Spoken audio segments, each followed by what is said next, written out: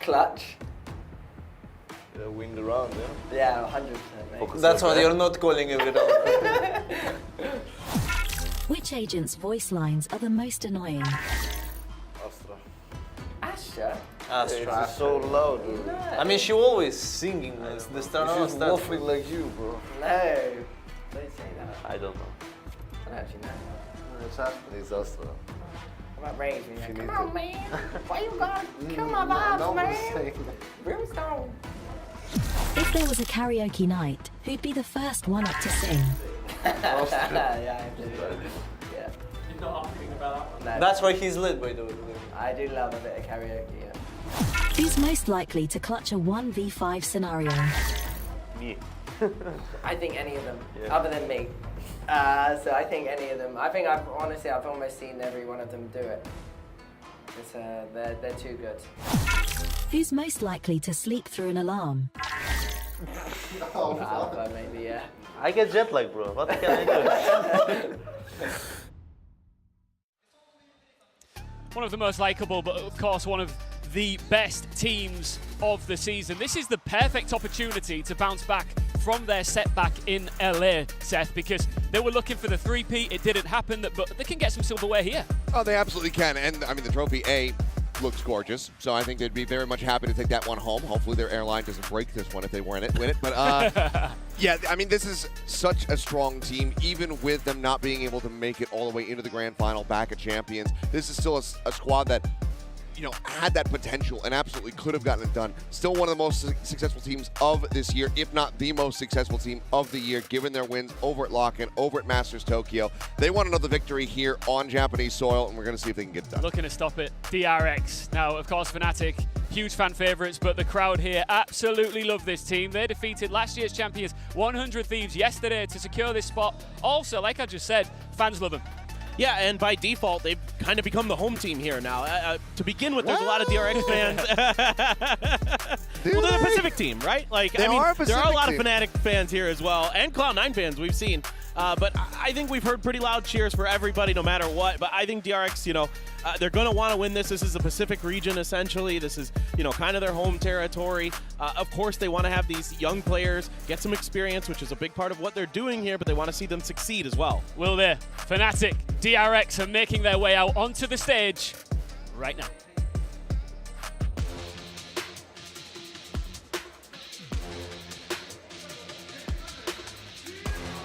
So それでは究極の戦いの幕開きにふさわしい最初の2チームをステージにお呼びしましょう。Fnatic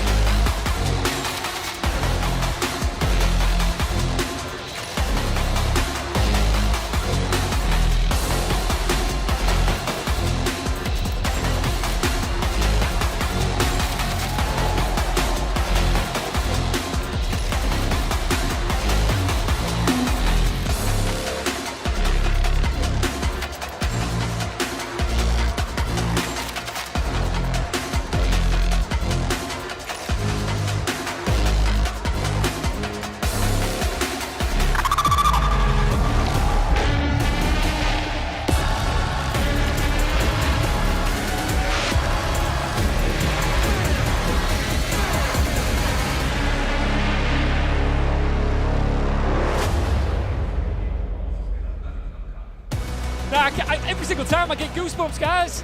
I don't know what to do with myself. I feel like taking my headset. Oh, one sec. Woo!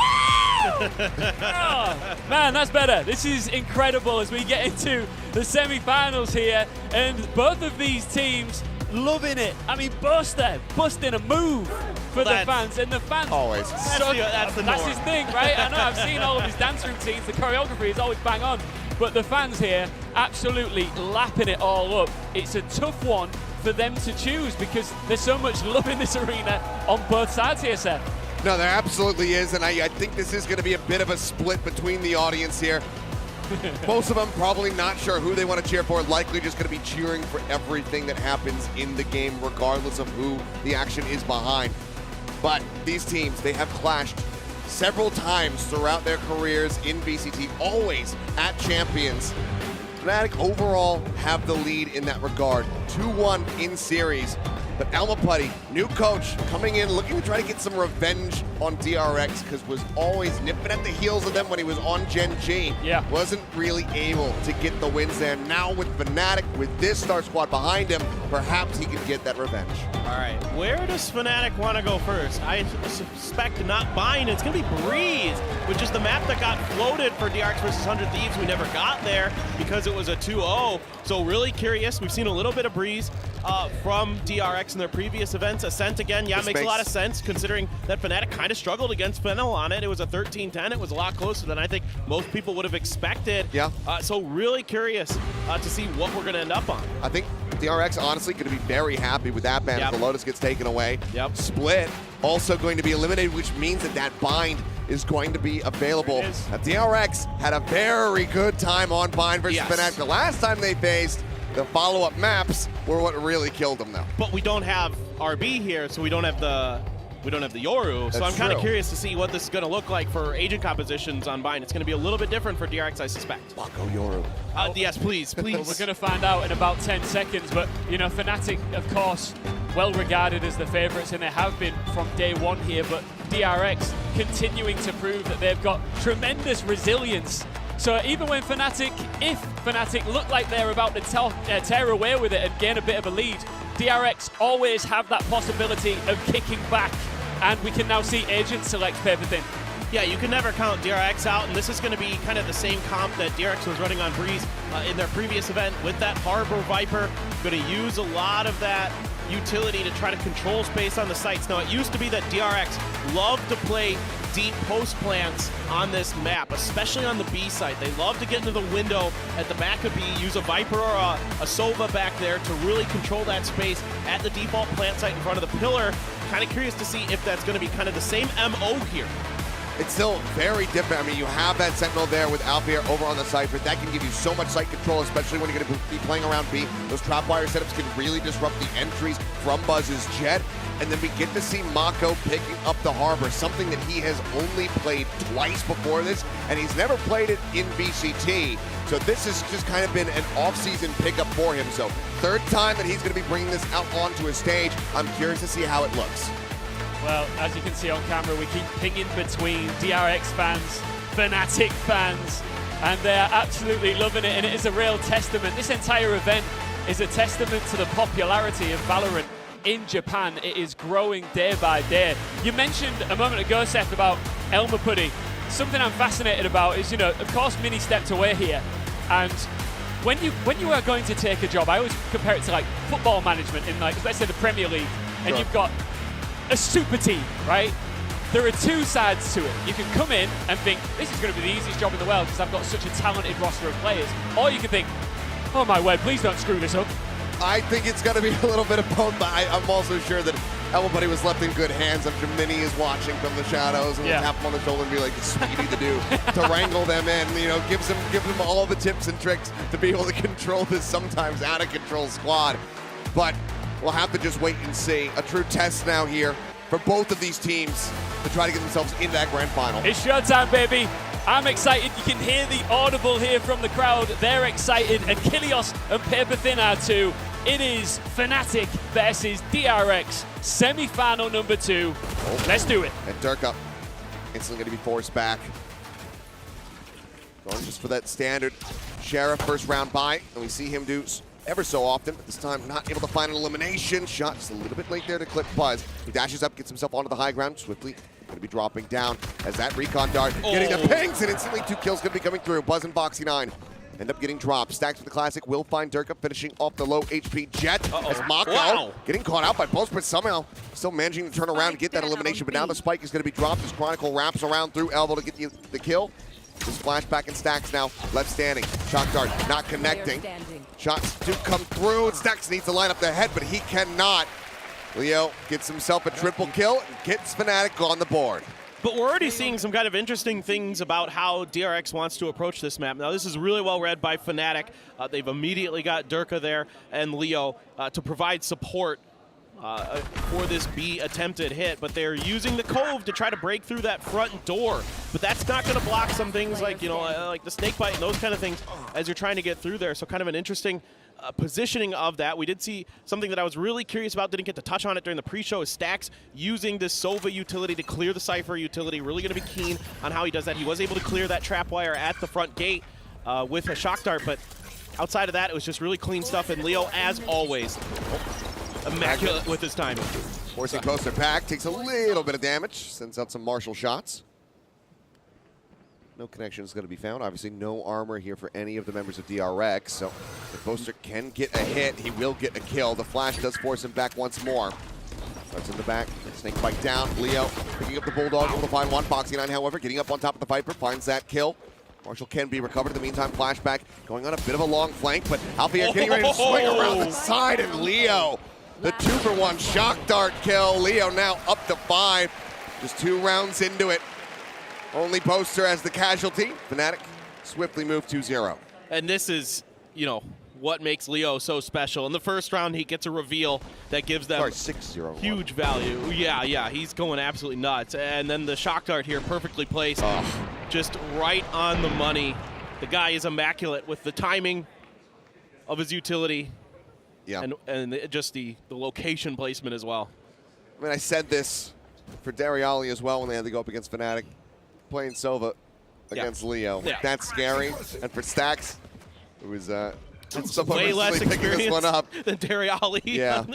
It's a very rough task. On that agent is what I mean, not overall, obviously. Now Durka taking forward position out here in mid, thrown over the top, trying to spot something, but they don't see Mako. He's holding far enough back. Yeah, I think they were hidden under the box. I don't think they saw flashback either. So I think Durka is completely unaware of this.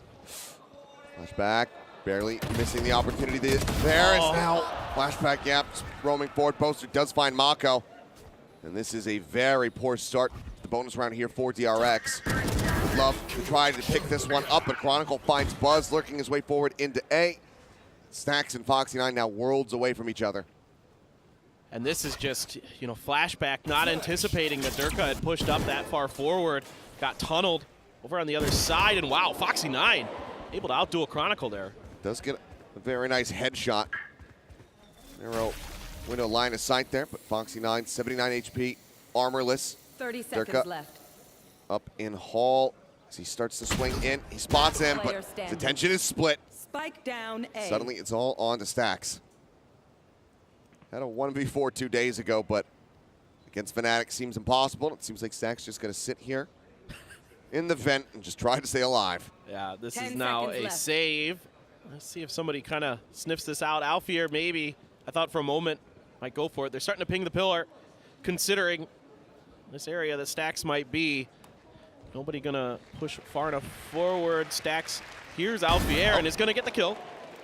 Okay, able to bring something back, get himself one step closer towards that Hunter's Fury, but a 3-0 start here for Fnatic.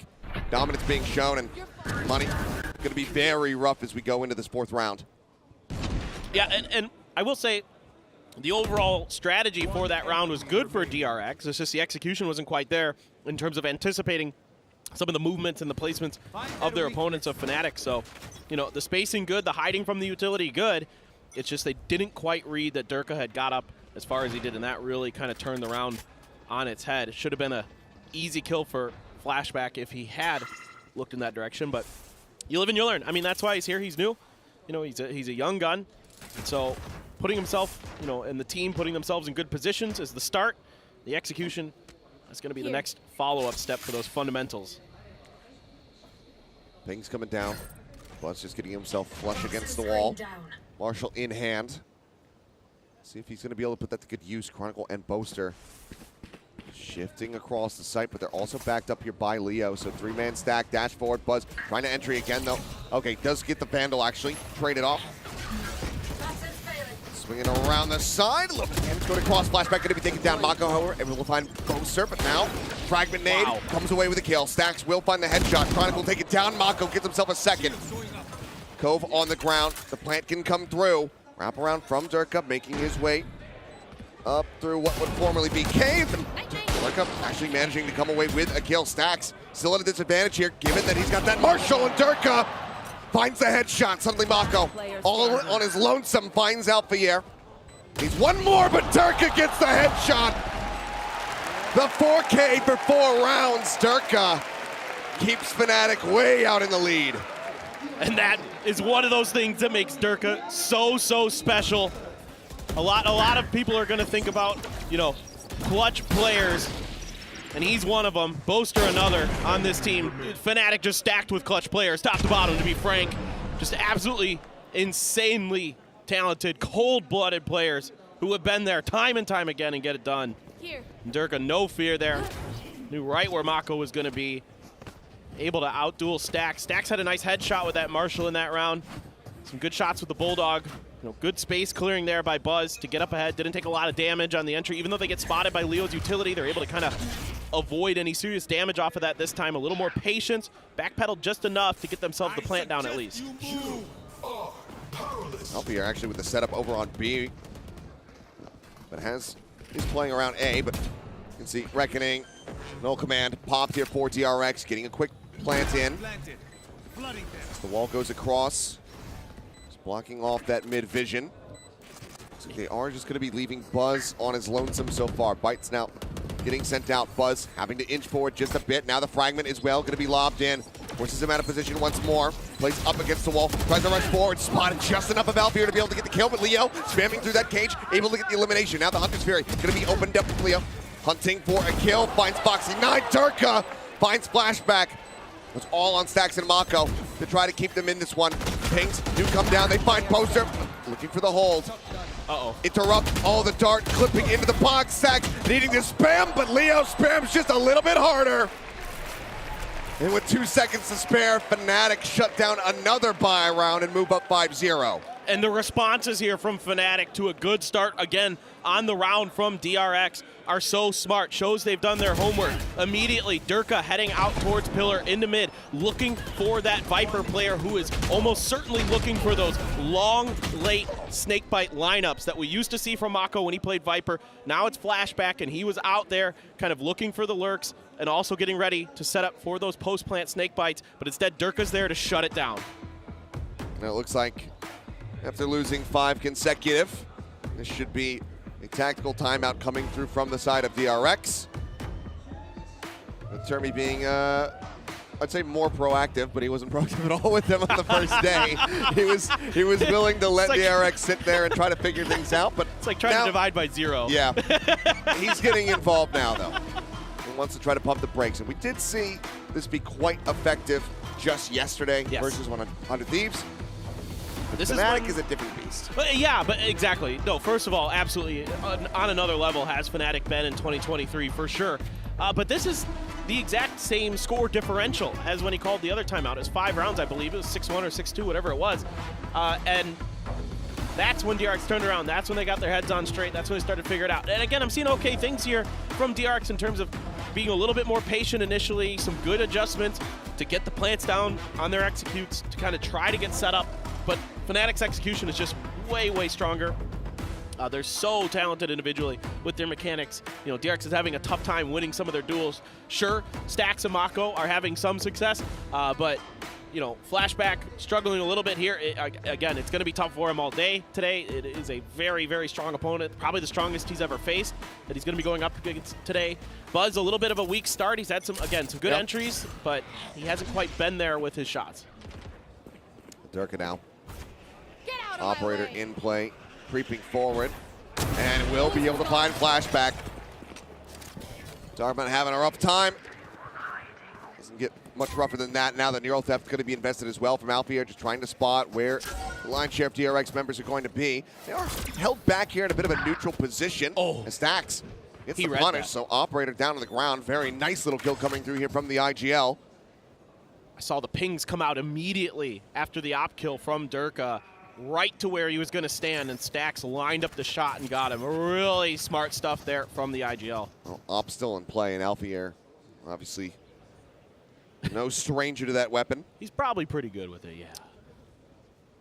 Still drifting over here towards this B site. Has the cam set up, has the drop wires. Buzz likely to updraft and dash over those. Could catch a follow-up player. There's the entry.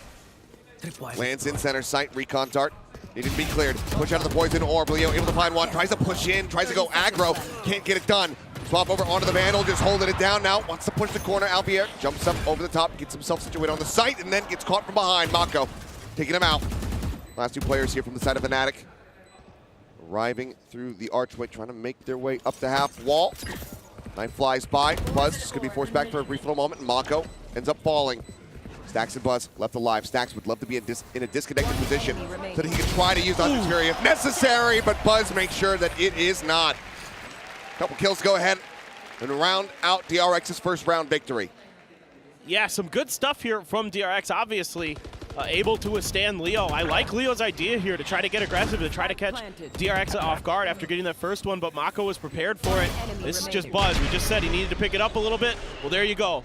Great round from him, able to keep that back corner of the site completely under his control. There was a good snake bite there to back him off so they could get that kill on the Mako. Isolate Mako on that one angle. Buzz has no chance to peek out and kind of make that a double peek against Fnatic's attempted retake, so I like that from Boaster, but just a better response from Buzz. Maybe Buzz is like a sleeper agent. You need to activate him. So they call the like timeout, and then they say the code phrase, and then suddenly his eyes just turn black, and he just starts murdering everybody in the lobby. Whatever it is. Maybe that's a secret. Yeah. Termy's going to keep that one to himself, I'm sure. Stack's still sitting on that Hunter's Fury. That was a thing I was keeping track of in that previous round where I was wondering if he was going to find the ability to use it, but because of kind of the damage they took on the way in, he had to play close sight. He had to play up close and personal. Never really got an opportunity. Never needed it in the long run because of Buzz, but now they've still got that Hunter's Fury available for those post plants, and you know, that's something that DRX loves to do. They love to get the plant down. They love to then spread their side of the map. Get back deep. Again, use those snake bites. Use those shock darts. And now, in this case, the Hunter's Fury, as well as the Fragment, now that we have a KO in the mix. The back away from the 0 point. Mako not going to get clipped by that, so no info gained here from Chronicle. They're going to start drifting over towards this side of the map. Scanning ahead. 30 seconds left. Maybe wanting to play within this window. Oh, there's while that 0 point is down, and the recon dart going to be coming through, and that's going to start forcing some rotations. You see Boaster starting to cheat away, but he doesn't get too far before that wall comes up from Mako, so now he's right back in, and Durka also not far behind. Working his way over, Chronicle trying to take the fight, is going to be down for now, can be rezzed if they can clear things out. Up over the top, Durka finds Buzz. Flashback gets Boaster. Oh, the spot. Ping continues to come through, the recon dart, lighting them up. Durka gets the kill, swaps to the Sheriff. Gets Mako in the head. Stacks over arriving. Does get Leo at the end, but Alfier is there to get the punish. The defuse comes in, and Fnatic do not allow for DRX to pick up 2 in a row. Oh, the coordination between Leo and Durka, just absolutely stellar here. And the initial flash by Chronicle just a bit early with his timing. DRX able to pump the brakes enough that they're able to take him down and clear the site, but then Durka can get right up and over that high tide, and then he gets the follow-up from Leo with the recon dart. It isn't cleared fast enough by DRX. The shock dart to soften him up for the follow-up with the right click on the blades, and then he's good for it with the Sheriff as well. Just absolutely phenomenal coordination, and this is what makes Fnatic so good. It's their utility usage, it's the timing, it's the protocols that they've got built in that make them such a destructive force on top of their firepower. Double push, getting ready to come through, elbow up and over the top. Buzz shown out of the cage. Now the trap wire gets the catch, gets the reveal. Alfier gets the kill. Does get taken down. Flashback. They'll bring one in here for his team, but Durka pushing forward actually doesn't finish the job there. But now re-aggresses, finds Mako, taking him down. Foxy 9, however, Over at half wall, Boaster. Last man standing in flashback has no HP. The 2K clutch from Boaster to close out the round. Fnatic now 7-1, absolutely dominant. No surprise here. Boaster, one of the most clutch players in VCT, if not the most. I believe he was the most clutch. Yeah, he was saying, I trust all my teammates, not myself in that video, to get a 1v5 clutch. Boaster did have the highest clutch That's percentage. a lie. That's just, I appreciate the humility, Boaster, but pop off, please. You deserve it. You are an absolutely phenomenal clutch player. Well, now, multiple ultimates built up here for the side of DRX, but can they put them to good use? Reckoning could come into play. That pit also available now for Boaster, who so far decided not to invest it. Looks like Durka getting the spot on one. Here. The Reckoning's a good counter to that pit. Foxy9 up close. Durka taking a little bit of damage. We'll just back away. See, now they're using the drone to check these angles, looking for that punish that happened the last time that they went through that angle when Durka had the operator. Not going to be there this time. Instead, it looks like it's going to be a full-on setup for a B hit. I suggest you move. Okay, Reckoning in. Leo and Alpha neither playing within this reveal onto Buzz. Gets cleared, but Leo still just a sense of where he's going to be. Also gets some damage across on the stacks. 4 players strong. Mock, or rather flashback holding back. I'm seeing a Viper. I'm used to saying it's Mako. I know, right? He's going to be lurking around window. No one really going to be pressuring him from that angle. Dart sent out from stacks, looking for a reveal, managing to get one, but Durka not going to get too punished. The health bars are just plummeting here. Foxy9 down to 13. Mako just on the opposite side of the poison orb. Spots Leo, gets one, swings back out, trying to find Durka. Cannot win the fight, nor can Foxy9 versus Alpha here. The drop down, Boaster still takes down stacks and flashback, trying to send out these bites, but the defuse is already being held, and it's already come to an end. Far too late on the lineups. Chronicle takes him down anyway, 8-1. As we go into round 10, Fnatic, no signs of slowing down. And flashback, he's really talented individually with his mechanics, but this is something that I've seen with him when going back and watching some of the VODs from the 10 event and here in this event, that sometimes he's a little bit off on the timings with his utilities. And this one should have come out a little bit sooner. I know he's trying to help on site. I know he's trying to get those rifles in. But in a way, if he can get that snake bite out a little bit sooner and then re-peek that angle, he can buy himself a little bit more time and opportunity to clutch that out. Just a little bit off there. The only upside realistically there for DRX is that the pit did get invested from Boaster at the very end. Suppression here onto Durka, still lurking forward. That gun barrel for just a brief little second. Believe it did show, and now Durka looks like he wants to try to push the issue. Chronicle might be able to try to set up for a pop flash, perhaps. Buzz up over the wall. Ooh, sees it. And he sees the gun barrel, wants the head. Durka will have it. Stacks maybe in a position to try to get a punish, but still just has that sheriff in hand, and Durka gets himself out of dodge. Spotted though, Foxy9 will find Chronicle, picks up a quick kill. Swing on the corner, what a headshot from Stacks. It's that one, Leo having to back away, does not get clipped by that shock dart. And in the long run, this is all just kind of buying a little bit of time and space to rotate over to A where that toxic screen was set up from the very get-go of the round. Fnatic doing a good job recognizing that DRX wanted to put some pressure at mid. I'm not sure if it was the recon dart or something that gave it away, but they were immediately collapsing towards that angle. But a good response from DRX to get a couple really important kills. Getting Durka out of there is important, but now you've got Leah and Alpha who've just been absolutely nuts so far this map as well. Yeah, Leo trying to get over here to reinforce Boaster, who's already been tagged down, but Boaster finds 2! Spraying through the wall, the reveal, catching them all. They walk through the snake bite. Thrown up over the top. They got Hunter's Furium, but they need to get this spike down. Cove comes in, the plant coming through. Attempt for the spam. Cove now broken. Spike, plant interrupted. And the kills are there. DRX, not a full buy. A decent round result in that context. But in the context of the entire map, this is a catastrophe. Yeah, and they walk through the snake bite here, which makes him vulnerable, trying to catch Boaster off guard. But the shots ring out, and he immediately turns to spray through. So those Vandal shots give it away through that toxic screen that they're on their way in. It makes it all the easier because they took the gamble, took the risk, trying to push through his snake bite to get it done. And you can see Boaster's like, I don't know. Yeah. They were doing it. They just walked into me. I don't know what happened. Oh, Durka, quick peek stacks, dead. Here in the second to last round of the half. It's okay, Stacks. You can use Hunter Sphere in the next one. Yeah, he's just never given the opportunity. ADS from Alfier looking for Buzz. Chronicle opening up the door, able to find him. Foxy does reply, but he's not going to be able to adjust fast enough to actually stay alive and get the next kill, and that leaves Flashback, the young gun, all on his lonesome. Well, very, very difficult situation, obviously. I mean, you have a pit if you can maybe get a kill or two on site. Spike is down, though, in that corner. And certainly with the angle that Chronicle had just a moment ago, it's going to be a challenging one, no doubt. Alpha now trying to contest. He's moving forward. Spotted. Drops the cage, backs away. 43 seconds. Wary about potential reposition. Cam's there, gets the dart, has to be removed. Push coming through with a shorty, and Alfier going to be good for it. 10-1, potentially, I can talk, an 11-1 half. Getting ready to come through here from the side of Fnatic. It's just wonderful to watch this Fnatic squad, just this well-oiled machine, the way they play off of each other, the way individually they handle themselves.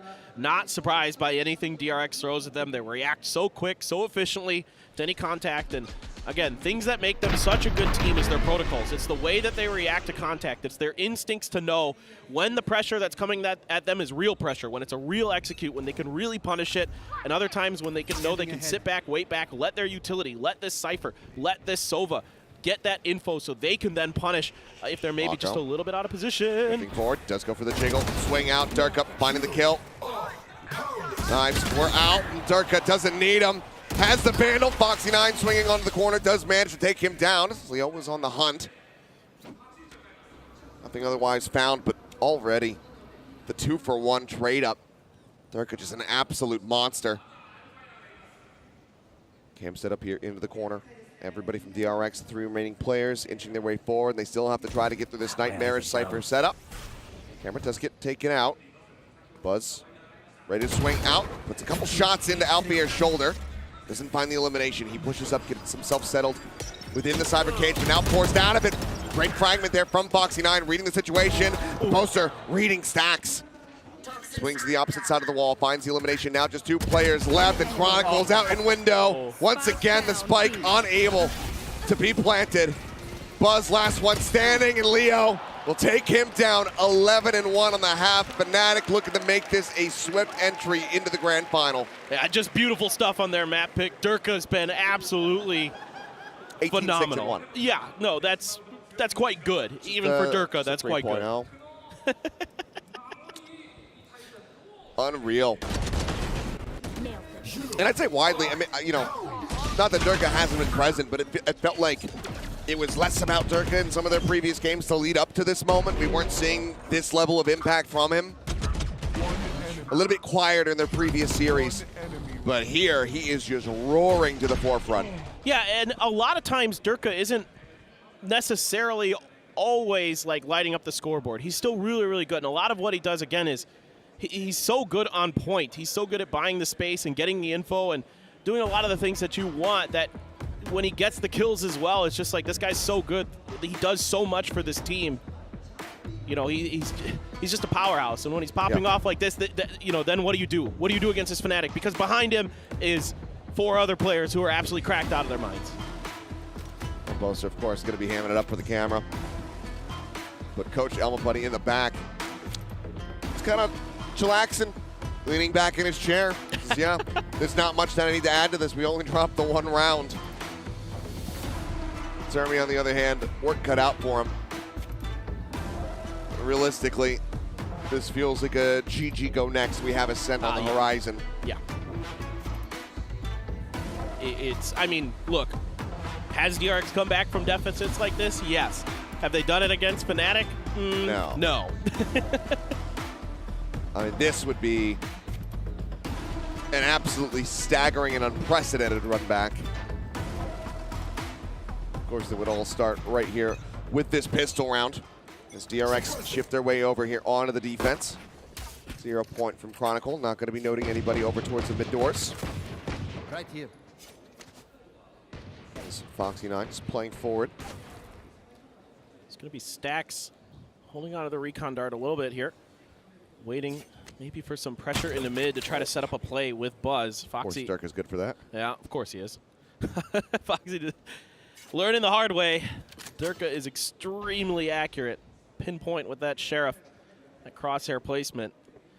And I'm really curious to see how this setup is going to go. If this isn't, I don't know if this is an A push through the tunnel or if this is going to be more of a mid wrap towards B. I feel like Fnatic are just waiting to see if DRX make a mistake, if they make a forward move that they can punish. My guess is this is A, not just because of this, but because of the trap wire placement in the back. They're going to try to cut through the tunnel here, so a lot of pressure on Foxy. Also lets them circumnavigate the wall that was previously set up. Dirk is going to be the only one playing through that. Alpier looking to move forward, head seen, dink in, and the confirmed kills. Foxy9 finds one. Mako going to be able to get another Foxy. Gets a second elimination before getting taken down. Dirk is swinging out, pushing forward. They're looking for the kills, and Mako eventually able to find him. Leo, now last man standing, 75 HP, has to go for the reload, and DRX find themselves a second round victory. Really well handled here by Foxy. Said he'd be under pressure. He senses it. He moves himself to the other side of the pyramid to avoid the recon, throws a flash over, stalls this up using that high tide as well to kind of box in the players of Fnatic. So him and Mako combining really, really well there on that defense, able to get just enough of an angle to find a couple heads, get a couple big kills, set Mako up for the follow-ups, buy enough time for the reinforcements to come in for DRX. So really well handled there, really well thought out by DRX on that pistol round. Thought maybe the force buy would come in. Granted, they do spend down to get some sheriffs and util. Why not, right? But at this point. But Fnatic, I mean, that's how trilled they are. Yeah. See, no, even with this much of an advantage, we don't mess up the economy. Yeah, and you get some practice, you know, with the sheriffs, because we've seen them be basically almost as good as a force buy anyway. Yeah, I mean, this event has especially with some these insane sheriff play. Drone leading the way forward, Foxy9 just having to hide behind the pyramid as he does get darted. Buzz inching forward, might be able to get the catch here on a Chronicle. Does so. Armorless, KO falls to just the one shot. Durka now trying to push forward. Did get tagged up. 36 is Stacks. Now spotting him. 2 quick headshots coming through. This is my sheriff. It's a little bit better than yours. Nice. Just the no-scope comes in from Buzz. Last man standing, poster. Let's see if he can do anything to take some of these guns away from the hands of DRX. Pushes up through the wall. Foxy will claim him. So flawless for DRX to get themselves up to 3. But now we go into the buy round for Fnatic. Yeah, and this is already a must-win bonus for DRX in a lot of ways, and I can see Stacks upgrading to a Vandal in there. So 3 Bulldogs, a Marshal for Buzz still, and a Vandal for Stacks, knowing that they'll have enough money for a buy after this round so they can afford to squeak in another gun here. Try to really get this one going. But Leo only not too far away from a Hunter's Fury already. The solid start he's had in this half. Immediately going to be the 0 point for Foxy. Is going to catch a couple too, so that's, you know, that's good information, but it could be false information with 3 players heading towards mid. Yeah, the cage just sprint across, get themselves over towards the double door. Foxy9 relocating just very slightly. This Buzz not being given the opportunity to have line of sight, but seems like a similar situation from Fnatic, taking space in mid and then slowing things down, seeing what happens, seeing what reactions they get out of DRX. Yeah, and Foxy trying to reposition to a different spot from the last time they made this push to try to give him a different look here behind the boxes. Dash forward, Durka entering now into the site. Rotations beginning as Buzz, as well as Flashback, try to make their way over towards A. Dirt not getting too much of a reveal there. Suddenly, Stacks was seen up on bridge. Spike able to be planted. Flashback arriving in mid, spotting one, gets the dink on the poster, takes him low. The fight lobbed in, not going to be able to find the kill there. Poster gets away from it. He's swinging around, he's jumping up on top. Flashback, does he get caught off guard by this one? The answer is no, because Chronicle has already found him. Stacks taken down in the meantime. Swing onto the corner, the Guardian from Leo. They basically line up for him. Now it is all on Mako. Pushing out, finds one, but the Chronicle instantly there to attack from behind. The HP bars were so low. If he could have gotten a reaction, maybe he'd be able to make it happen, but nope. Fnatic, they want to be done with this map. They move up to 12, map point in their back pocket. Yeah, and DRX here giving Fnatic a little bit more space, and Fnatic also, I think, opting to wait out the high tide It's a good idea by DRX there to try to swing that peak, but Leo just too accurate with that. He's just so good, and what do you do against that? I mean, you make some good decisions there in that round as DRX. You show them a very different look, but I think Fnatic just too accurate. You know, can't win some of those 1v1s. Flashback gets one. Can't run another Buzz. Okay, snap over to this. Buzz, yeah, bringing the operator through. Managing to find that opening kill. Alpier as well, getting tagged low, but Stacks going in pursuit of that elimination. It's going to take it down, and Mako timing as Chronicle just swings up through the top of mid. Sight completely open. Foxy9 going on a bit of a walkabout here, but the trap wire will intercept him, and Leo not far away, nor is Alpier. There's the catch. It's unexpected. Wow. Foxy still able to react to find the kill, and now he knows that Alpha is in this position. Cam instantly destroyed. Buzz peels for him. Grabs the Vandal, but they still have work to do. Those are back sight. Snake bite to try and delay. Chronicle in the corner. Waiting for Foxy9 to push up. One enemy remaining. Finds one. Foxy Last player standing. able to get the kill. It's low HP here on Poster. Poster again. And he's swinging around the back. Surely not. Surely he won't do it. Okay, doesn't go for the knife. Has some mercy in his veins, it would seem. But 13-3, utterly dominant from start to end. Fnatic. I'm not going to make that pun. But Come on. Breeze their way through breeze. There you go. I was looking for it. And yeah, Poster, a generous god there, not going to go for the knife in the back onto Foxy. Just you know, a casual another clutch for him. Just so well positioned at the end. And yeah, very, very well handled here. Again, clinical stuff on the defender's side. He's always got something up his sleeve as he took the elevator down there, but that was a blink and you miss it map, wasn't it? The fantastic Fnatic showing their prowess here in Tokyo, Japan. DRX just light work on Breeze here. Yeah, I mean, this was a complete and utter manhandling. Obviously, it's been a while since we've seen Breeze from them. It's also a completely different setup for the likes of DRX, because normally you would have Zest there to be able to play that solo for them. So, very, very rough, but now we have a set. All right, when we come back, we will pick that map apart in more detail and move on to the second map of this series. See you soon.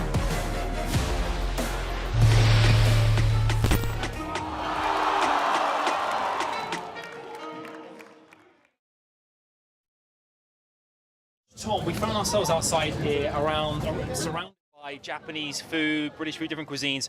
We've got some Japanese snacks here on the table. Are you ready? Don't cheat. Don't cheat. He's cheating already. He's chewing away. I can see him. We can see you. Okay. So what we're gonna do here is we're gonna try these different Japanese snacks here, and you're gonna tell me what you think they are and if you rate them as well. What do you want to try first? We got candies. We got little biscuits. Okay. Milk cookie. All right. Okay. Let's crack this open. All right, you crack it open. One each. One each. And we'll see what this is. I'm gonna try and figure out what this thing is. I mean, smells. Vanilla, maybe. We didn't talk about smelling things. You've gone for that. That's a mouthful.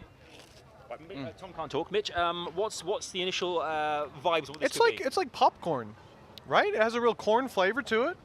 It's like the little rice cake things you get in the UK. Okay. We have something similar. Okay, rice cakes. Rice cakes? That is correct. That is correct. Production are nodding, going, yep, that's a rice cake. That's good. Okay, that's rice cakes. If I got that one wrong, I'd be a bit worried. Yeah, it's pretty obvious. But let's start getting into the nitty-gritty of things that we don't necessarily know what they are. I like the looks of these candies. Yeah, what do you want us to try? The squirrel candy. No problem. Squirrel candy. What's that? Okay, this looks, is it soft, spongy, Mitch? No, it's hard. It's sort of chalky. Chalky? Okay. Yeah. What's initial flavor? Talk me through the taste buds. Taste me through the magic. It's kind of like Love Hearts. You know the Love Hearts? Yeah. It's exactly like those, but I can't tell you what the flavor is. Mitch? I'd go for kind of a strawberries and cream kind of vibe. Stronger strawberry, maybe raspberry. Raspberry is what I'm locking in. So raspberry is what you're locking in. Tom? It's not squirrel flavor. What do you think it is? Rabbit flavor. I think it's a sweet of some sort. Great. Give us a flavor. Give us a flavor. Come on, you gotta guess. What do you think? It's sugary. What is the answer? Do you know? Lemonade. Like a cider? It's like a pink cider flavor, apparently. Who knew? Yeah, Who knew? I didn't get from strawberry or raspberry, so you know. Okay, one thing I love, obviously, a big chocolate fan right here. Okay, I see a green, a brown. We recognize this, but what flavor could that be? Can you kind of break it, stick off, and try it? Want to do that? Okay. Let's give it a whack. Let's give it a whack. I don't know why you go for a green color on a candy like this. I mean, green is. What does? I heard. Fail again. He's under pressure. Look, the pressure's getting to him. I heard of all the colors of food there are in the world, blue. Okay. It's actually green. It's green under there. And okay. it's so melty. I can see every one of your fingertips on. Wow, we are close friends. We are close friends. Casters. Oh! You remember earlier when you said that was a matcha kicker? I think it might be matcha. Is it matcha? When I said it was a matcha kicker. Yeah. Am I correct? Is it matcha? No way. I would have guessed cookies and cream. Okay. To be objective. But I stupidly gave it away earlier. I was going to use this one, but I think that's pretty obvious what that is. That is an orange. It's clearly lemon. What? Okay, next up we got ourselves, what are these? These look really interesting. I think we're screwed with this. I can already tell by the package. I'm never going to guess what this is in a million years. It looks like it's fiery hot. It looks fiery hot. No, I can't open it. That's a shame. I have no point of reference for what this could be. I do get the idea, though, that it's going to be spicy. Okay. From the packaging. Well, let's give it a whirl. You don't seem like you're hot under the collar. It seems like it's okay. It's not too hot, not Chocolate, too biscuity. Okay. It's nice. I like it. Nice. Mitch? Yeah, this is outrageous because I've already said this, but I think it's cookies and cream. Everything's cookies and cream to you. Everything. I think I have a terrible palate. I'm learning a lot about myself today. Okay. Is it what? Do you know what this is?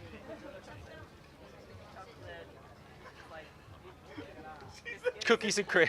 Let's just do cookies He's and looked cream. at him and gone, it's chocolate. All right, to round things out here. This interesting thing right here. What's this? Share this pastry for me, or this whatever it is. It looks good. Looks You like didn't have the budget for 2. No, we didn't have the budget for 2. Okay. Shut up, Tom. All right, let's have a look and see what this is. Okay, it's snapped. Which half do you want? It's snapped. That sounded great. Is it like a crackling of some sort? It already has a good aesthetic to it, a good feel. Okay. I'll say it's light, it's airy. Okay. It's another rice cake. I'm getting a cookies and cream kind of vibe. It's not cookies and cream, Mitch. No, actually, it tastes very similar to this one from earlier. Okay. Like Sort of of rice cakey vibes. Sort of rice cake for sure, yeah. There you have it. There's our Red Bull Homeground 2023 snack tasting extravaganza. These guys enjoyed it, mostly. Oh, bonus. As did I. There were no cookies and cream. Maybe. None of them. That could be.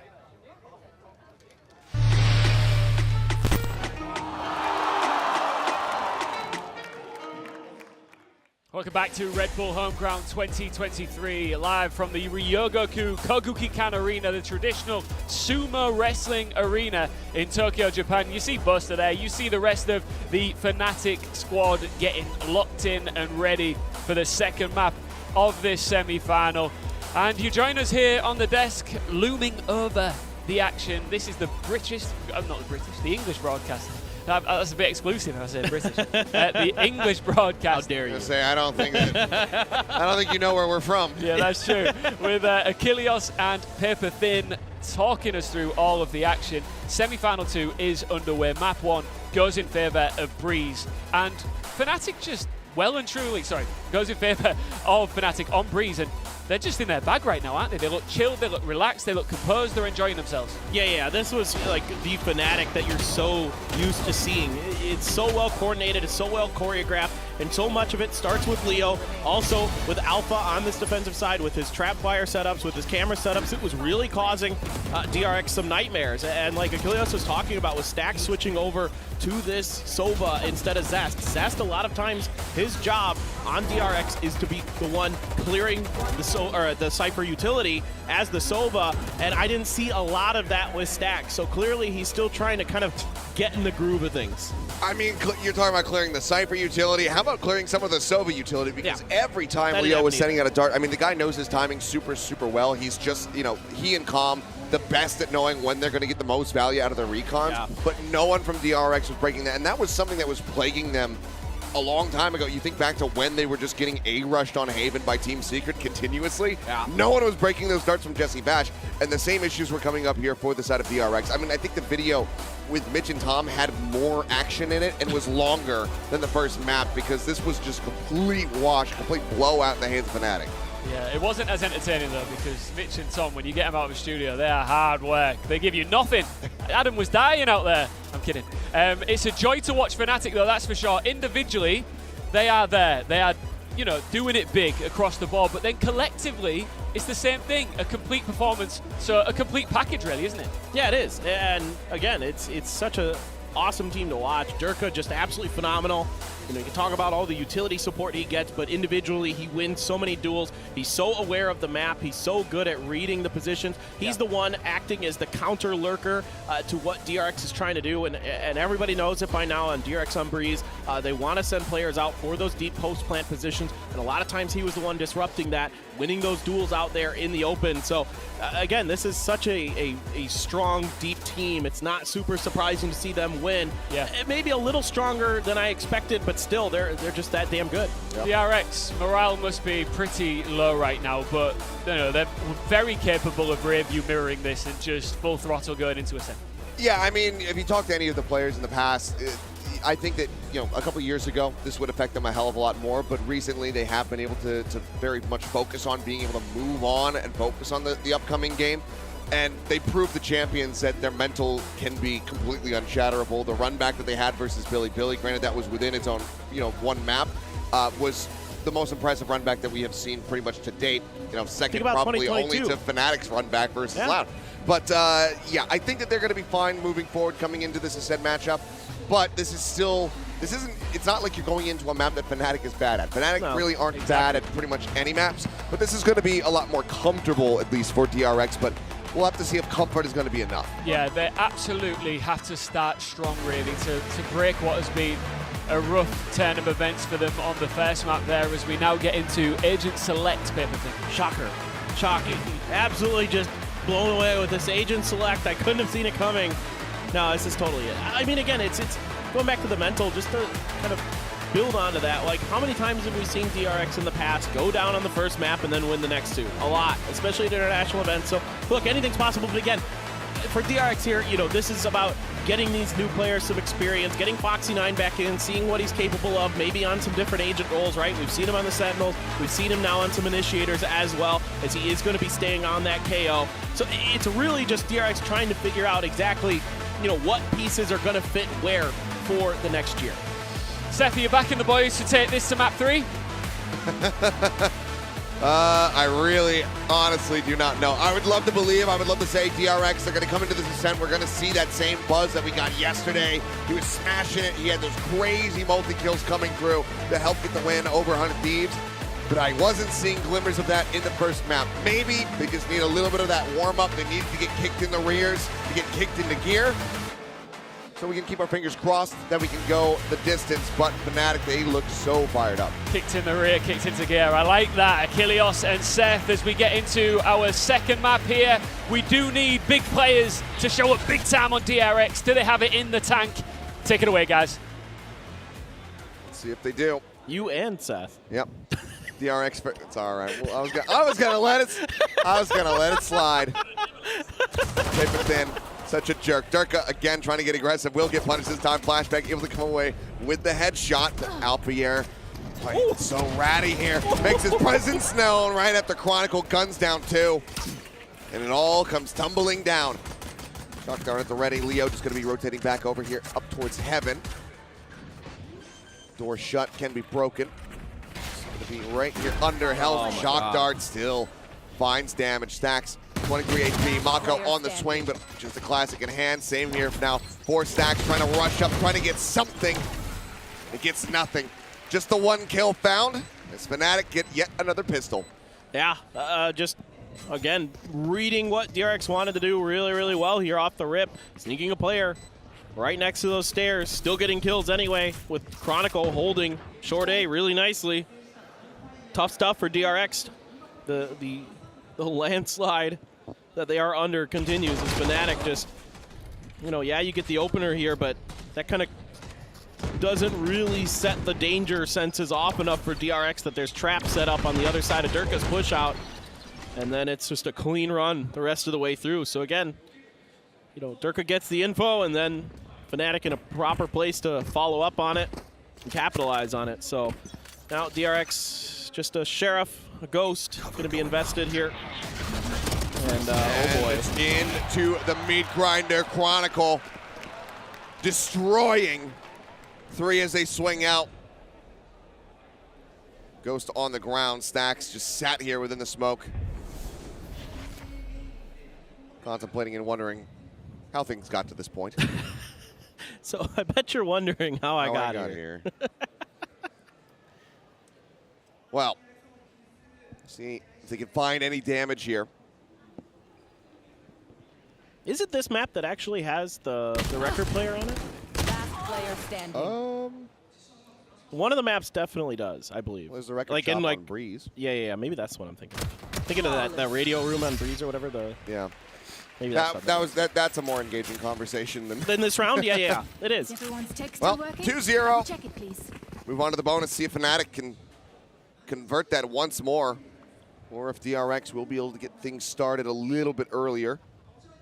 A flawless fashion. I mean, just sends out that 0 point. Easy pickings here for Chronicle. And there's just nothing else from there, you know? Yeah. The round is over. Yeah, you got to get that kill on the Chronicle. Even if you lose 2, and you can find him, and you're committing the Ghost into that fight as well, but it goes down pretty quick. So, you know, Chronicle just so accurate. So far, 5 kills, I believe. That is going to clear that front nano. So, okay, good piece of utility work there done by Flashback. Turret does survive, though. Managed to get rid of that. It's Mako just going to be backing away towards the spawn. Nice forward aggression there from Durka and Chronicle. I'll be curious to see if Fnatic's going to let Flashback get away with a lot of his B pressure. He was constantly getting deep into B main and not being really held back into the lobby area. And so far they're going to have to back off this round, though. Too much pressure from DRX in mid. Leo at alley. Poster. Backstairs. And Alfia ready to swing. See when they decide to strike. Recon goes in towards B lobby. Does get the reveal out onto 1, but counter reveal comes through. Buzz able to capitalize on top of that one. Poster, however, able to find Foxy 9, and I think he was about half flash, but pushes up into his own smoke, ends up getting taken down, but now Leo arrives! Finds 2 quick kills, 5 HP remaining from him. Buzz able to finish him off. The spam comes in, Durka and Chronicle now arriving to the scene. Quick peek. Buzz able to take him down. Fragment into boats. Stacks actually swings out onto that one. Does go down. So they end up losing a gun. DRX will get the round win as Buzz finds a 4K, but they lose 4 weapons. Yeah, that's painful. And the fact that Leo is able to find 2 kills here on this spray is absolutely devastating. I mean, great job by Stacks to be aware, but the follow-up here from Flashback needs to be a little bit cleaner. I mean, Mako's caught a little bit off guard. Flashback's ready. He's aiming right at where Leo's coming out, but just could not get the aim down in time. And you can see that, you know, this Fnatic team, you can't even give them an inch because they will absolutely take a mile every time. Just too accurate, too clean. Finding that KO, pretty good indicator of at least the early intentions of DRX. And Chronicle not going to opt to try to take any more space. Just going to fall back. But the rest of DRX thinking about re-aggressing here with the spike in hand as well. Maybe going to use some of this Sova utility to try to fake a B hit with Stacks. You know, so whether he sends the drone into mid, or maybe they're just setting up for a mid crunch from top mid now. But Fnatic not fooled at all by what's going on. Smoked the angle off. Stacks just sat here. He's going to peek it. Puts Durka quite low, but Chronicle actually kind of swinging through, managing to find the elimination. Foxy 9 going to be taken down. Flashback finding 1. Buzz works his way forward, dashes in, not ready for Leo to be up close and personal. Takes him out, now Flashback in danger of getting caught. Draws the weapon back out, gets 1 shot into Alpha here before getting punished. Now, Mako, last one standing, Spike still down on the ground. 33 seconds remaining. Has to work his way all the way 30 seconds back up. Cat can get the Vandal. Have a bit of a weapon upgrade, tries to scope in, but Alpha able to get him just a little bit faster. 3-1 Fnatic stretching the lead. And Boaster's got him on download, man. He is really understanding what the lack of information that DRX gives over in the beginning of this round means. There isn't any pressure on the extremities. There's no pressure through A main. There's no pressure through B main. And that allows him to just call in all the reinforcements towards mid to set up and try to shut down this crunch. And yeah, sure, Stax gets the opener, but then the follow-ups are just even better. Again, the positioning and the awareness here of Fnatic and what DRX is wanting to try to accomplish is quite good, and we're going to go for a fast one. Okay, rushing forward, but Durka, paranoid, doesn't matter, still guns down Buzz. Blade Storm, value not going to be found. Push out of the smoke, Foxy 9, Mako, Stax, all dead. Sprays him down, Durka. One of the fastest 4Ks you'll ever see. As Fnatic are just playing with their food. Not fooled at all. Just a B rush off of the eco. They know that Buzz has the Blade Storm. He did this previously when they played Ascent against 100 Thieves, and it worked a lot better, but that time Buzz was able to get a lot deeper, was able to get up and over the house itself where the switch is. And this time he opts to go for the Paranoid Durka. It makes sense. You think you have the advantage, but not against Durka. He's just too darn good. Absolutely on one. It's Buzz taking some early damage. Down to 60 HP. All command there from Chronicle. Flashback able to find one. Good trade kill from Durka. It does leave him alone for now at the B site. Leo kind of hovering around in the defender's spawn. Jump peeking, trying to see if he can spot anything. And Foxy only goes up, Buzz. Ooh, trying to pull back, but again, Dart finding value, getting the ping out on the 2. Yeah, there's no follow-up at least. If you're DRX, you can at least think that, okay, we're not going to get killed off of this, but Chronicle sneaking around this corner. And the paranoia at the ready. It's not even necessary. He's already killed them before it hits. Buzz now picking up the spike. About to swing in. Great reaction. Does find the headshot. Takes him down, but they're pushing their way in towards both Bolster and Leo. Smoke dissipates. Nothing spotted. 60 HP. Again, still here on Buzz. Dash not at the ready. 30 seconds left. Works his way forward as Leo. Currently just tucked here in hell. Smoke comes down. Do they try to clear him out first? No. The plant is being held. Mako trying to protect, but the headshot comes across. Now, recon dart.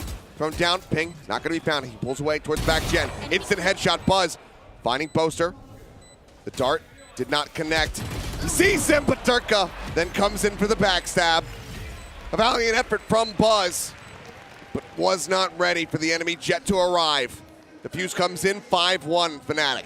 And again, it's the timings and the reads that Fnatic has. The way that Chronicle's able to scoot over into the cubby at short A right at the perfect moment and then step out right as utility is being attempted, or they weren't even looking at it, honestly. The paranoia there to back him up as well, and Buzz doing everything he damn well can, but it's just a masterclass. I mean, Fnatic just isn't, every time DRX makes a move, Fnatic has it understood. It's like they've seen the playbook, they know exactly what DRX is doing, and they are setting up counters to it every time. Shadows traveling. Odin now in hand, out the air with the off. Durka gonna get punished nice and early. Flashback again. Swinging out, able to find the kill, but now he gets tagged and taken down, so Leo able to trade it. See, I mean, what starts as a very nice advantage at the beginning of the round, it starts slipping away from DRX. Getting very much the same treatment that we saw them giving to 100 Thieves. And Alpha's got the op here, so this could be a little bit of a surprise. They dropped Durka, but now they've just put it into the capable hands. Flash out. Okay, now they know that the op is present as Buzz gets himself up on top of Jen. Enough sightline there to catch Foxy 9, but Buzz coming alive. Gets rid of the enemy killjoy. Shock dart lobbed in. Mako down to 50. Goes for the plant now. One more shock. The recon all available. Drone from Stax trying to see if he can catch eyes there on Leo. He does not. He drones forward. Mako down in hell. Now going to be spotted. I don't think the dart connected actually. But a Chronicle catches the ponytail of Buzz. Stax over at main. Hunter's Fury is available, but he's going to still swing out. Now it's all on Mako. And they know where he's at. They know he was in hell. And Chronicle, he will leave him there. The defuse comes in 6-1. Fnatic, look at his speed run. Yeah, they're just absolutely wiping the floor with them. And it's like every time that things start to look like they're going to go DRX's way, they have a good entry here on the back of Buzz playing, again, really, really good. You have two of the best entry players, entry duelists in the world right now, and Buzz and Durka. They're having a good one, but the back lines here are still a little bit shaky. Kind of Stacks maybe over-peaking when he didn't need to. Buzz maybe as well there at the end. He didn't have a lot of room to maneuver, of course, but kind of stuck in an awkward position, and it's that owl drone initially from Leo. He's able to hold on to it there for that retake, and then he has it to get the info of where they're not mostly, and that allows them to find some good timings to peek and be expecting of those hell angle lookouts that Buzz took and things like that. So, and the A main hold, of course. So you know no one is on site, you know no one's on Gen. So you've got a pretty good idea that they're in hell and in A main. Wow. Seems like 5 rounds separated is the magic number for Termi to pull the brakes. 6-1 tactical timeout, first one of this map used. It's so bizarre to see. I mean, Buzz definitely waking up compared to what we saw from him on that first map. The impact that he is having right now, fantastic. But it's very much lacking, and as you're pointing at your screen, I was about to bring it up. Foxy9, Mako, Stacks, this guy's not finding much. Just a 1 kill for Stacks. It's not often that you see Mako with this sort of scoreline. Mako's had some awkward moments this event, to be honest. It's been a little uncharacteristic for him. I mean, obviously slotting into some new agents at times, maybe a little bit off kilter, trying to get sort of flashback into some of the roles that maybe Mako, especially like the Viper, is used to playing at times. So definitely seems to be a little uncomfortable, still trying to find his footing with the timings. How many times have we seen him get caught with utility in hand?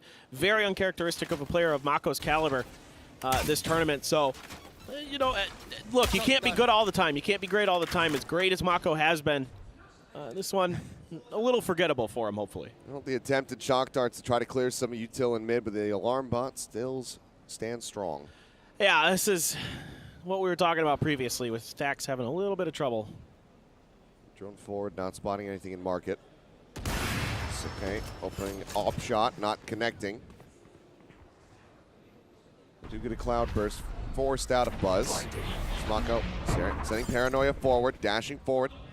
Buzz swinging in, Dirk up, ready for him, up in heaven, drops down immediately to see if anyone's going to be entering into the site, and pulls the knives just in case they do. Swing out, the instant headshot, Durka finding 3, dashes back up, ace, not possible, but he can get himself another 4K potentially. Stacks just stuck down into the corner, swung out, Shorty in range, not gonna get too much there. Stacks will be able to find 1 kill to deny a flawless, but Durka continues to fly high. Yeah, I mean, DRX there, there's nothing quiet about what they're doing here with the breaking of the glass, and then, you know, the smoke as well from Mako there to cover the stairs. I mean, Durka full aware that they're going to need to be coming through that door, and there's no flash, nothing else to try to displace Durka from that angle that they know he's at, or likely to be up there potentially.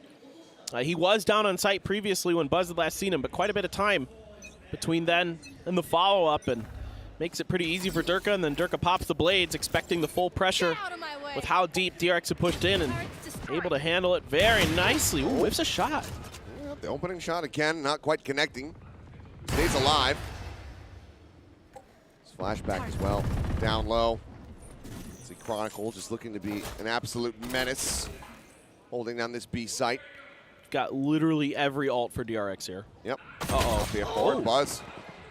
Again, on point, managing to find 1. Shock dart forward, flashback, not getting tagged by that one. Stays alive for the time being as the entry attempt comes in, and Buzz managing to take down Durka. Turns, finds Leo. And what in the hell is happening with Buzz? Absolutely on one. I thought he got that. It was flashback, but that is a thrifty win for DRX to get themselves a second round win. Unreal.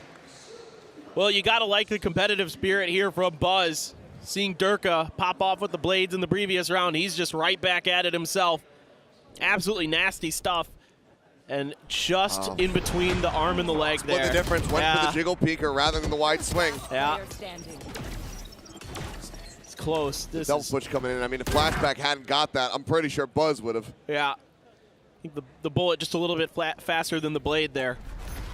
And incredible stuff there. Oh, Mako, you got to be careful. He might have been seen. I'm not sure, but Yeah, one way. Well, actually, didn't up work. on top. It does drop down. It's flashback once again, just trying to apply and stave off pressure on the B side. Now you got the dueling ops. Durka and Buzz not going to square off initially. Chronicle sending a flash.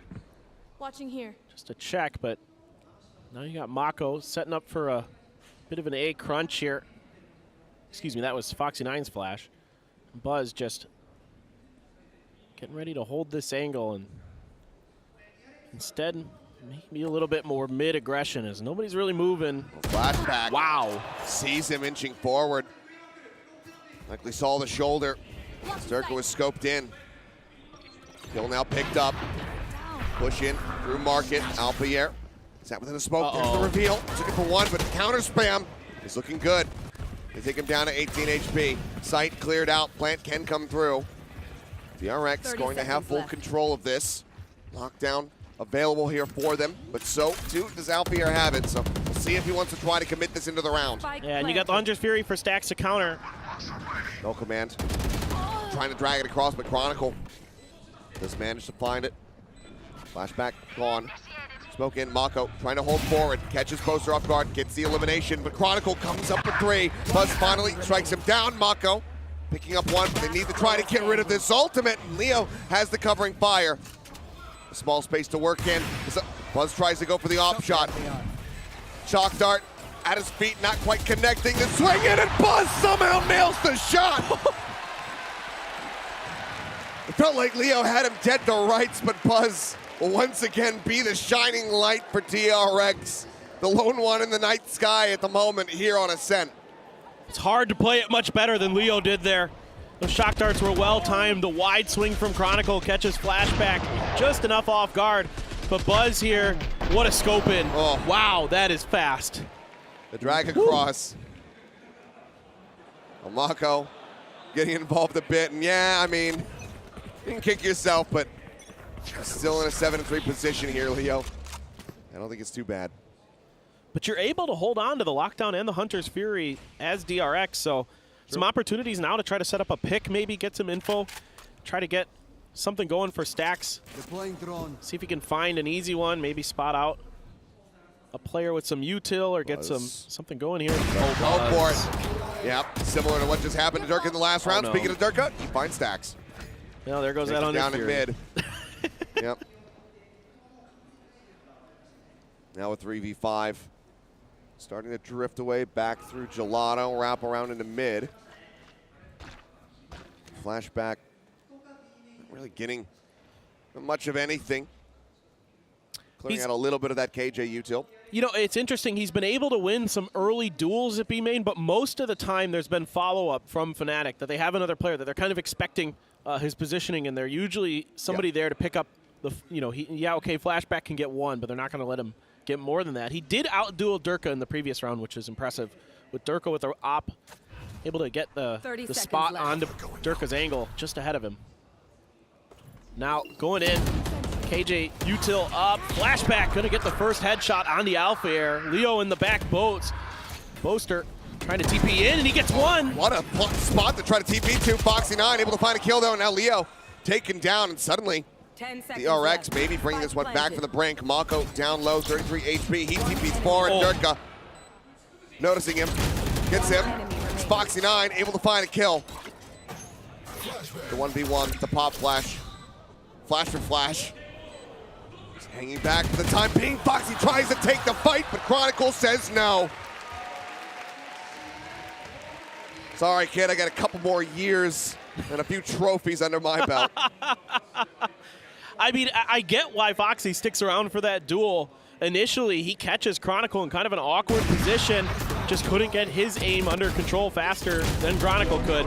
First shot really, really good here. Second flash doesn't catch him at all. And you can see he had enough opportunity there, enough time did Foxy potentially to get that. But Chronicle so clean with that Vandal. Able to find the shots ahead of time. And a nice try by Foxy, but again, DRX losing important pieces early in these rounds, like Stacks with that Hunter's Fury, Buzz with that op. makes that round way more difficult than you'd like it to be, of course. But they're trying to duel some of these Fnatic players, and sure, they win from time to time, but overall, the combined efforts of Fnatic are just too strong for them to topple, and the rounds that have gone well have widely been on Buzz just popping off. Yeah. Buzz are now situated here in heaven. Durka, Chronicle, not far off. Pushing up chat. Smoke comes down, Paranoia flying across. Will get Poster, so now he can't peek to try to shut down the entry. The ping out on the Chronicle as well. Door gonna be shut. Sight is theirs. Flashback. They just dumped the lockdown here, and he will. It's below heaven. Chronicle taking up top. He does have that fragment. Maybe he can try to break it. It's a little bit too late, though. They have to back away. Do you have a lineup for that spot? Is the real question. That's a tricky one. Yeah, just lob it in there. Yeah. A 4v4. Stacks at Wine. Mako moving up into the smoke. Sees the shots flying, but Poster somehow gets him. It barely takes any damage. Flashback Buzz, one apiece. Now into the 2v2, but Leo able to get the wall bang. And Buzz distracted as he drops down over the top rope. Holding for the defuse, mildly close, but still Fnatic able to take it down 9-3 in the half. I mean, the coordination here at the end of the round between Leo and Chronicle is just absolutely stunning. Chronicle, 18 kills, out-fragging Buzz right now. He is having an absolutely stellar map, and that Paranoia coming in. I mean, this is just unfair. I don't know how Poster only took like 25 damage. That wall bang by Leo, that's unbelievable. Just the senses they have. Yeah. Well, the brutality continues here for DRX. 3-9 in the half. They've had bigger comebacks. They are going to be swapping over onto that defender side where they typically do feel quite comfortable. But with Fnatic this fired up, this on point, it feels like we're just in for a very fast semifinal. Yeah, I tend to agree. I mean, I think we're seeing now the real weaknesses starting to be that we've kind of been seeing glimpses of in some of the previous matchups for DRX with this squad, with some of the agent swaps. You know, Stax' Sova still leaves something to be desired, of course, but he is, again, very, very new on this agent. He just started playing it within the last couple of weeks on stage. You know, Foxy9, he's up and down. His Killjoy has been pretty good, I think, but his initiators at times have looked okay, but here on Ascent has been pretty lackluster. I don't know what's going on with Mako. He's on Omen. This should be kind of his bread and butter, but he is really good on the defender side usually. He's a really nasty side anchor for DRX on that Omen. Flashback has been okay. He's at least able to trade out kills, but a lot of that is kind of Fnatic being willing to, you know, sacrifice a player to make sure that they're able to get him as well often. And Buzz, man, I mean, he's always been one of my favorite duelists to watch, and this is why the guy is so versatile, so talented, has a tremendous competitive spirit. I mean, you can just see that Buzz, when things start going south, that he completely turns it on. He finds other gears, and it's what's made him such a special player for DRX for so long. Hoping attempted the shock dart there from Stax, trying to see if he can get a catch. Everybody just waiting back, though, as we have a double push-up. Alfier about to send the turret. Mako just around the corner, and Alfier takes out Foxy9. Mako now swinging, but now there's two players. Does he go for the re-peek? I don't think it would be wise. Shows the shoulder for a brief moment. Takes a little bit more damage, now has to back away. Look, he got the ghost. He got his prize. It's better safe than sorry there. Flashback holding close. Still, some of it at least has been cleared out, and now you know that there's some additional presence. Buzz creeping forward. This get taken down by Chronicle. And that's going to be the go button here for them to start rotating over towards A. Maybe Mako tried to shut the door. He's wary about somebody approaching in from main. Alfier was there, but Chronicle got there first. Headshot comes through. 2v3. Flashback and Stacks, ghosts in hand. Looking to see if he can pull off this pistol round win. Sidestepped it. Just incredible presence of mind from Leo. Stacks was spotted, so they know exactly where everyone's at. Turret for turret. Recon dart at the ready. Both sending them. As the shots go flying through the floor. Comes Alpha. Connections not being made. Flashback trying to creep up. Alpha is arriving from behind, but Leo still able to find the kill. Stack's getting one. Tries to pivot. The 180, but can't line up the shot. Chronicle with 3 will end it. Get a second pistol round win here for Fnatic in the map and move up the double digits. Very good stuff. I saw some okay things there out of Derek's, but Fnatic is just so good. I mean, the way Chronicle reads the positioning of Mako there, I think they might have caught a glimpse of him as he was rounding that corner, and he is just so ready, as Mako had to worry about a couple different angles. He didn't know if somebody's coming from A main, so he has to kind of be aware of that as well, and right as he swings, Chronicle's just got his crosshair right on the money, and 21 kills now for Chronicle. Just absolutely just crushing him. Yeah. He's been destroying. And that's what I was saying, you know, when I was talking about Durka and the impact that we were seeing from him on that first map, because it has been Chronicle, it has been Alpha here, who are absolutely dominant. Leo up there as well, but now Durka pretty much right there alongside of him. Well, you've got 3 players on this team who could top frag for like almost any other team in the world. I mean, it's just absolutely insane the depth that this roster has. Yeah. Even with the deficit though, DRX still opting to just play the economy game, play it for the long term, rather than try to get the quick win. Yeah, it's good practice. I wouldn't have minded him see him force here as well to try that out.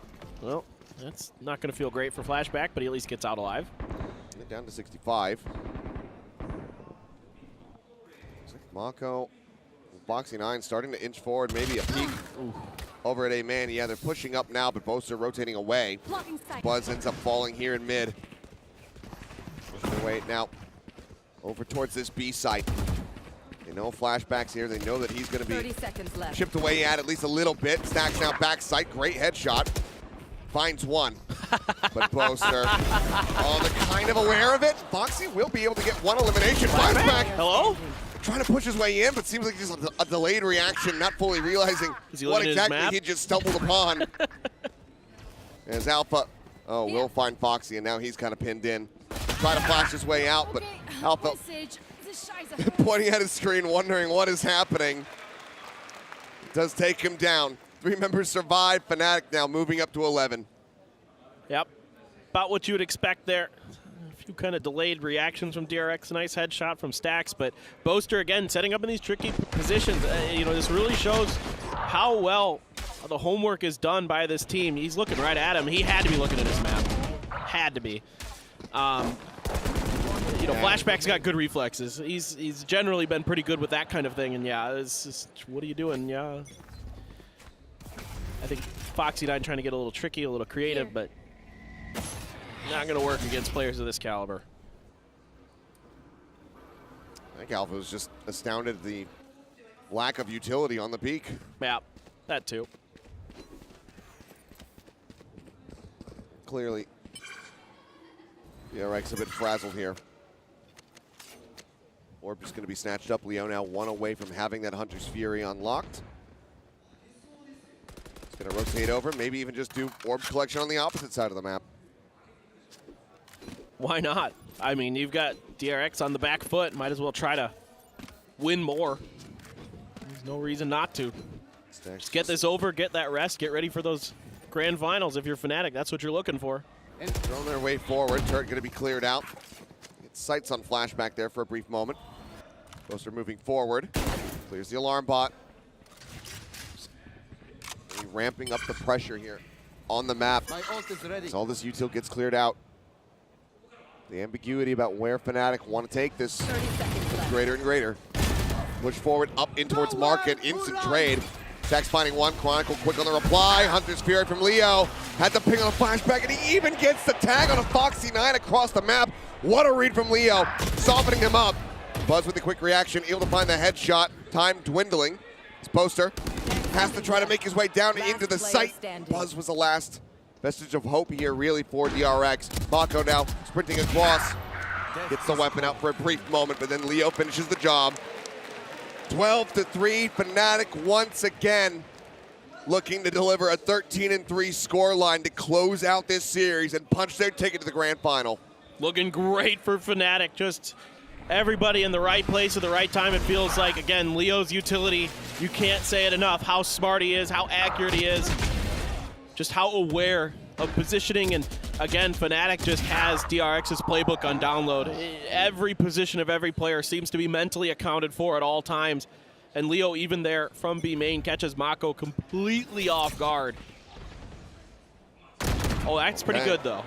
Yeah, double push up in mid. Stack's able to find the kill. Mako leading the charge. Flashback, however, going to get taken down. Stack's now the closest to try to defend this as Foxy9 swings around through alley. Couple shots flying. But suppressed as Chronicle continues to pulse out with the null command. Hunter's Fury available for Stacks. We'll likely have to just wait this out. Okay, Hunter's Fury now being opened up. Okay, that actually distracts Chronicle for a brief moment, so Mako swings in, finds the kill, finds 3. Mako suddenly coming alive a little bit here, but now Durka could be the one to pull this off. Gets the headshot. The tap on the spike, the swing forward, Buzz can finish him off. The fuse comes in, no 13-3 this time.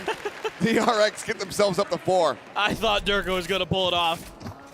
It's just like he's one of those players when he's in moments like that and he's able to isolate fights, you just think this guy can do this no problem any day of the week. It's a good start here for DRX, catching Alfier kind of out in the open there, going for that jiggle peek, and then Mako's able to take space and wrap all the way through B main off of that pick. And so DRX there, with a little help from that Hunter's Fury as well, able to flush enough players out to keep this alive and make it just one player too difficult for Durka to clutch. Let's see if this continues. It's the Sheriff here from Durka, so gonna be planning on trying to get himself an ult orb. Alpier, he gets himself an ult. 2 ult orbs in the way of killing people.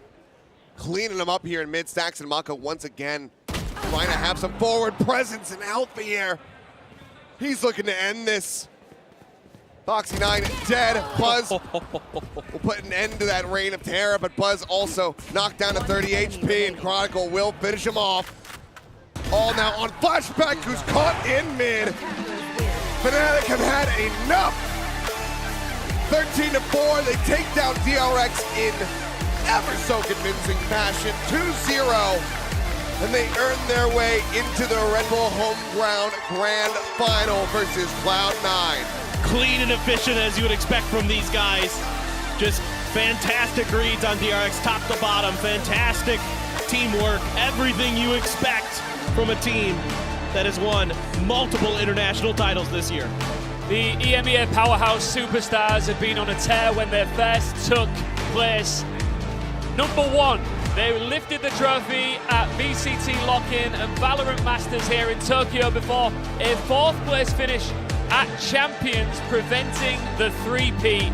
They're looking for one more piece of silverware this year, but they've got another tough challenge ahead of them before they can get their hands on it. But after that performance, they are well and truly on Cloud9. That was a dominant victory. And that's the team they have to play next. Yeah. You got it. You got the pun, baby. I loved it. I love it. I mean, you can see the camaraderie here between these two teams. They're very well versed with each other, very familiar, very much friends. But I think this is going to sting a bit here for DRX. It's an off-season event, but that's not the kind of showing that you want to go out on. Yeah, I think especially for like Foxy9 and Flashback probably wanted to have a little bit better showings here against Fnatic, try to push them a little bit more, show that, you know, they've at least got the individual skill to compete with them. But it's really difficult when Fnatic has you so well read. I mean, time and time again, Fnatic setting up traps, reading DRX positioning. I mean, you even saw Leo there. After getting a kill with Hunter's Fury, he turns and spins and hits the exact spot, completely on the other side of the map where Foxy9 is standing. So it's just, you know, the homework so well done by this team. And you know, DRX, a few things here and there, a few bright spots, Buzz playing well, but other than that, not much to write home about. Yeah, it's a tough pill to swallow, Achilles, because DRX, yes, they've had some stellar performances here, but you want to do it big in the semi-final, right? Especially when you're up against a team like Fnatic. We can try and sugarcoat it a little bit. I'm sure that there are positives we can take from the tournament as a whole, but they'll be very disappointed there. Oh, for sure. I mean, it's another 3rd and 4th place finish for DRX. Hey, baby. That's better than I guess the rest of this year was. But, you know, I'm glad that we got to see Buzz kind of rally back, but everybody else was starting to fall to the wayside. Not sure what it was, but yeah, this is not the way that you want to end a tournament. You want to have those highs. You want it to be a competitive series, especially when you are so well-versed. Going up against Fnatic, you have played against them 3 prior times. Yeah. They have gotten the better of you for the most part, and every time they had played, it went the distance. It went to 3. That's what we wanted to see. I think that's what DRX would have wanted, but unfortunately, it couldn't deliver. Fnatic like a steam train. Too damn good. Too damn good. Too damn good. They are rolling into that grand final with monumental momentum. And the depth of the roster is just simply mind-blowing across the board. They've got superstars, megastars that, like you said, could be top fraggers across the world in different squads, different rosters. Yeah. Oh, and there you've got 3 or 4 of them on the same team, plus arguably, in my opinion, the best IGL in the world right now. And Boaster absolutely just does such great work preparing this team, preparing himself mentally, putting the right people in the right places. Another thing you got to give credit to the coaching staff, current and former, with the way that the protocols are in place for this team, the way that they react to things, the way that their timings are so good, the way that they understand the positioning of their opponents. Everything you could ask for with this team, you know, other than winning champions, was done by them basically this year, and maybe winning EMEA, but still, they are. I mean, they were the favorites coming into this for a reason. Yeah. Everybody expected this team to win, and they just showed you why.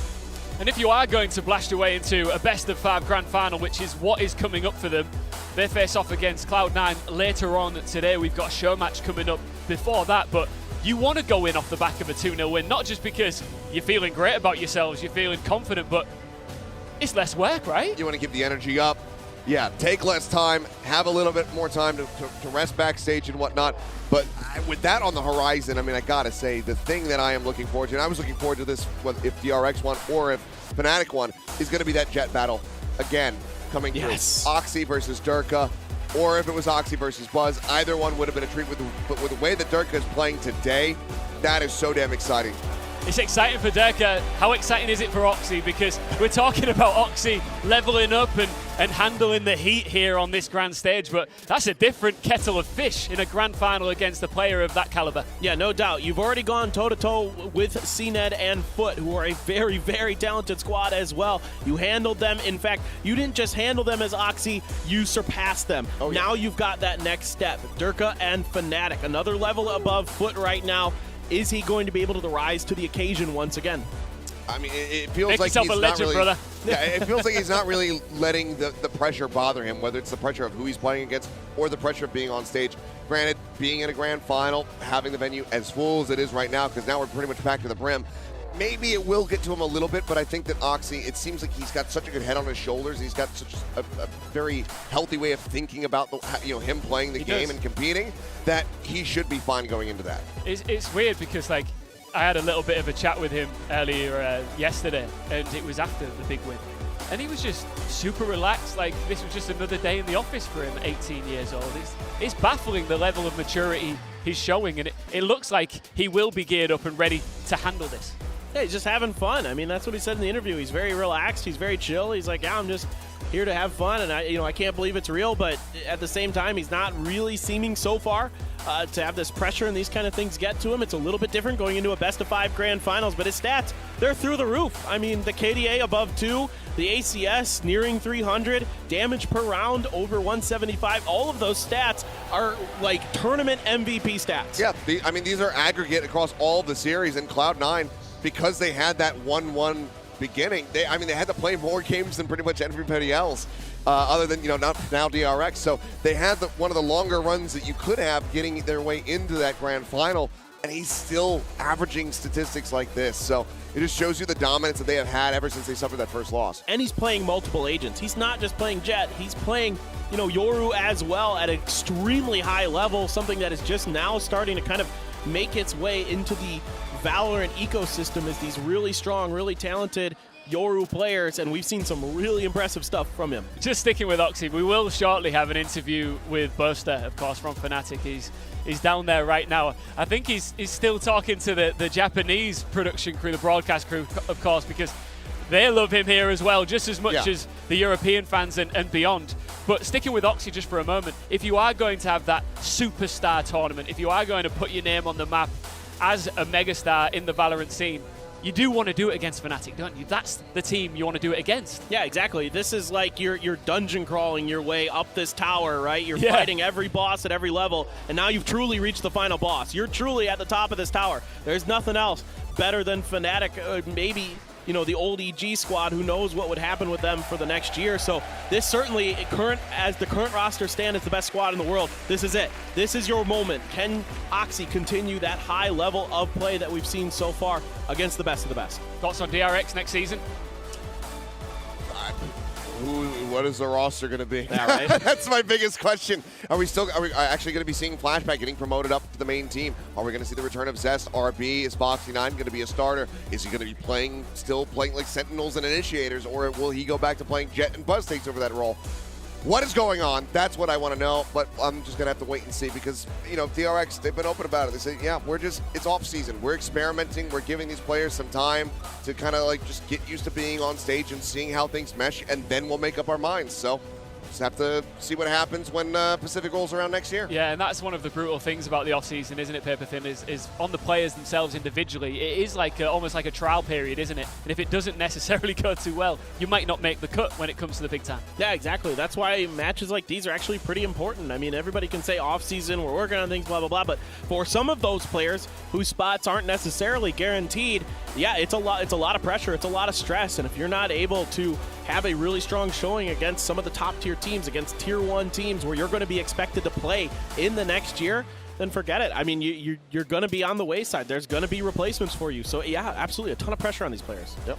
I don't think you can put a price on the danger that comes with a team that's having fun.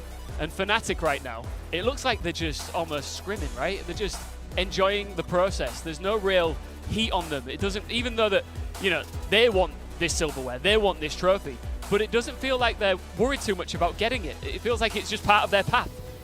Yeah, I mean, I don't know what it is about Fnatic in Tokyo, and I guess for that matter, DRX in Tokyo, because you know, can't get a win in this country, it would seem, but Fnatic, it feels like they're on that path. C9, the last thing standing in their way, but given what we're seeing, I mean, this is just peak Fnatic. This feels like Fnatic from when they were at Masters Tokyo, when they were the best team in the world. So I'm curious to see if that's going to continue here for him, or if C9 can give him a rough time, trying to take some of that fun out of it, get that stressed poster on stage rather than the one that's constantly hamming it up for the cameras. But, I mean, you're absolutely right when you say that that is a very scary prospect when you see how much fun a team is having. We saw the same thing from EG when they were literally just winning champions versus Paper X. It's a couple stressful moments, but you know, Busio constantly just screaming at everything on stage. Having fun is a very dangerous sign when you're going up against somebody. Well, Buster is, of course, having a lot of fun, and he's standing by with Mr. Fun himself, Adam Savage. Let's listen to this winner's interview. Boaster, boaster, boaster. If there's ever a way to cruise through to the final here at Rebel Homeground, that is the way to do it. 13-3, 13-3, if I'm not mistaken there. A great victory. You guys must be feeling cloud 9 right now. I mean, I guess we are feeling a bit cloud 9 because we've got the nets. Yes, you have. Yeah. Hopefully we just play the same. Just super excited to be on the stage, you know.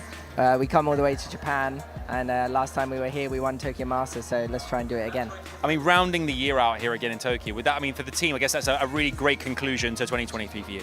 Exactly, yeah. I think, I agree. You agree? You agree. Let's talk about, I mean, Breeze as well, the first map we saw there. I think only 8 times you guys have already played that map before. What was the choice behind that today?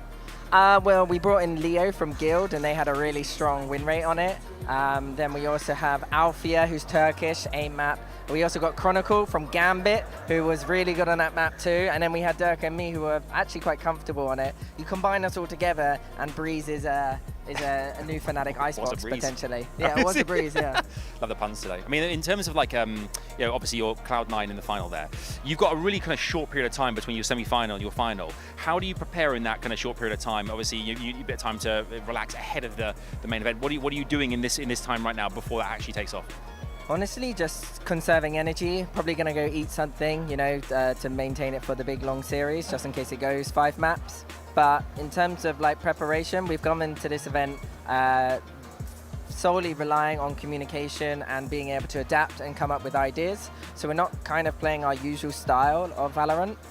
We're just playing as if we're 5 ranked teammates who have been playing as a team for ages. But we do have some of our old stuff, obviously. But yeah, like we're just really just trying to become even stronger players at reading the game. I guess you always have to keep evolving all the time to kind of counteract anything that comes your way. Like you mentioned, DRX might have changed things differently today, but not kind of a team that they might have not done things as differently as you imagined. Was it kind of like, was it quite easy to counteract what they were bringing to the table today?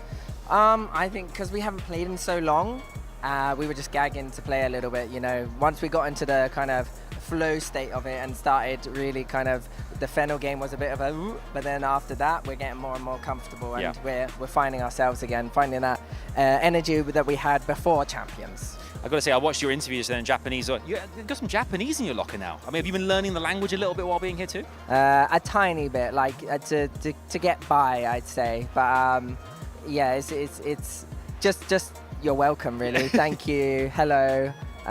Just the basics. Wait a minute. Don't worry.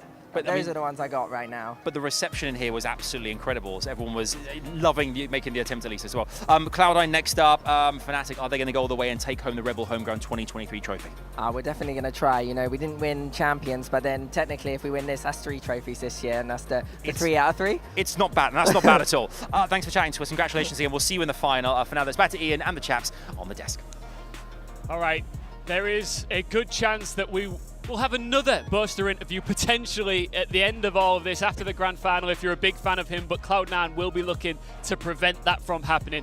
Now this is the Ryogoku Koguki-kan Arena here in Tokyo, Japan. It is legendary, famous for its sumo wrestling, and we've got 5,000 Japanese fans in attendance. If you weren't lucky enough to be here and you want to see what it's all about behind the scenes, what the fans are up to, don't worry, we've got you. Adam, earlier on of course, because we've just seen him, did take you on a tour to check this out. You can never have too much Savage, and I think he started off by meeting some cosplayers. Would you look at this? I'm stood outside the Ryogoku Kokuki-kan here in iconic Tokyo, and you can see around me right here at Rebel Homegrown 2023, tons of things going on to catch you up in case you couldn't be here. Lots of action, particularly out here in the front. You can see over here actually to the right hand side, you can grab yourself some gear. So much, hey guys, hey, hi, look at this, everyone's so friendly here. You can grab some shirts, some goodies, some kind of souvenirs. Over this side as well, you can see here there's an official kind of Red Bull DJ in that awesome truck. You can see over there bringing the vibes, bringing the beats for everyone as they come in, piling in each morning in queues round the block here. But we're going to head inside, take a close look. If you couldn't be here, I want to show you some of the action. So follow me, let's head inside and check this out. All right, welcome to the main lobby here at Red Bull Homegrown. You can see it. Hey everyone, hi! Everyone is so friendly. I've got so many new friends. I've been like 5 minutes, but everyone's great. Have a good day, bye. We can see, hey, the Team Scarz. Hey guys! Hey, there they are, the Scarz over there, me and the fans too, which is awesome. Come this way, there's loads more to see. Obviously, you get a chance here to meet some of the players, the teams. You meet with friends here too. You can grab yourself Red Bull here as well. Hi guys, hi. Let's head to the back here. I've seen something really fantastic too here. Lots of cosplayers have come here to celebrate the weekend, to celebrate Valorant, meet with friends as mentioned. Of course, a chance to meet up with the teams potentially as well. But look at our one of, can I come across and say hi? Can I come in? That's okay? Okay. Hey guys, hi. You look amazing. I'm gonna come this way here. Hi, how's your time been here so far? Are you enjoying Rebel Homegrown? I feel so happy, and like we can hear the sound, like the sound of players, like a shout out, like so amazing. I feel so happy for like meet new friends, cosplayers. I'm so happy. I'm happy too, and thank you for inviting me into your inner circle. Have a great time. Bye everyone. Bye, bye, bye. Arigato, arigato, bye. As you can see, loads to see here, loads to do. You should be here, but I'm living through you guys. You can live through me here as well. Let's go inside the arena, check out what's inside, and see what else is in store. And here we are in the main arena where the action is currently underway. It's all still to play for here at Red Bull Homegrown 2023. And as you can see, the audience are enjoying every single second, as are the players too on stage right now competing. If you couldn't be here, never fear. Hopefully you're enjoying everything you're seeing online. But for me, it's love from Tokyo. I'll see you soon. Savage just saying you should be here. Look, I brought my mum out here. Flights are expensive, I'll tell you that for sure. You are joining us at Red Bull Homegrown 2023. Thank you so much, Adam, for taking us on a magnificent tour of what is a beautiful, illustrious arena. And we're not finished yet. We've got the grand final, best of 5 coming up, Fnatic versus Cloud9. But before we get there, we've got a show match. It is East versus West. Now, the stakes on this aren't too high, but we've got some eliminated players that sadly won't be competing, you know, in the hustle and bustle end of the tournament, but they get one last shot here to make an impression in front of this amazing crowd and on this amazing stage. You can see there on Team West as well, you've got content creator Timmy, who's a big fan favorite here as well. He's going to be looking to shock some people by dropping some bodies in the server. That will be taking place on Sunset. And when it's all said and done, we'll then move into grand final territory. After that best of 5 is finished, we will crown our Red Bull Home Ground 2023 champions. This is something you do not want to miss. Will Fnatic breeze through it, or will Cloud9 cause problems? We'll be back very soon.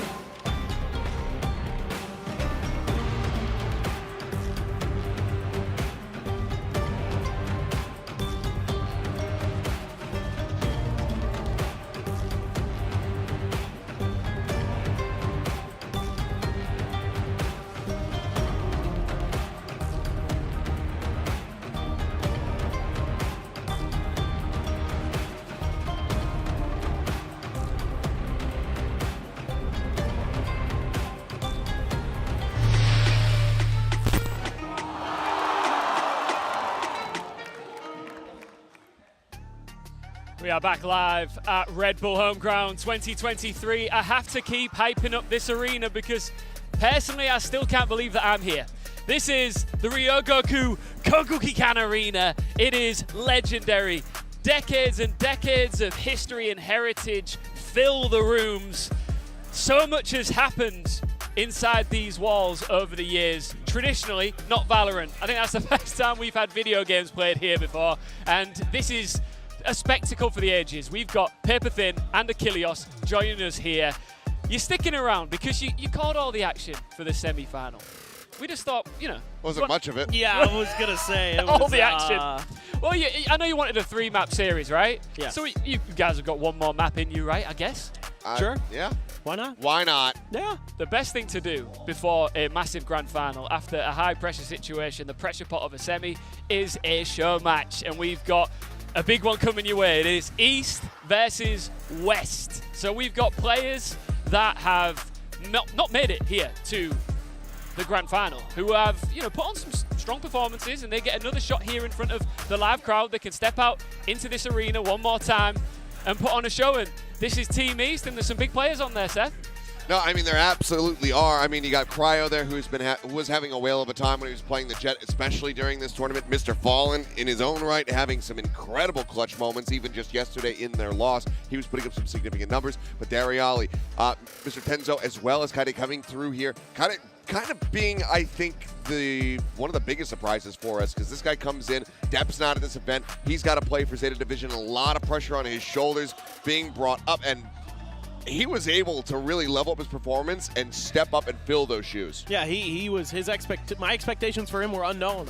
He's been in the Zeta Division organization for a while, but on their kind of secondary, their academy team, if you want to call it that. Yeah, well, staying with you, I want to get your thoughts on Team West. Let's take a look at their opposition. Paper Thin, what do you make of these guys? Of course, we've got Timmy, the content creator, in the mix too. Yeah, I really like some of the players on this team. I mean, Yeta J, probably one of my favorite players to watch this entirety of the event. Asuna, a really flexible player here. Lumo, a great shot caller for his squad for Scarz, and Yoran playing really well as well for Zeta as a new step in for that squad. So you've got some really, really talented players here for It's Timmy.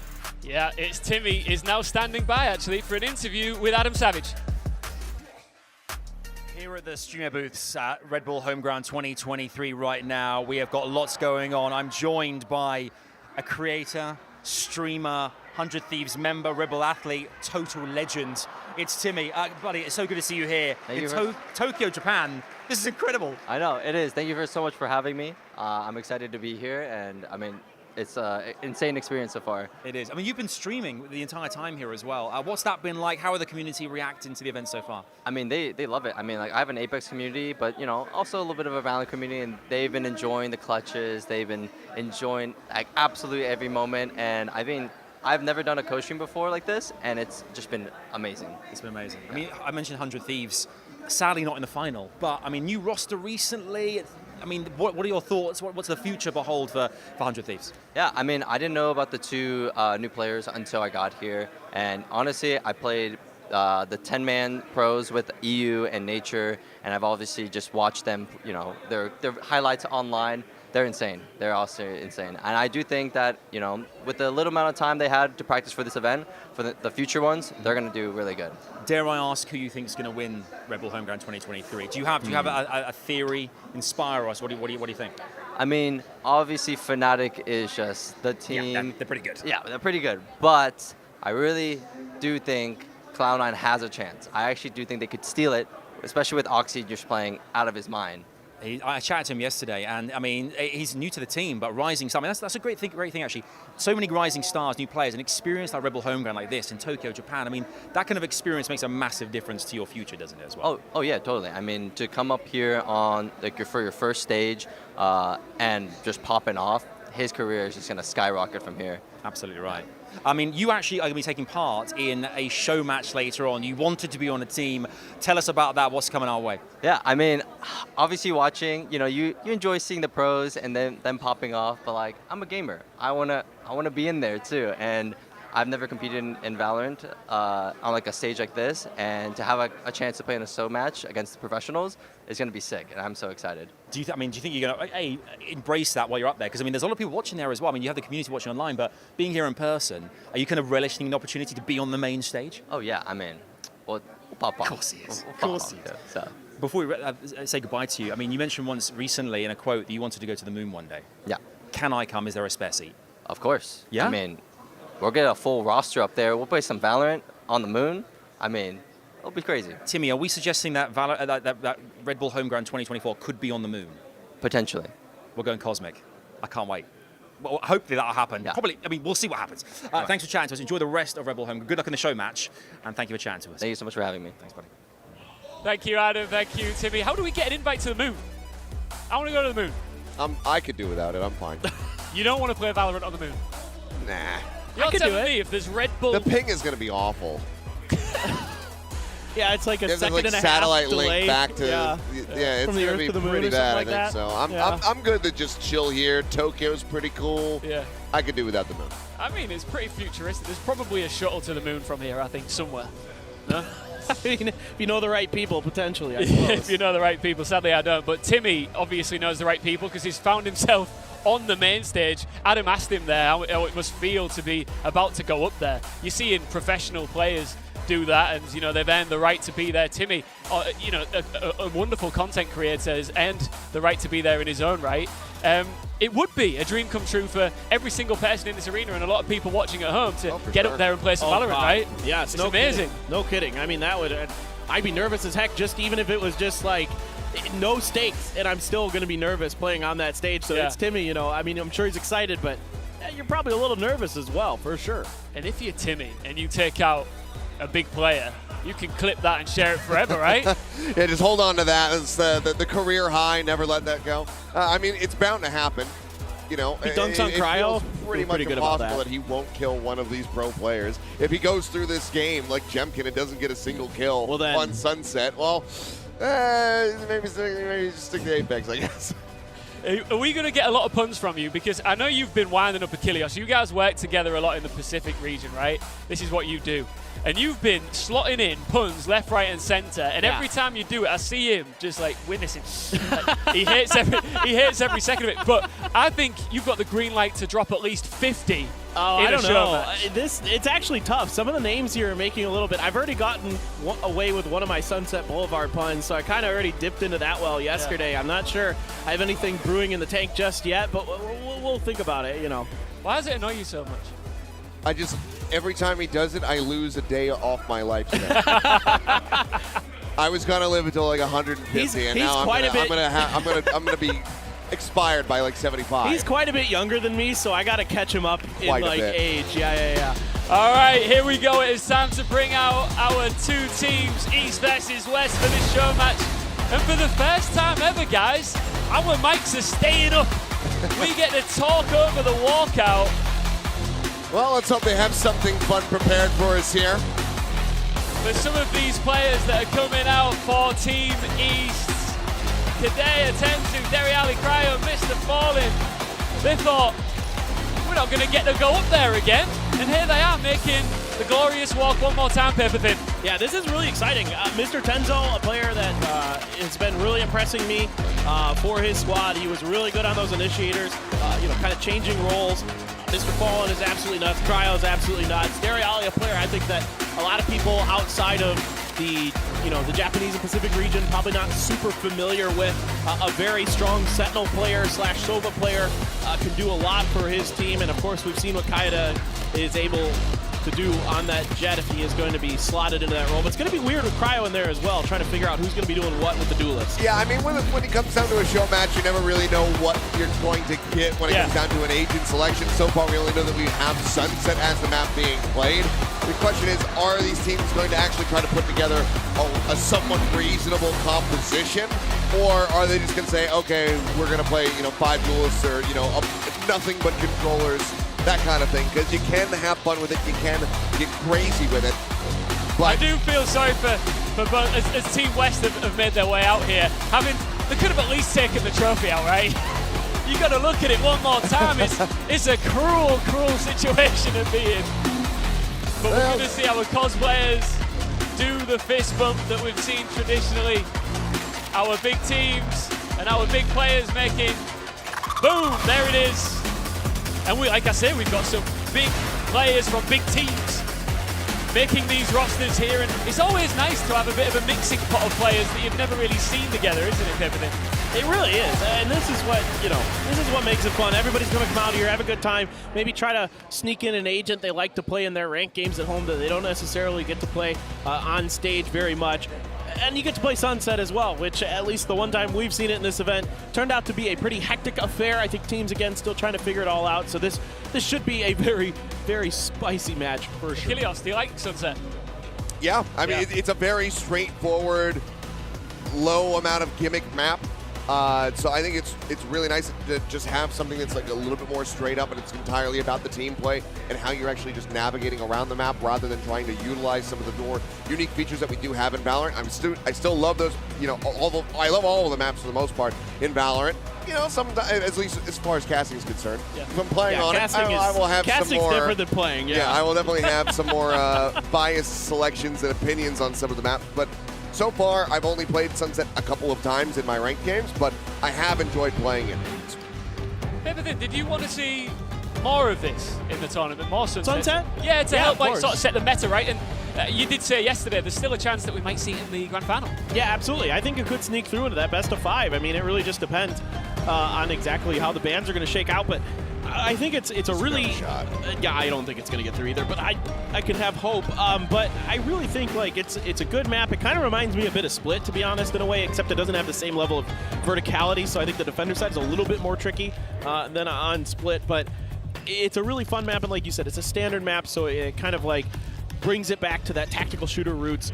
It really, really allows for a lot of these kind of interesting fights. So, you got to take mid control. If the attacker side is doing a really good job of having mid control, like we saw with C9, they're able to get some really deep flanks on the defenders and that kind of thing. So, yeah, and I think, again, it's up to experimentation. So that's what also I wanted to see more of. I wanted to see what teams are thinking initially with their agent compositions. We saw yesterday with C9 and Foot, the widely different ideas on agents and how they're supposed to be played. I mean, and we're definitely going to end up getting very different compositions coming through here. Oh, yeah. Again, show match, people are going to be playing things that they don't normally play. There might just be some wild compositions coming through, but I'm also curious how well some of these players can communicate with one another. Oh, yeah. Because we do have such a strong mix from these different teams. Really good point.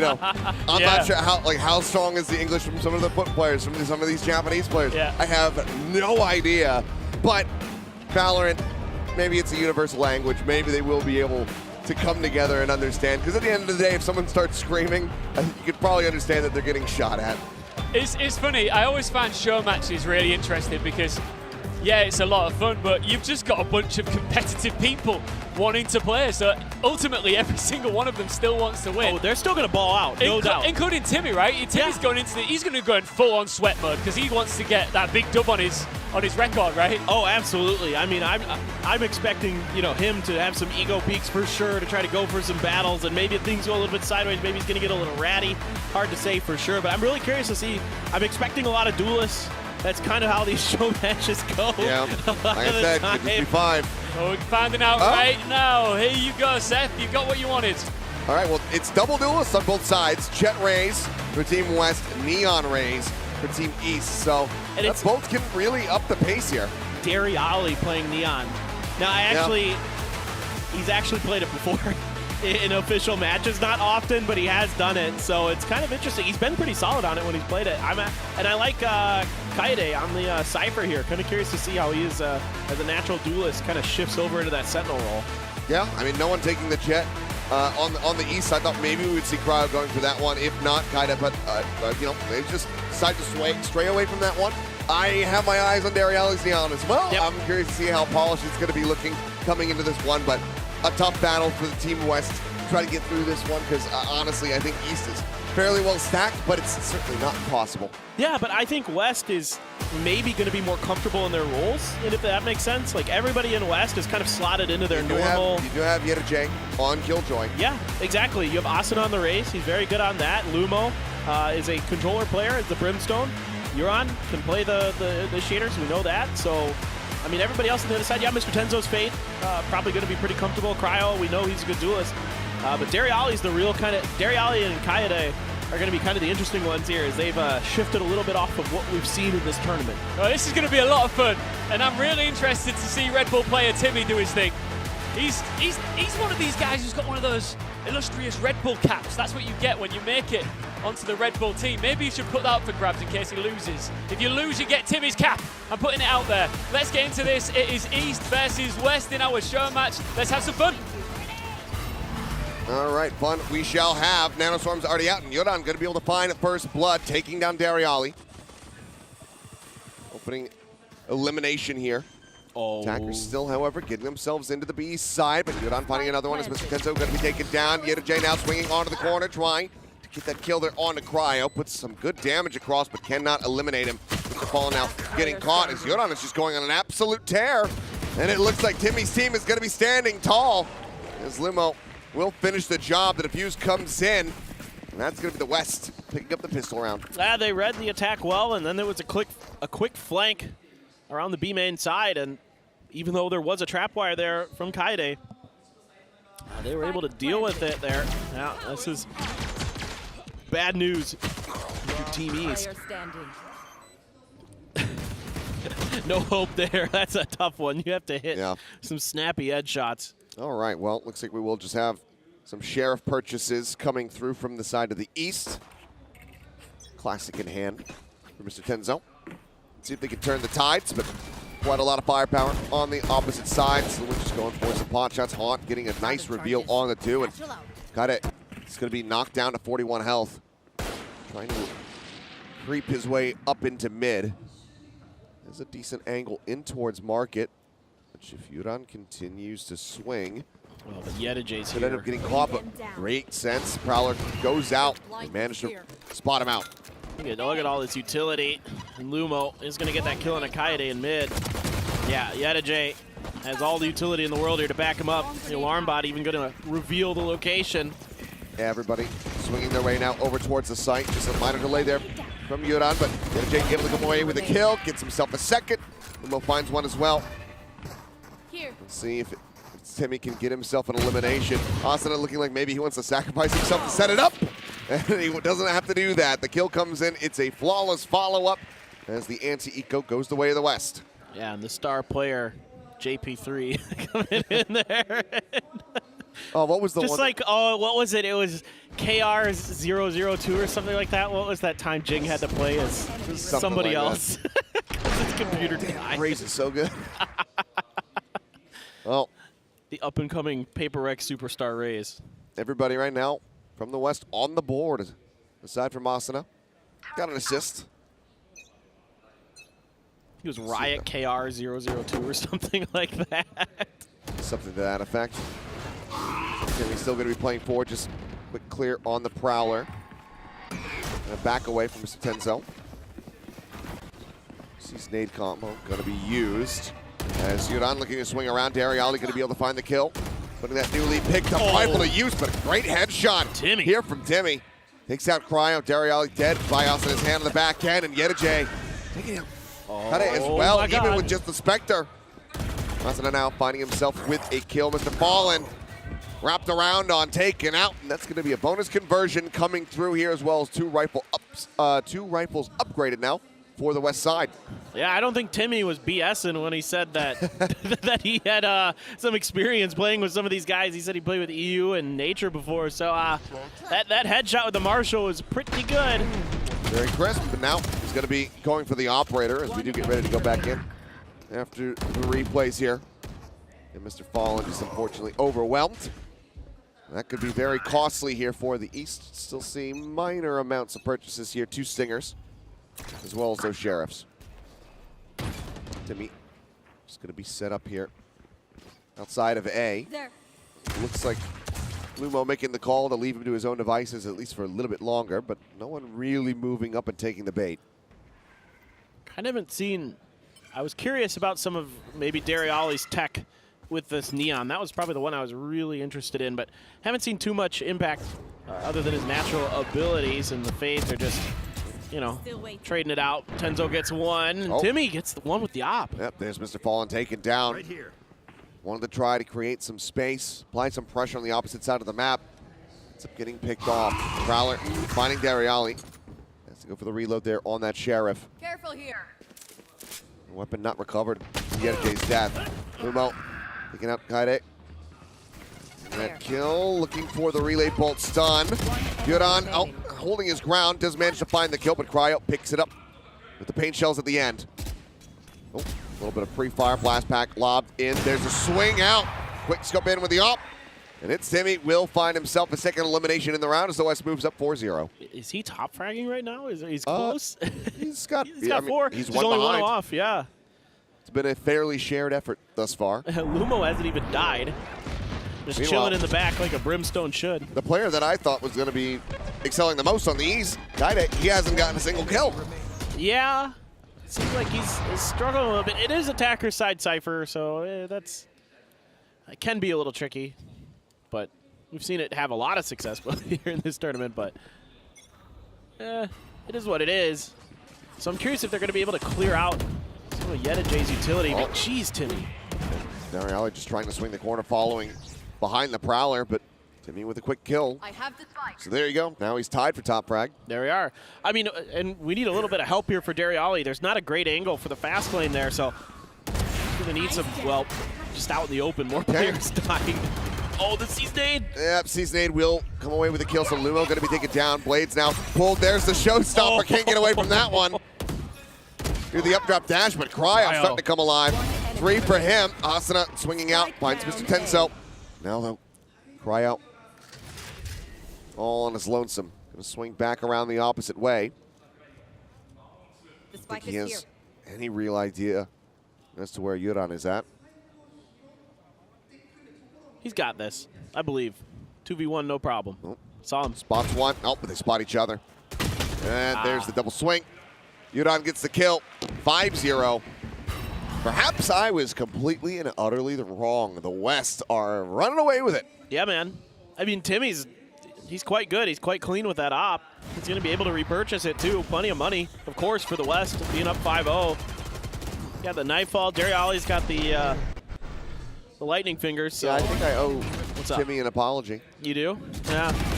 I didn't know he played like that. But it's been looking good. Cryo going to be bringing a hero rifle into the 6th round, though. That's clean, man. I mean, yeah. Dominant there. Oh, he saw the hand. Saw the hand, but no damage through the corner there. Mr. Tenzo's still going to be taken down as Asuna is getting aggro on the back end of this one. Looking for the chase in. Mr. Fallen with the Sheriff will be able to fight two. Great shots. Can he get a third? Yes, he can.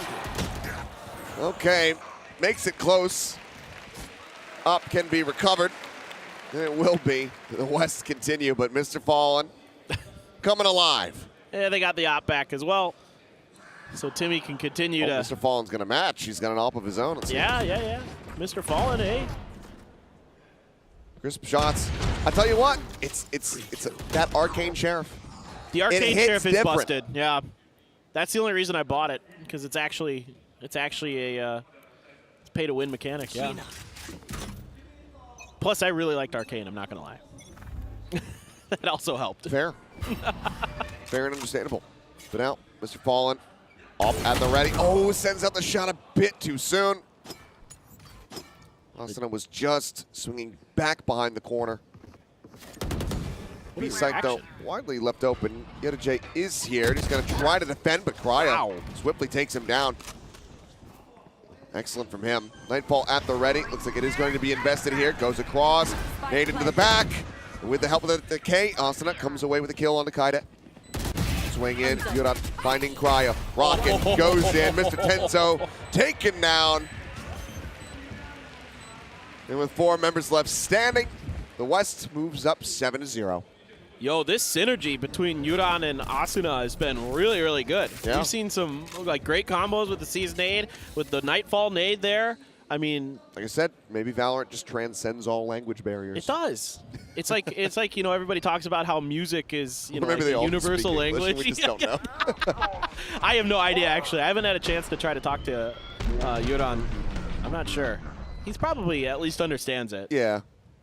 Or at least enough. Like, a lot of them use, like, at least in Korea, a lot of the same words for call-outs and stuff, so it's not super hard.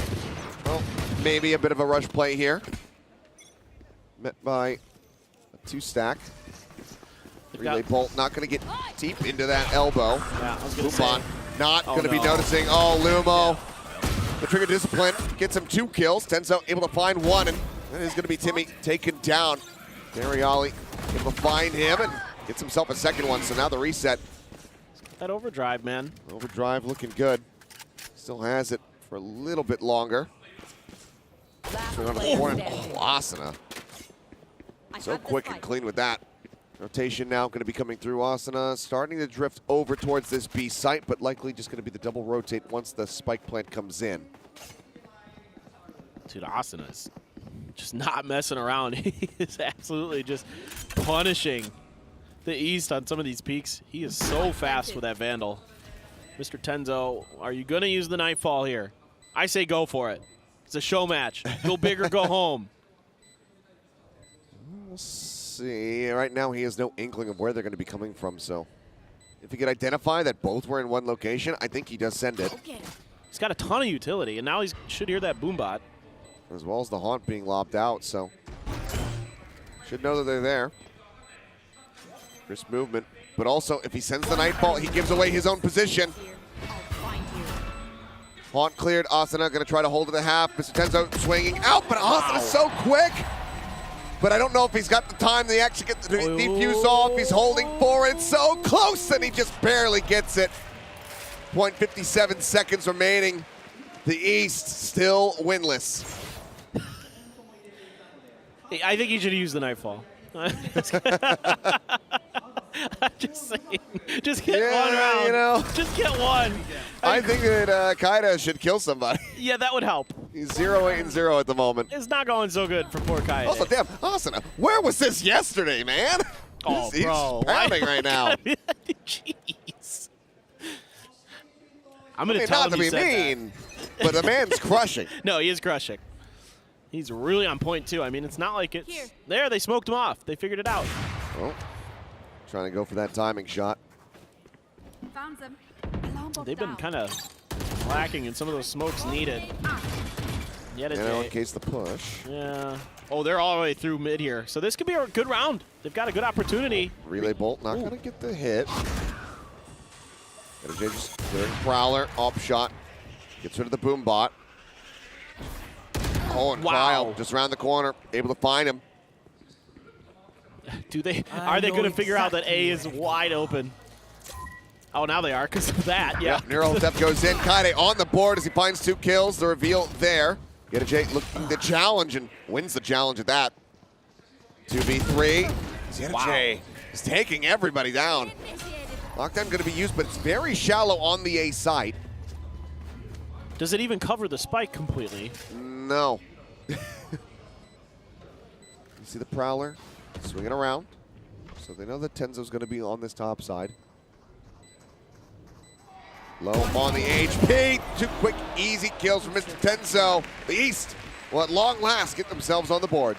Yeah, there you go. And it's kind of some things they needed to do was make sure that Timmy's op is smoked off. They're able to push really deep past courtyard and get some deep pressure. Able to use that Cypher ult finally.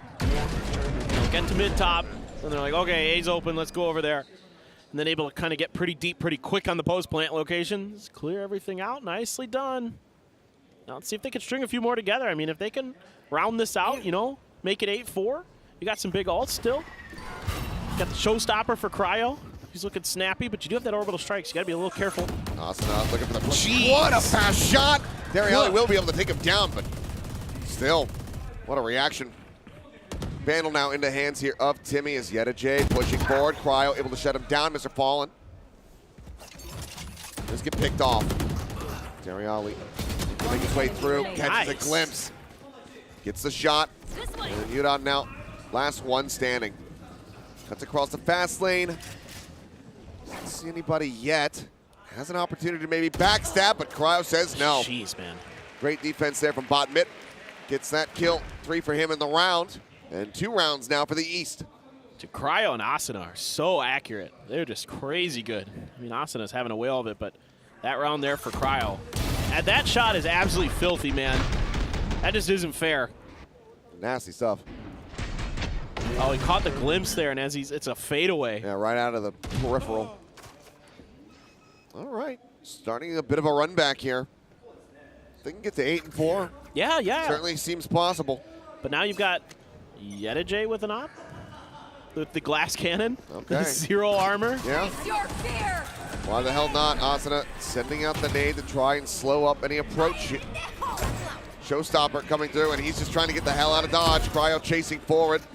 Trying to find his teammate. Does not. Instead, we'll just put some damage on the Terriali. All right, orbital strike. They got just enough space to tuck away. Terriali eats a little bit of that one as well. Man. What are you doing? Timmy dashing forward, swings the corner, instant headshot, gonna be found, gets himself a second. How much more can he find? No more, as Mr. Kenzo comes up with 3. Lumo trying to stand tall. Clutcher kick, clutcher kick. Does not have the molly, can't get one. Took Cryo down to 7 HP. The East now with a chance at an 8-4 scoreline at the half. Okay, okay. I'm liking what I'm seeing, though. They're figuring it out. This is the rocket. Terriali's just gotta be like, real? What the hell was Cryo real? doing, dude? It was so good. He might have panicked or something. I don't know, but or it was totally on purpose. Or he was just trolling. He's just trolling Terriali. Terriali's a nice guy. You just gotta give him a hard time. He just wanted his showstopper to hit someone. You know? I mean, that's fair. You don't want to have a full-on Rosa ult, so I guess it's got to hit something. Slow creep up now over towards the alarm bot. Going off. Push forward comes in. HL's already going to be expended, but the wraparound fairly quick here from the side of the west. Lumo still pretty far away. Timmy with the knives out. We'll find Kaida now. Rocket into the corner. Terriali, this time it's not your teammates. It does way more damage. He gets taken down. He's up into the air looking for the kill. Asuna will find it. Before Lumo can even get to the site, the spike will be defused, and the West will set up a 9-3 half. Yo, that combination again between Yuran and Asuna there, following up off of that Prowler with that ult. He was just going to go wherever that Prowler went with that showstopper to clear Terriali. Really awesome to see those two guys playing off of each other so well. Off the rip, though, I like the execute from the East. You know, C's on the left, nade on the right, relay bolt kind of down the center, but it's a little bit too late there. A little too early, I should say, with that relay bolt. And they waited it out. And I mean, some nasty blades from Timmy. Timmy's sweaty, man. He's been spending some time in the sauna because he is he's sweaty. Very, very good. 12-7-2. Only bested at the moment here by Asuna is 14-5-3 on the Rays. Is Timmy trying to get on a team here? Is that his? Well, that's we forgot to mention that whoever has the least amount of kills at the end of this loses their pro contract, and Timmy actually absorbs it. Ah, okay, okay. Fair, so fair. right now, he's kind of in danger. And for Timmy, he's already here, so he just gets to stay in Japan. Yeah, exactly. It's perfect. Works out. Lovely country. Who wouldn't want to stay here? And then, you know, he just gets to kind of sit back and watch as Depp will probably play. Yeah, right. Yeah, exactly. Yeah. Oh, is that Depp's music? Oh, God, Achilles. I love how some of those fans, by the way, had like, you know how they all have the signs with the names and the glitter and stuff? They had like all of the ones on the team. Like it was like, they had like Asuna. I mean, they must just bring their arts like and craft shifting them supplies around. here. Yeah, they bring them here and do it out. They're just sitting in the crowd with their like safety waiting to scissors, see. just cutting them out. They've got someone with like a telescopic lens, like looking at like the agent picks from afar, and like, oh, okay, he's got Asuna. Okay, they picked this player. Okay. I went to an Izakaya the other night, and there was a guy just laminating things at a table. Really? Yeah. I mean, sure. No, they're just very well prepared fans. They are. It's incredible. They've got like tables for arts and crafts, not just here but also in Korea too. So it's a lot of fun to see the passion that the fans have. Oh, Mr. Fallen, you are in trouble. First contact. Oh, that was good though. I mean, I think it's Asuna that's in trouble now. Takes him down. Swinging at the corner, Mr. Fallen. Looting, taking damage. Remote holding in the back. Good shot there from J, not finding anything. Cryo out, swinging back in. Sheriff going to be snatched up. It's going to be Timmy who does manage to find a kill here for the team. Remote getting a second one, but then it's ran down. The fuse will come through. East kicking off the second half with a pistol round win. Chance at a run back. Yeah, doable. You know, defender side, copium. I guess what you're looking for. Maybe we'll see. I mean, there was some good ideas there, but Mr. Fallen just playing the backside of that pillar so well. Just dodging a lot of utility. Even when he gets hit by the Prowler, he's able to shift around. That's good stuff, but I don't know, man. Maybe. They don't want to lose. No, they do not. There's some pride on the line here. Yeah, it's totally. Are you kidding me? If I'm playing on that stage regardless, I want to put on a good show. All right, relay bolt attempt with the nade on the back end. I like that kind of little improvised combination. Yeah. That's smart. I mean, it does slow you up a little bit and get some good work out of that. Cryo just going to be backing away. Doesn't like that fight. Meanwhile, Euron's just like standing in mid, like right dead center of the map, just like a turret. Dash forward, Timmy looking for the entry. Can't get the headshot here on him. Mr. Fallen extends on the paranoia. Swings around and Cryo gets involved. Lumo was just sat there trying to call down some sky smokes, and as soon as he puts away his arm tablet, he's like, oh, everyone's dead. 5 rounds now here for the East as we go into the bonus. Let's see if the West can stop this run back and get themselves up to double digits. That's why you don't use your cell phones and walk at the same time, kids. Yep. It's dangerous. Mr. Fallen will make you pay. Like quite literally, you will become Mr. Fallen. May or may not have done it myself from time to time. Another day of my lifespan on with that And Ian's pun. not here anymore. He left. He missed the pun. Okay, another attempt. Still going for the relay nade. Force Timmy back for a brief little moment. The creep up continues. Cryo watching, finds his teammate, his comrade, strikes him down.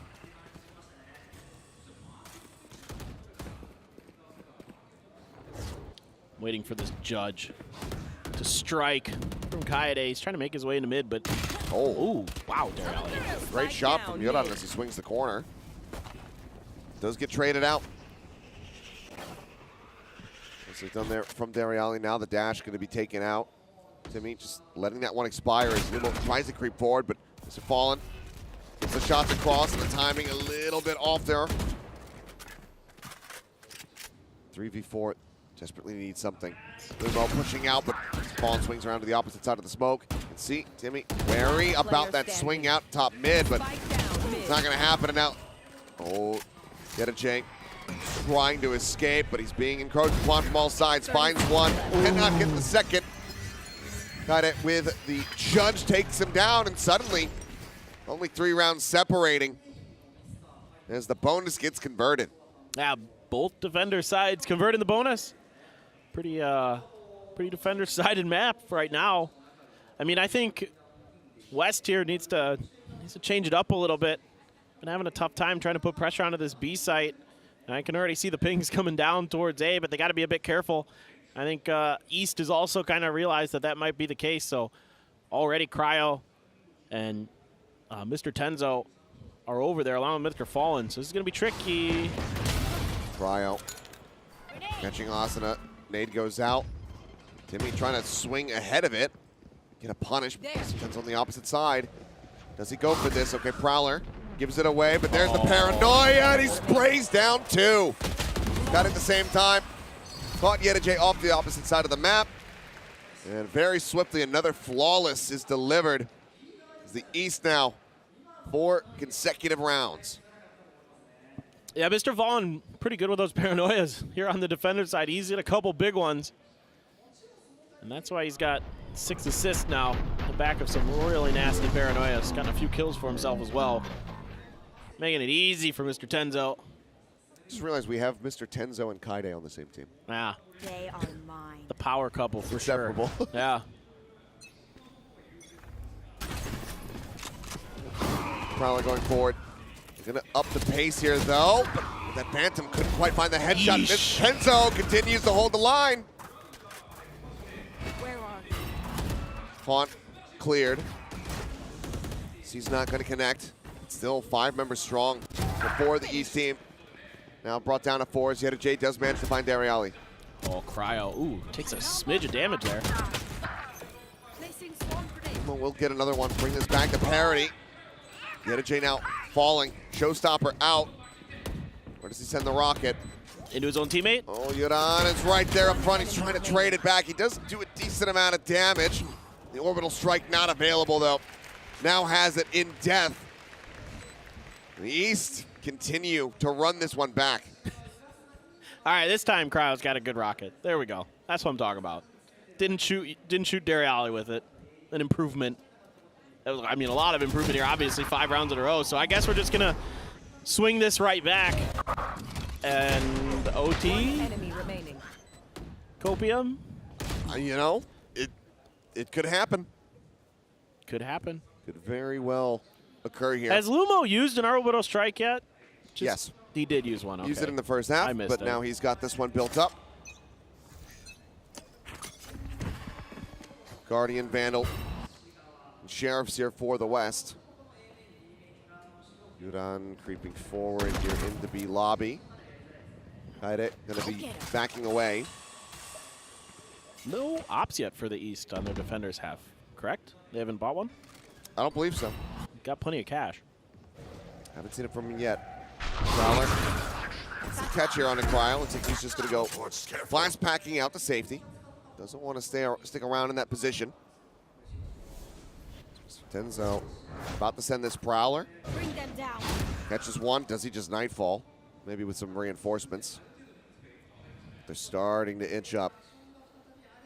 Blocking sight. He's been giving them quite a bit of trouble. Yeah, and he's got a good opportunity to land a pretty nasty Nightfall. Haunt over the top, trying to get an entry, and Yeta J just shuts down Tenzo. Just swinging around the corner, comes up with that kill. Hits Timmy as well as Austin on one fell swoop. Orbital strike committed. Molly now going to be lobbed in. Trying to stop anybody from advancing forward. Lumo behind the box. Mr. Fallen knows exactly where he's at. He's going to try to creep up and catch him, and he will be able to do so. Yudan at the same time. Taking down Kaide, but now they're going for the defuse. The hold coming in. Yeta J, he doesn't have line of sight. They have to try to rush him down, but no, he just sticks it. And Mr. Fallen will clean up the kills, taking all the weapons away and tying it up at 9-9. Should we get Ian's thoughts? He's back. Yeah, you what missed do you my think about the state pun. of this game, Ian? There you Michael? go. Yeah, you're out. I was actually just reading the back of my purple can of Red Bull, if I'm being honest. Oh. But I couldn't read it because it's in Japanese. So, but here's my thoughts, right? It's been a while since we've seen it pop off, but sign up Mr. Timmy right now. It's Timmy, sorry. Sign up, it's Timmy. Yeah. Because if you don't get a contract after this, something's gone wrong. Well, he's looking sharp. He is. He's looking clean. We'll see if they can close out the game.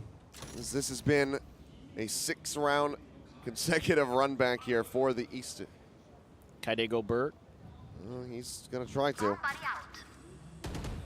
And it's a bit more honest on Timmy now to try and deal with this. Or at least get away from it. Dariali's got the overdrive, and he's getting deep into West territory.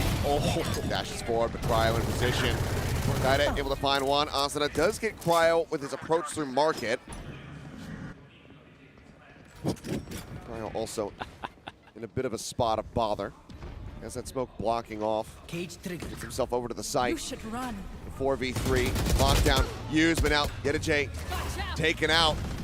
Lockdown's right there in the cyber cage, and now suddenly just Lumo takes one more with him, but A team ace, a round win, and a lead established here for the East. Oh, man. Their defense is just too strong right now. What's that? 8 rounds in a row, essentially, 7 on the defender's side. This is looking pretty... I understand now. I know why this is happening. Why? Because, You there's figured it one. out. You got Austin on one side, Cryo on the other side. They can only defend. Why is that? They can't pick up the attack rounds. Why is that? Never mind. They struggled with attack yesterday. Oh, that's right. Yeah, they did. You're right. Now I remember. Now the 100 Thieves were not doing so good on attack yesterday. I thought you'd pick that up a little bit quicker. Nah. All right, well, Cryo trying to hold the line, but Timmy. Nice opener here. He's that back. Able to answer back one, but Timmy comes up with a second elimination. Timmy! Looking for 3. Got it. Showstopper up over the top. Asana finding Mr. Fallen. I think they heard my cheeky snide joke and they wanted to prove me wrong. Look to tie this up at 10-10 once again. Mr. Tenzo pushing forward. Will be able to get him. Work cut out for him, though. As there's still 3 more players to go through. Oh, no. C's and C's. Both getting decayed, both getting healed back up. The swing in. Almost has that transfer. That was looking scary. But a Thrifty comes through. As the West will, in fact, bring it 10-10. This is very interesting that it's like almost exactly the same start. There's like 1 round difference before the attacker side gets their first win. I mean, it's a very tough map. Now Mr. Fallen's going to go for an op. Unfortunate timing there from Kai, just trying to throw out that neural theft, but has it very much rudely interrupted. Keeping them in contention, but now get another op here from Mr. Fallen. Push up, Timmy. Hungry for the win. Finds the opening kill, but jumping up over the top, seems like they have in fact noticed him. Maybe pinged. They're on that mini-map. Could be going to be taken down, but Asana now finding Dariali. Mr. Fallen, Shorty, here within the smoke, but he's got 2 targets. Here's the footsteps. Here. Just trying to relay what little he can over to Cryo. As the smoke gets ready to expire. For anything, can't find a paint shell. Let loose, Cryo. Getting the 1 elimination. The time running thin, and as he swings the corner, J will take him down. The West once more in the driver's seat. I like the way he presets up that blast pack to peek and then use it to essentially dash out of the angle there, but just got shut down too quick before he's able to do it. But all right, well, West, maybe they're back on track. They've got this. Timmy back to clapping. Still enough money to get the purchase through. Light armor onto 3, but no operator able to be carried over here. But it feels like overall the rifling has been the strong suit for the Eastern team. Wow. Really both out, swing in. Asana caught, blinded up. Nice little set play. East does not want the West to just walk away with this one. They do not want them to get up to match point, it would seem. Got it spotted there for a brief little moment. Showstopper at the ready from Cryo. Thinking maybe somebody was going to be pushing off the back of that Prowler, but unfortunately for him, the answer was no. Cap on the plant. He's just going to get tucked into the corner. Planted. All right, 4 players Tenzo. to try to get through. Now it's time for that Nightfall. Ooh, nasty. More than enough here for Cryo. Now he needs to try to jump forward. Yudan covering fire. Does manage to stop him dead in his tracks. Now the Nightfall crashes across. One enemy Yudan remaining. already so very low. Nice. No chance in hell for him to survive. Dariali will clean up the last 2 kills as we're just going to keep going blow for blow as the pendulum swings. 11-11. I really like the way that these sites kind of lend themselves to the Fade utility. Like the Nightfall, obviously, it's pretty good. Just like, you know, a lot of people think that Breach might be pretty good on this map because, you know, obviously the Rolling Thunder, but other reasons too. But and the Prowlers are really good here because there's a lot of tight corners on this map. Sure. So you can really utilize that well. Probably some haunt lineups that are going to be discovered over time that are pretty nasty. So, yeah, and you know, a lot of teams I think are thinking that Raze is going to be the more ideal duelist potentially on this map. So you got the, you know, the Season 8 combo, that kind of stuff. Yeah, I like Fate. I like Fate a lot on this map. Yeah. I'm excited to see the continued evolution of it. See what the pros really land on as far as. Not so sure about the Neon yet, but I mean, I could see her having some strength there. I think so. I think in the right hands. Some more relay bolt lineups might be necessary. Yeah, I think Dariali needs a little bit more practice. Bring them down. Yep, sending that Prowler out into mid. Gets a spot onto Lumo. It's Timmy. Trying to see if he could spot anything at all. Heading towards market. Shot goes out. A little bit of damage. Down to 67 health now. But with all this Cypher utility, the East is completely aware of where the West is, more or less, and they don't really need to push out. They don't need to cover A just yet, but eventually it seems like the West is making their way over there. You can see the Asuna just about to trip the one in front of A. And so now, Kaede gonna be under a little bit of pressure. Yeah, here comes the whole team.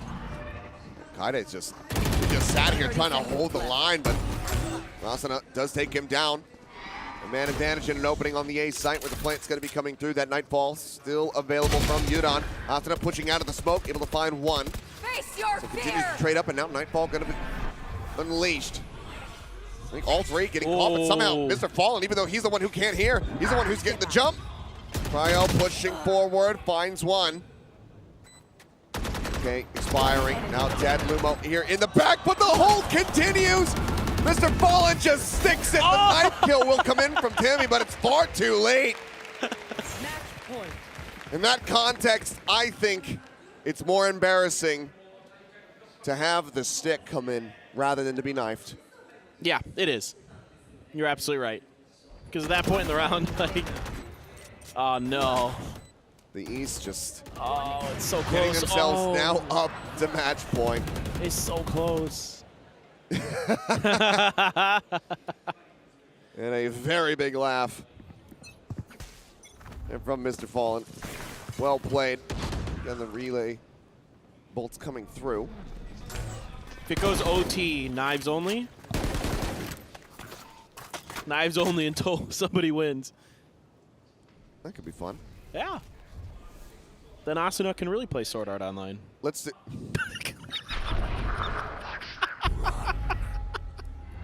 Oh, man.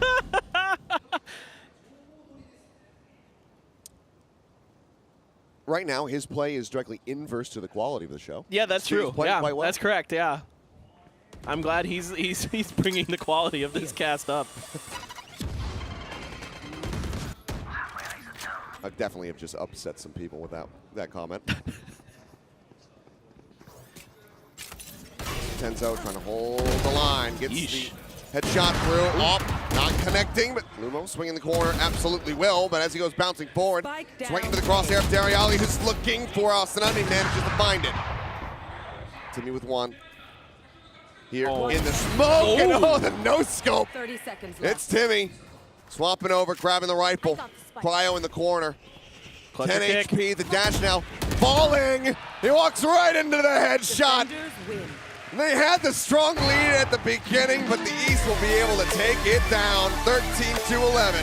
Dang, that was really close.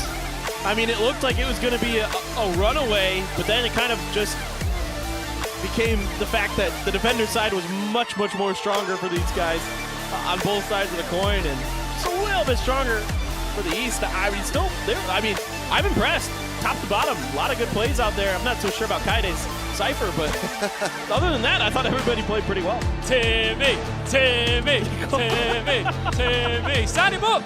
Sign him up! He's got a decent op. He had, very good opping. Good play throughout that one. Highest first kill pickup in that game, 6 for him. Next closest was Cryo and Mr. Tenzo, tied at 4. Yeah. Overall, a very solid performance there from It's Timmy. Come on, guys. I dare someone to lift the trophy. I dare you. Oh, no. I dare you. Timmy just grabs it and runs. Go on, Timmy. Lift it, Timmy. I mean, last thing on Timmy, look, he's a 100 Thieves content creator. Get him on the roster. Get him on that 100 Thieves roster. You never know what could happen. But look, for Achilles and for Paper Thin, guys, you finally got a nice long map there, didn't you? Like you said, East 8-0 down. Yeah. Don't forget. And what a comeback that was, Seth. That's a little bit more of what we wanted to see during the semi-final. It was one of the comebacks of all time, yeah. You know, I've cast a lot of show matches in my career. I think this genuinely might be one of the more fun ones that I've done, probably the most fun one that I've done. Really nice stuff. It was the least one-sided that I've done. Yeah. Yeah, it was good. It was back and forth, especially towards the end. And you know, it started off and there was some laughs and stuff coming from the arena, but the crowd really got into it as well. It became like a real deal Holyfield matchup, didn't it? Yeah, no. I mean, there were some exciting plays in there. There was some kind of like, you know, clutch sticks on defuses, you know, just barely whiffing on some shots that kind of cost some rounds here or there. People ulting their teammates, you know, it had everything you could want there. Very entertaining. Yeah, and there were a lot of players there we've obviously said commiserations to that didn't make it into the semis or the grand finals, and they all got one last shot under the big lights in this illustrious arena, and they all enjoyed it, that's for sure, Seth. Yeah, and I think it's really easy when you are eliminated from a tournament to say, like, no, I don't want to do that. You know, I'm not in the mood. So I got to say, like, you know, props to the players for being willing to come out here, have some fun, you know, push through those negative emotions after getting eliminated. Yeah. And, you know, just put on a nice little show here for everybody watching at home as well as here in the arena. Paper Thin, it's not often you get the chance to play Valorant in a sumo arena. Yeah, exactly. I mean, if you would ask me if I wanted to play in that, I would have said yes. I know I would have got absolutely destroyed by every one of those players on that stage. Well, I'd be lucky if I got one kill. Because he plays inverted. I do play inverted. There you go. My x-axis is inverted. Well, it's a lunatic. Or no, my y-axis. Sorry, my y-axis. Okay. You are a lunatic. Let's take a look at some of the highlights there from that one. I'm sure there'll be some interesting players in the mix here as well, Achilles. Yeah, I mean, fun moments throughout. I mean, it's like Favorite Thing was mentioning some absolutely bizarre moments as well. The showstopper onto the teammate, but we had plenty of rockets that actually did hit their intended targets. But it was a good time. Some nice showings. Again, I didn't know Timmy's game. I issue his an official apology. Can we get another one? Performed beyond my expectations. Very nice hopping. Reminds me of me. Can you vouch for that, Paper Thin, or? No, I didn't think so. He can't because he can't duel with me. That's correct. Well, we get the last shots of them all fist bumping, and you know it was a good time all around. MVP for West. One more time, give it up for Timmy. What a play! That, you know, we said that the best thing that could happen for him was for him to go away with a highlight reel. If I'm him, I'm clipping up some of those kills and putting them online for sure. That blade storm he had was nuts. I mean, he had some great op shots. There's a lot. There's a lot there that you can stick into some VODs, no doubt about it. Again, those first kills, you know, a lot of times just opening things up where they, you know, on the defending side, staring down that A towards attack side. Just really quick reactions, really snappy, punishing people for going for jiggle peeks and whatnot. So really crisp stuff. You guys done an amazing job. You enjoyed it? Yeah, man. Absolute blast. Yeah. Loved it. Coming to an end. What a dream it was to be casting in this event with Red Bull for the first time for us. Yeah. It was everything couldn't have gone better. Honestly, it was great. Yeah, I mean, you summed up when we first got on this desk, Seth, of the history of this building. Just for anybody who's watching right now, just recap. I know you don't know the ins and outs and stuff, but it goes back a long way, this building, and to be able to commentate within it on your specialist field must be a dream come true. Yeah, I mean, like I said, it's always awesome when you get to work in a venue that has a long lineage, and this has a longer one than most, 114 years. But you know, whether it's this, Madison Square Garden, I mean, we did Kia Forum, the Champions, and seeing all the different names of artists that were on the wall, you know, being like, oh my God, like I'm in the same spot where Queen was, where like, you know, Richard Pryor has performed in this place, like all of these absolute legends of their fields, whether it's you know, a comedian or a band or whatever. It's just sick to be like, I have now shared that space with these people. For here, it's sharing space with just generations and generations. Oh, I thought you were going to say me. Well, I mean that too. It's been an absolute pleasure. Definitely for the not first time. Definitely But generations of just people who are engaging in physical combat and sumo wrestling. Yeah. You know, dating back for over 100 years. That's just awesome, and that's not probably something that I'll ever get to do again unless we hold another event in this very arena. Anybody watching this who love your work, where can they find you both? I'll go with you first, Paper Thin. Say what? Where can viewers find you? Where can they find me? Right At here. Paper Thin here. Yeah? Yeah. Mine's Or also Kilios. here. Yeah. Kilios Cast, all that good stuff. All right, cool. Before we go anywhere else, this is the last chance you get to give your final thoughts going into our grand final, a best of 5 situation. True. It will be Cloud9 versus Fnatic. Fnatic are coming into this on fire. Cloud9, of course, yesterday wrapped things up in tremendous fashion. Which way you leaning? Give us a preview, Paper Thin. My head says Fnatic, my heart says C9. I want to see Oxy pop off some more. He has just been an absolute treat to watch. Yeah, I happen to agree. We're talking about it, the Oxy versus Durka head-to-head. That seems like that's going to be absolutely incredible, but this is also going to be a very big test for Vanity in that IGL role. Boaster had DRX absolutely downloaded, knew what every single move that they were going to be doing throughout those 2 maps. So, I mean, Vanity, can he come up with something crazy that Boaster is not going to expect, and can he get a read on what movements we're going to be seeing from Fnatic? That's my big question. So I think that is going to be the second biggest matchup for me. No more on the fence. Who's taking it? Fnatic. How did I see that?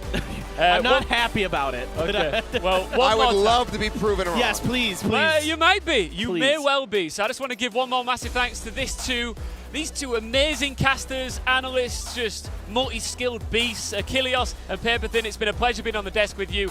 Go and enjoy that grand final. I imagine you're going to get sat in there in the mix with all of these amazing Japanese fans. And when we come back with Tom and Mitch, we'll preview that grand final in full and eventually find out who lifts the Red Bull Home Ground 2023 trophy. See you soon.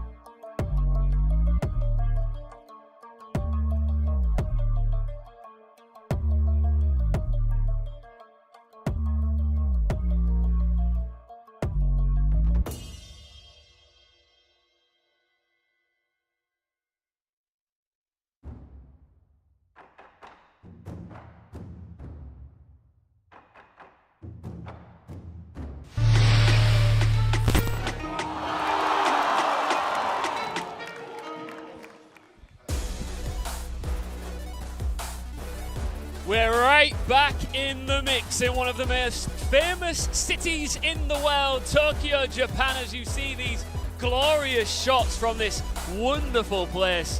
Too many glorious things to mention here, the shrines, the fashion, the food, the culture as a whole. And now, Red Bull Home Ground 2023. Welcome to this historic sumo arena right here in Tokyo.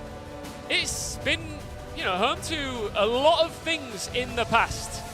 Sumo wrestling, Olympic grade boxing, massive live events, but never Valorant. We are breaking ground here, Mitch, as we've got a packed out crowd witnessing it all live. We absolutely do. You know, this has been an incredible tournament so far. I think the turnout from day one has been spectacular. We weren't expecting to even see this many people on the first day. The food trucks were packed out, and it only improved from there on out. The fans have been fantastic as well, and that's the beautiful thing about being here in Japan. It's unlike anywhere else in the world for a number of reasons, but the fact that they cheer for every team, that's what makes it so special. And in this final, I think we're going to see a lot of that. Big shout out to Aegon by AOC, who are supporting this event. My name's Ian Chambers. Thank you so much for having me. I've been your host all of this weekend, and we've been mixing it up here on the desk with our casters / You sound like you're analysts. leaving now. It's like, thank you for having me, guys. Right, I'm out. They've subbed me out for the grand final. I'll see you later. Maybe I'm gone. Maybe I am gone. You just don't know about it. Listen, Tom, Mitch, you are rejoining us here at a pivotal time. Ooh. After 3 long days, 8 teams stepped into this arena to kick things off, and we're now down to an Elite 2. I know it's hard for us 3 to get serious, and there'll be times when we're not. But for the players and the teams involved in the, you know, the culmination of this event, it's time to get deadly serious. Oh, for sure. Like, obviously, there will always be talk in these sort of events of like, it's off season, Like, the excuses are there before it even began. But for both teams, you get this far into the event, you have that best of 5 in front of you. Obviously, for Cloud9, the best start you could ever have to this roster is to beat Fnatic in a grand final and take a trophy. And also after they won the 10 Invitational as well. I think it would get people really hyped for the roster. And for Fnatic, it's almost like, yeah, our coach left. We've got a new one. We're still here. We're still kicking. And we're ready for 2024. Just keep everyone confident going forward. You touched on it there. Yes, it's an off-season event, but bragging rights, legacy, momentum, just a few of the things that you can gain by lifting that trophy, Mitch. Yeah, absolutely. I mean, we've seen it for a long time. I think 100 Thieves were certainly happy to lift a trophy, and it was at home ground last year. Yeah. They're not going to do it. They're not going to do it this time around, obviously, but now we've got a new champion. I'm pretty sure their watch party is like over there. Like, come on, man. Like, don't worry about it. The exciting thing is that either way, it's going to be a new hero here, right? We've had our G2 the first time around, Team Liquid and 100 Thieves, as I mentioned.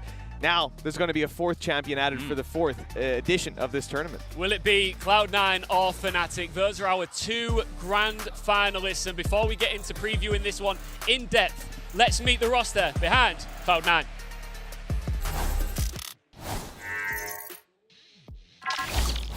Should the team always have a duelist? Francis is on the team. I'm down, yeah. In this meta with this team, I think yes. Right? Yeah, 100% yes. If you had to pick a map to play for the rest of your Valorant career, which one would it be? Icebox. Icebox. Icebox. I'm down for Icebox. I love Icebox. You guys are Or, no, Breeze. Jake, how do you not like Icebox? I guess you play controller. I think I'd play Haven. I love Haven. I don't know why I love that map. No, Haven. Who's most likely to clutch a 1v5 scenario? I'd say Eric. Yeah. I'll give it to Eric. Yes! I'd say Eric. Serious? I've seen Eric win more 1v4s than Jake. Which player is the biggest joker off screen? Joker? I think we're all pretty stupid. We're all but there's one big clown over here. Nah, I feel like we're all jester. It's either him or all of us. There's one of the S's. Yeah. No, we're all jesters. We're all clowns, but this guy's the biggest. Actually, yeah, you are the king of the clown. Well, they took out Zeta in the quarterfinals, then wiped out Mitch's boys' foot in the semis before locking in this grand final spot. And Mitch, it is a thoroughly deserved position to be in for this talented roster. Yeah, it really is. You know, I was excited to potentially see an EMEA matchup here, bring us back to the regular season in a way, but the reality is C9, they very much deserved it. And look, I'm not going to cry about it. I said after I saw Foot go out, I guess it's time for the full-on Vanity fan club. And I might even go against my EMEA squad coming into this. Even after a dominant display, you got to remember C9, their speciality is watching you play and then adapting to it. It's what they've done so far, and they've had a chance to watch that previous BO3. I think they're coming in hot today. Oxy in particular has really shown up on this stage. It's absolutely crazy, and it's someone you touted at the very beginning on. You both did, and he hasn't just lived up to the hype, he surpassed it. Well, that's the thing. There's been sort of like jokey back and forth. So I think it was Leaf actually on Twitter saying it just seems like any player that joins C9 as the duelist just ends up being their carry. He's always just trolling them. It's like you're getting lucky. You keep signing all these insane players, but if they win this grand final, he is the MVP. I don't even think it matters so much what happens. Yeah, He's been ridiculous all the way through this event as someone who is just making his way towards the tier 1, because when he gets himself into the partnership later on, like beginning of next year, that'll be his first time in partnership. He looks like he's already been there for years. How was he so unfazed by it all, Mitch? I don't get it. It's unbelievable. You know, we talked a lot before this tournament started when we saw these signings or at least these rumors, and he was someone I had a lot of questions about. Tom assured me that he'd probably play to a decent level, but I never believe it, right? When I see you perform at a lower tier, not have that tier 1 experience, not play against these kind of teams, I just don't believe that you're going to come through and deliver that performance, because we've seen it time and time again where these stars, as they're touted, take on the international stage or even a high-level regional, and it's a different ballgame. They get shut down. They can't find those same opening duels as they did because their opponents don't make the mistakes to allow them to do that. But this is a man who has made his own opportunities, and it's just been a joy to watch him play every single map. A real chance to put himself on the map alongside his very capable roster, but to do that, they've got to go against Fnatic. What can you say about these guys? Just blasted through DRX like it was nothing, Tom, to propel themselves into this final.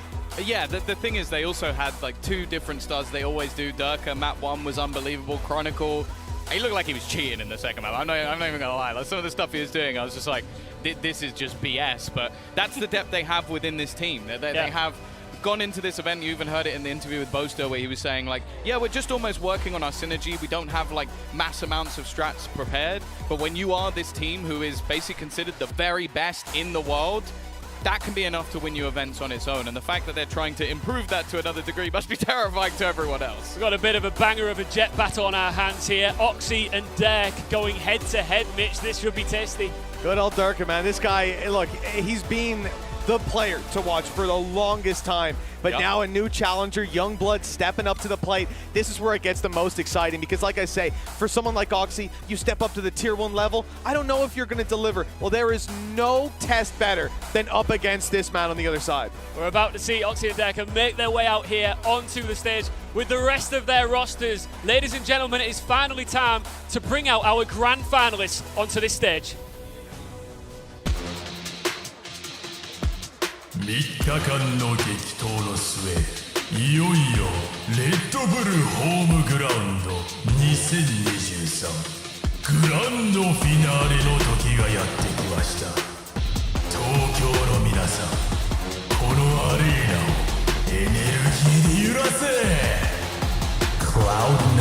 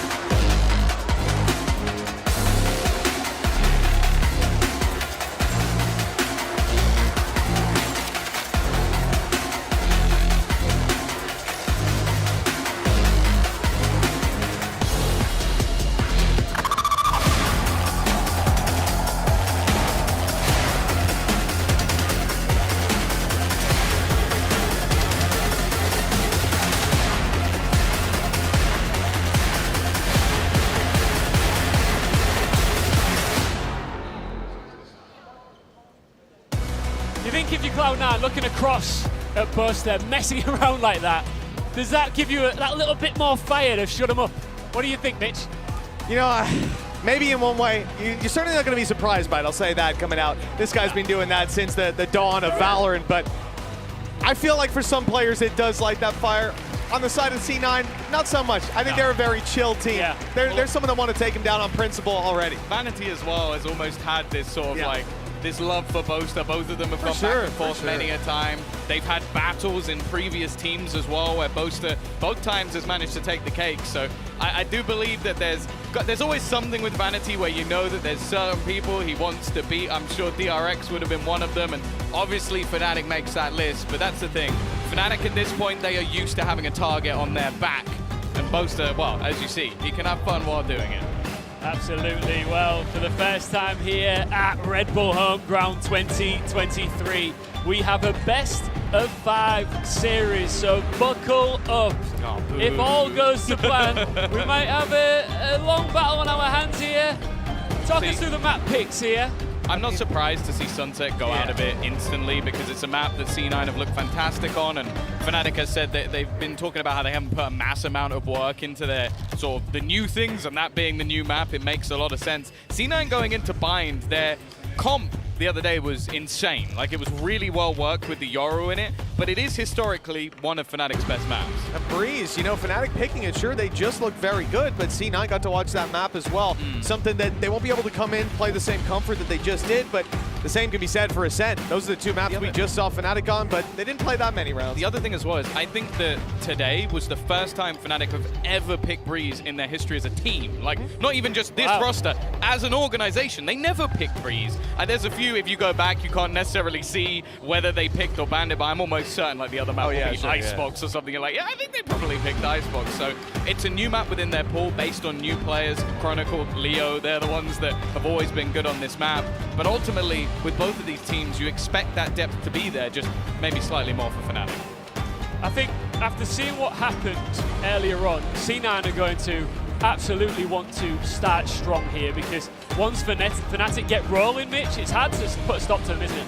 Yeah, it really is, and I think if they start to gather a little bit of momentum moving on to Breeze, their Ascent looked good today, like we said. Those 2 maps already feeling very good. Lotus as well. This was the map that for C9, they struggled up against Foot. So there's potential that even if that first map goes C9's way, that Fnatic do get that ball rolling, C9 will struggle to stop the snowball. All right, well, we are going into Bind to kick off proceedings, so that means Agent Select is coming up right now before your very eyes. Tom, what do you make of, or what do you expect to see here? Well, that's the thing. As I said, Fnatic have played this map for an incredibly long time. I don't think there's anything too crazy going to be coming out of their side of things. Cypher, maybe not the most common pick in the world, but it's something that definitely can be viable, especially for someone like Althea. The other side is where the comp's more fun. That Raze combo with the Yoru. Oxy was unbelievable the other day while playing this map. I will say, though, that I think with Zeta looked lost when they were playing up against it. Whereas I think Fnatic, they're a team that have a lot of experience when it comes to adapting on the fly, and they will have seen that game. So I hope that Oxy has got a little bit more in his back pocket that he was saving for a team like Fnatic. Yeah, I'm sure he does. The reality is that Yoru looked unbelievable. Vanity, though, I'm super excited to see back on that Sky. His flashes were unreal. He was picking up the op as well. Yeah, and he was hitting a couple of shots. versus Brimo, maybe? This is the thing. You go one side of the map, you've got Oxy, a ton of utility. He's going to be putting decoys out, making it very hard for you to take any space without dumping utility. You go the other side, Vanity's opping you, flashing you, and his teammates peeking. He's resetting up. This has been so much fun to watch these guys playing. We're not even touching on Curry, who has just been a stellar stand-in for this squad. I mean, to come in with relatively little time to prep and play this well, it is unbelievable to see. It's an advertisement for himself as well. Like, that's the thing. There will be teams that are going to watch these matches, see how he does versus Fnatic, and go, maybe we slip a contract his way. Yeah, that's what these events are all about, right? Exactly.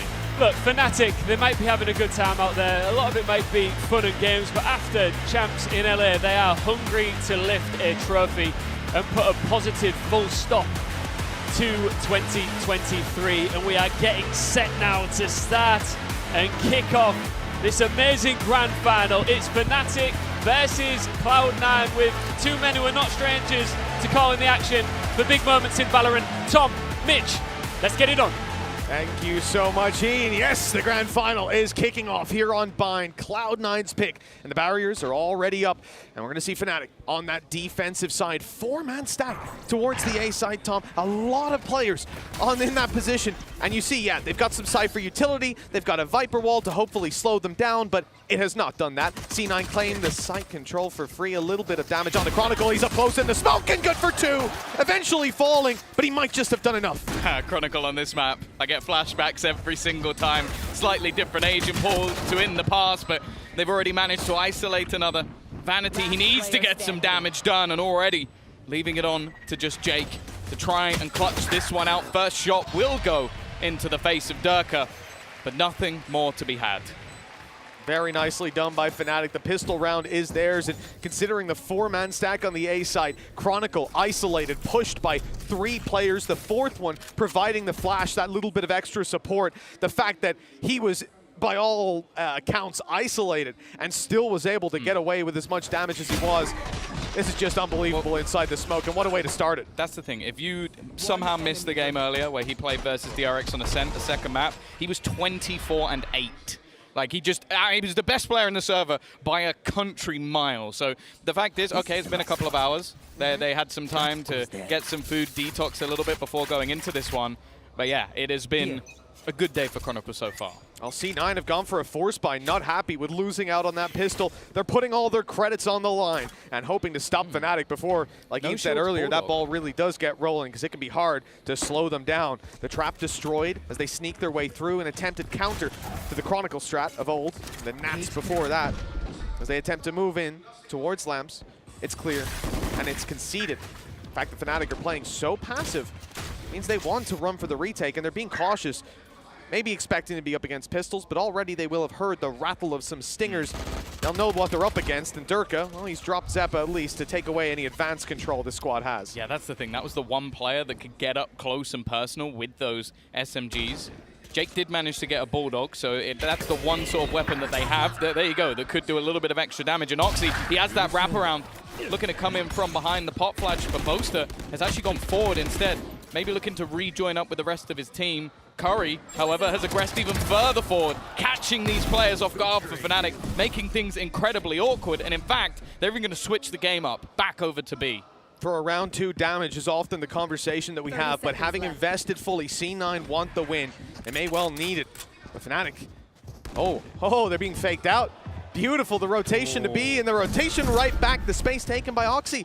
Now Fnatic really are on the back foot, with Oxy being so far pushed up. Now, they only heard 2 players teleport. They should know someone else was on this A side. Someone was securing the control, and they've spotted him. Avoided being taken down early in this fight. The problem is now they've got a crossfire. 3 players swinging out. A firing squad from C9 as they fight right back into things. The second round is theirs.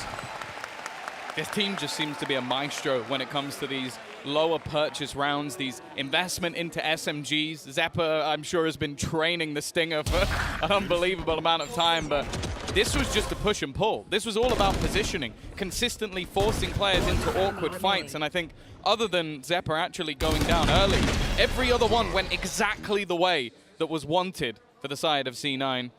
Equalization, and for the defensive side, you don't have that plant. You don't have that extra boost of cash. There's just going to be some pistols in this round. Not even any shields, and well, Durka already gone. Oh, and Oxy on the back of his decoy, grabbing another. Like we said, his utility usage has been such a menace to deal with. And you're seeing exactly why, even just starting out this first map.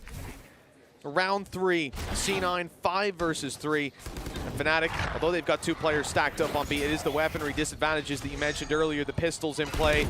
They leave them without too much hope when it comes to most of these fights. Element of surprise for Chronicle. That's going to be his first, but plenty more to go. And these targets are ready for the fight, but Chronicle's hitting heads. A nice follow-up on the second. Damage started to come into the conversation, but quickly that conversation closes. I don't know, the thing is, a split second later, and he's read that. He's turned back to catch the player. Chronicle definitely seems on today, but Well done from C9. Didn't let it get out of control. Obviously winning the bonus as well gives them a huge bolster in economy, so especially on this attack side, getting off to a flying start. And you have to bear in mind, it was their defense last time out that was off the charts. They were fantastic with their defensive aggression, which again, when you have something like a Yoru, is not that normal, not that common. Like you normally have a really poor defensive side because of the fact that Yoru doesn't have that much value to it, but Oxy has proven otherwise, at least versus other competition. Now that cam's going to be utilized quite regularly just for information, and I'm surprised they haven't seen this. There's so much there. TP actually going through as well, and now they're fighting this on the Fnatic side. Oh, those wall bangs were damn close. Whizzing by Oxy. His teammate further back, Vanity, they have managed to concede the control though and not end up being crunched, which was the intention of Fnatic, the Molly to lock them in, the players to push them. The Molly's come out from C9 as they start to take control of the back of A side, attempting a wrap, but Curry's been spotted, dropped immediately. The 1v1 fight's not working, and the trade's even better for Fnatic. 4 versus 2. It's Oxy to try and recover, moving through Bath. Boaster's low. One bullet is all that's needed. The wall bang, far too easy. Already a tear from Oxy. And he's going to tear through that dimensional drift. Make his way all around A, clearing this completely, allowing his teammate to move into position. Thing is, though, that spike hasn't moved towards the site. They're expecting a flank. They're looking for it, knowing that Fnatic probably have something else up their sleeve. But really, this is just a pure retake from the defenders. Yeah, they're actually just being patient, and it's almost getting in the heads of C9 a little bit. They will still have this plant for free. And Oxy again going to be getting up close. He's been unbelievable so far, and he's just not missing at all. Every single shot a headshot, every man in front of him down. This kid is something special. He's on his feet after that play, Tom, and I can't bloody blame him. I would have been if I wasn't already standing. Unbelievable. I mean, look, Boaster's low, every other kill, beautiful. That's Durka that he started off this 4K against, a player that at one time and for a long time considered the best player in the world. And for such a new player like Oxy to deliver that same level, unreal. 8-2. The third round for C9 and a crippling defeat for Fnatic, who now need to look for a way back in. This defensive side already slipping out of their grasp, and you can see by looking down at that hood on the left side, Fnatic don't have a lot to work with. A couple of scraps, a judge inside of Hookah can most certainly be dangerous. A bookie inside of Lamps, I'm not too sure about, and I'm just looking at an orbital strike for Jake, whether he wants to use it in a round where they've got nothing though. You know, it's alpha. It's an alpha with any gun. I believe there's a possibility that he's going to kill everyone. They've spotted him in Lamps, they've stunned him. Orbital strike goes over towards Bath though for some reason. So it's not actually going to catch Alpha. He's still here with the bookie. They could bypass him completely, obviously, especially with the wall down. Look to fight on range towards the back of the site. Big concern. They've spotted Durka. They know the showstopper's online. It's not fired. I was certain. He didn't even get a chance. Oxy's just taking his head clean off. We spoke about this C9 roster last year when they came to home ground. They'd signed Yay.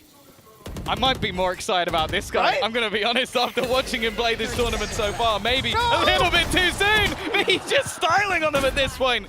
This is the best team of 2023, and Oxy is making them look foolish. 4-1. Again, got a little bit dicey for a moment, but they quickly recover into a further advantage. 4-1 up for C9. But once again, there's a bye now for Fnatic. And you'd think it'd get a little bit tougher. Yeah, you would if you hadn't just watched the last couple rounds, man. Look at that. I mean, it probably would have been just a one. Oxy might have been safe behind the boxes, but here, the amount of times he just escaped death in this round is unbelievable. 11 kills, 3 deaths up against Fnatic. And the 6th round, well, it's anyone's guess. 5 rounds. Anyone's guess what we're going to see other than Oxy finding a multi-kill, because I would gamble that that's a likelihood at this point. That has basically been the game so far. That's all it is. Other than the pistol round. Nonetheless, this is already, as well, his 2nd dimensional drift online. It's not exactly the cheapest ult in the world to get. He's just been building it up, causing havoc. Now, they don't have much in terms of ults to combo, but it can cause issues when it comes versus his opponent of Chronicle. He was sat in the Viper's pit trying to hold it down, but Alpha's responded quickly at that. Zeppa will put this back into a 3v3, and they still haven't quite got the spike onto the site. Zeppa actually looks like he might continue this. Showstopper. He's feeling confident and looking for a little bit more. Even going to pop that showstopper to try and clear Leo, and he will after death. Now Dirk has all that stands. With both players TPing, he'll have the info. But he doesn't have the HP, Tom. He's down to 48 health. Durka needs to step up to the plate. An Oxy-level performance, swinging into the planter, and it's not good enough.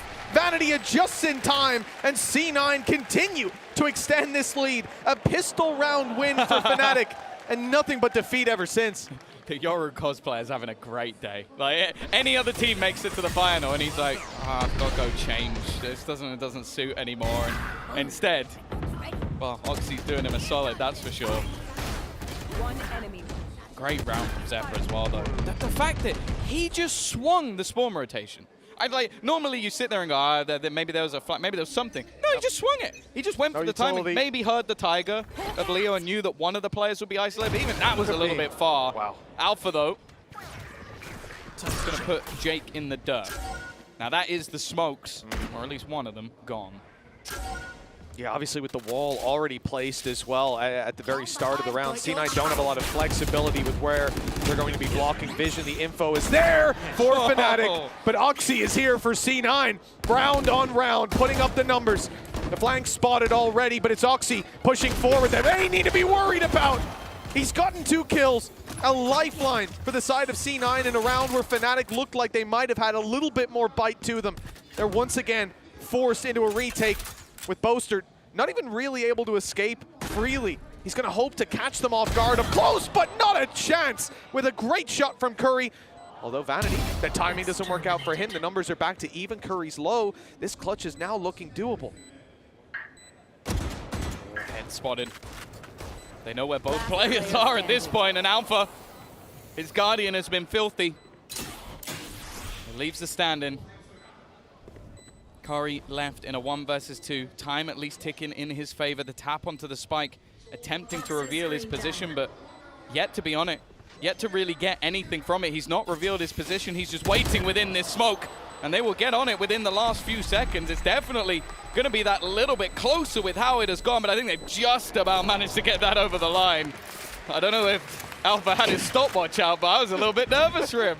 If he fires through that smoke, takes him down, yeah, it could have went awry, but I think they made the right call because they didn't know. And you'll notice the body language, the fact that Alpha taps it and then he's looking back. They had no idea where he was. So just trying to bait him out in the open. The patience was palpable, but at the end of the day, it's not quite enough. It's a big round for Fnatic, though. Like, you have to bear in mind that was SMGs, that was the Guardian of Alpha, and obviously a rifle, I think, retrieved by Chronicle. Even still, though, no real harm done in terms of the economy of Cloud9. They're still going to be able to purchase back into this one. A couple of ults available. And actually, well, new coach on the block. Now my buddy going to be given the opportunity to maybe try and talk through some things with Fnatic, because thus far, well, as said, coming in against a brand new Cloud9. Okay, they've played a tournament already, but this is the Fnatic Team of the Year that are coming into this tournament. And right now, well, they're getting started on by an 18-year-old Yoru. By a rookie. Unbelievable.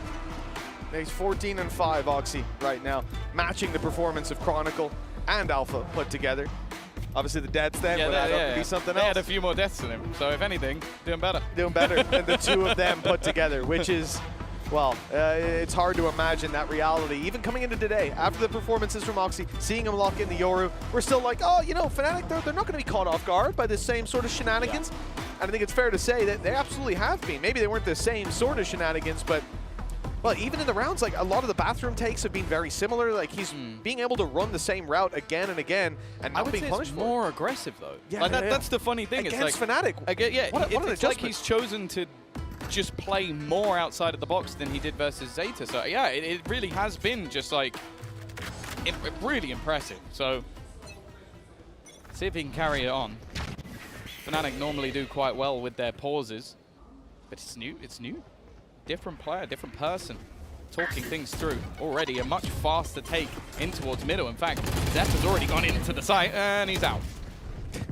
In and out just like that. Well, an opening pick for Fnatic. That'll certainly stand to them. Orbital Strike pushes some players forward. Hurry inside the snake bite.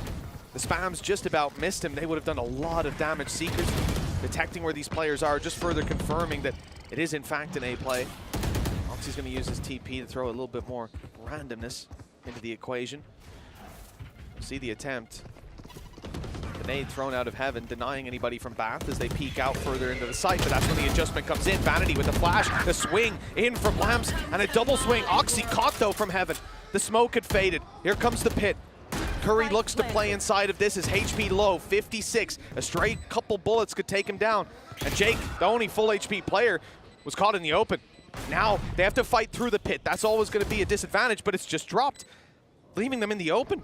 This could be a mistake. It could have worked out if Vanity got a pick, but now a 1 versus 4? 3, excuse me, can't count. 3 kills for Durka as well. Fnatic right back on the board, and look, they needed the last round. They got it on the back of a shoddy buy.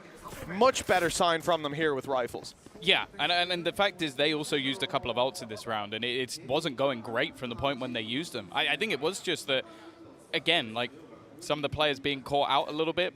Durka having a good round as well after a bit of a quieter start so far. And also Oxy going down has definitely made things a little bit easier for them. But it still got close. Like the fact that, they, as said, they had the opener, they used an orbital strike, and they used Seekers within a matter of seconds. And it was still an advantage for C9, at least for the beginning stages of the round. Nonetheless, still a purchase. These light shields are giving both teams extra buys. And Leo has had a quieter start to this match. He's going straight through with Darker, but Oxy, it just dodges the flash, waiting on the other side. And execution. There's no other reason for him to be that close to the smoke. He knew what was going down. Right. Nice snakebite play, taking down Zeppa a little bit easier. Now trapped inside the teleporter, and everyone's going to be watching it. No way to just walk back out of here, you would imagine, with 5 health. It should be very easy to take him down. Fake that he's gone. They put a smoke down, and then he's just opened the doors. He's going to TP. He's just going to call the shoot. No, he's actually going to teleport himself. The flash. Oh, and he's caught! 5 health for Chronicle, and it's enough. Alpha's picked up 1, 2. Oh, almost the 3rd. A good clap back by Jake, but not enough with the other Jake on the other side. We're gonna delete that one. Yeah, we're gonna delete that one. We don't need to see replays this time around. That's okay. Guys who are clipping that for Reddit, stop what you're doing. I know what you're doing, but stop what you're doing right now. He is completely blind. He is completely blind and just headshot him. That play works if you're against anybody other than Chronicle. Yep, literally any other player. And he's on 5 HP as well. It's the best part. A spam through could have taken him down. A Tiger in the teleporter. He was out of this round, but a blast pack. And yeah, literally anything. A swift breeze, but in the end, we'll save that one for next. I think we saw a swift breeze earlier, didn't we? We did. I don't know. We'll see the next one go quite the same. Of course, map number 2 of this series being Breeze. But my God. Why are we watching this again? They just want to do him dirty. Oxy fails 1 play, and they're like, oh. See, that's the thing. Most players, you make a good play, we replay it all game. Oxy makes a mistake, and we're like, oh, it's happened. Well, it was a good play from Chronicle, I guess. Sure, we can look at it that way. I think we might have some Fnatic fans in the production. It's all about perspective at the end of the day. Well, as you can see, Oxy's taking it really hard while having a nap during the tactical pause. So, yeah, I'm sure Imi's had a few choice words, but ultimately still 5 rounds on that attack side. It does seem like since Fnatic took their pause, though, they have started to climb back into this game. So we've seen that a few times. I feel like Zeta had some really good pauses throughout this event. DRX, never mind. Oh, no. Kanyang, I'm so sorry. He's not the one doing the coming pauses. after you again. That's true, but I just don't think he'll appreciate Kanyang would do an excellent pause. It'll be some of the guys have got places to be. Yeah. If you could just hurry up I and have win. a reservation tonight, guys. Well, 5 rounds on the board for C9, but Fnatic are quickly catching up, closing the gap. We'll see how much further this attacking side can build on what they've done so far. The opposite side of the smoke being held by Jake this time. Obviously, we saw Oxy up close. We saw it even in the replays and catching that double kill as they attempted to push down on B-Long. Fnatic much more passive at the start of this round.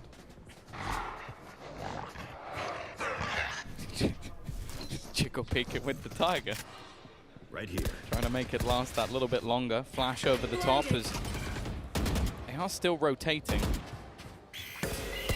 The thing is with Fnatic's comp, they're able to get a lot of information without taking a risk. You've got all of Alpha's utility. His cams have been such an issue. And just off the contact of the cam, the showstopper just gets them a freebie. Curry as well, their lurk. This kind of means that it needs to be more of a hit towards this B side because the A side is gone, as is Oxy. Oh, the spam was good. It was close, but Zeta only takes a lick of damage, loses his shields, but drops Chronicle on the other side. It's a Viper down, but still, the man advantage maintains for Fnatic. They've got plenty of players around B as well, and the smoke's down from C9.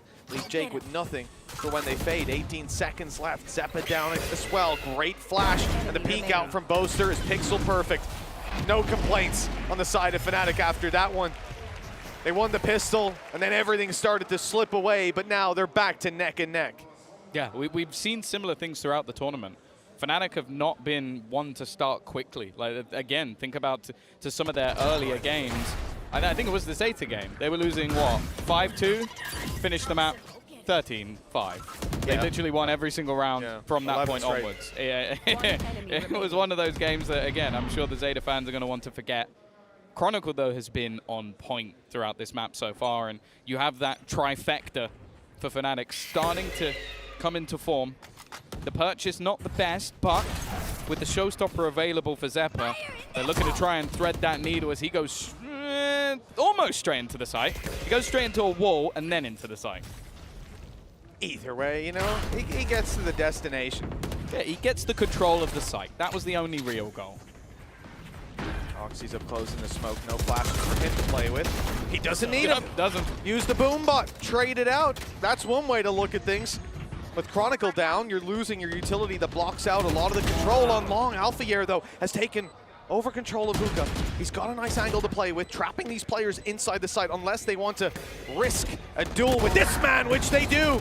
Might regret that a little bit later on. His second of the round already, still securing the top angle, making it so hard for Jake to reposition. He deals with him and another. Oh, a chance with the orbital strike, but up top, Leo just about gets it done. Has he bought the time? The time is low. Oh, this is going to be close. This close. is going to be very close. I think he's just about got it again. No! The orbital strike for the Red Bull Clutch! That is genius! Where's the pixel? Where's the pixel? Replay, enhance, zoom in, what? That is one of the smartest clutches I have ever seen. The jump over the top. And it bought just enough time. What? And I mean, just enough time.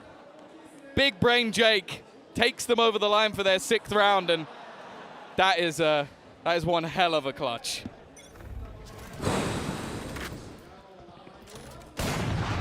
Well, Dirk has picked the opening. I mean, you lose that if you've got a USB 2.0 instead of a 3.0. That's ridiculous. I've got your trail. Opening of the round goes towards Fnatic. They thought they had the previous. I thought they did. I must wait a moment. And now they look to recover on the back of a devastating defeat. C9 pushing out towards the site. They're going aggressive. They want to push all the way in towards the back, but they've lost Vanity along the way. Zeppa got Alpha reloading, but it wasn't enough to get it done. Too many teammates here to cover. The flurry of kills for Fnatic leaves C9 in the dust, neck and neck. Considering how this started, Tom, I don't think Fnatic will be too upset. No, maybe with 0.01 of a second. I'm just glad it wasn't a Chronicle going for that defuse, otherwise I would have had real flashbacks. We've seen that one before, but wow. I'm still, honestly, we've seen so much in this half. Oxy, I genuinely think he might have some of the best crosshair placement I've ever seen in Valorant. Like, because you don't see him, like, flicking to kills that often. It's always just that he is already aiming exactly where the player's going to be.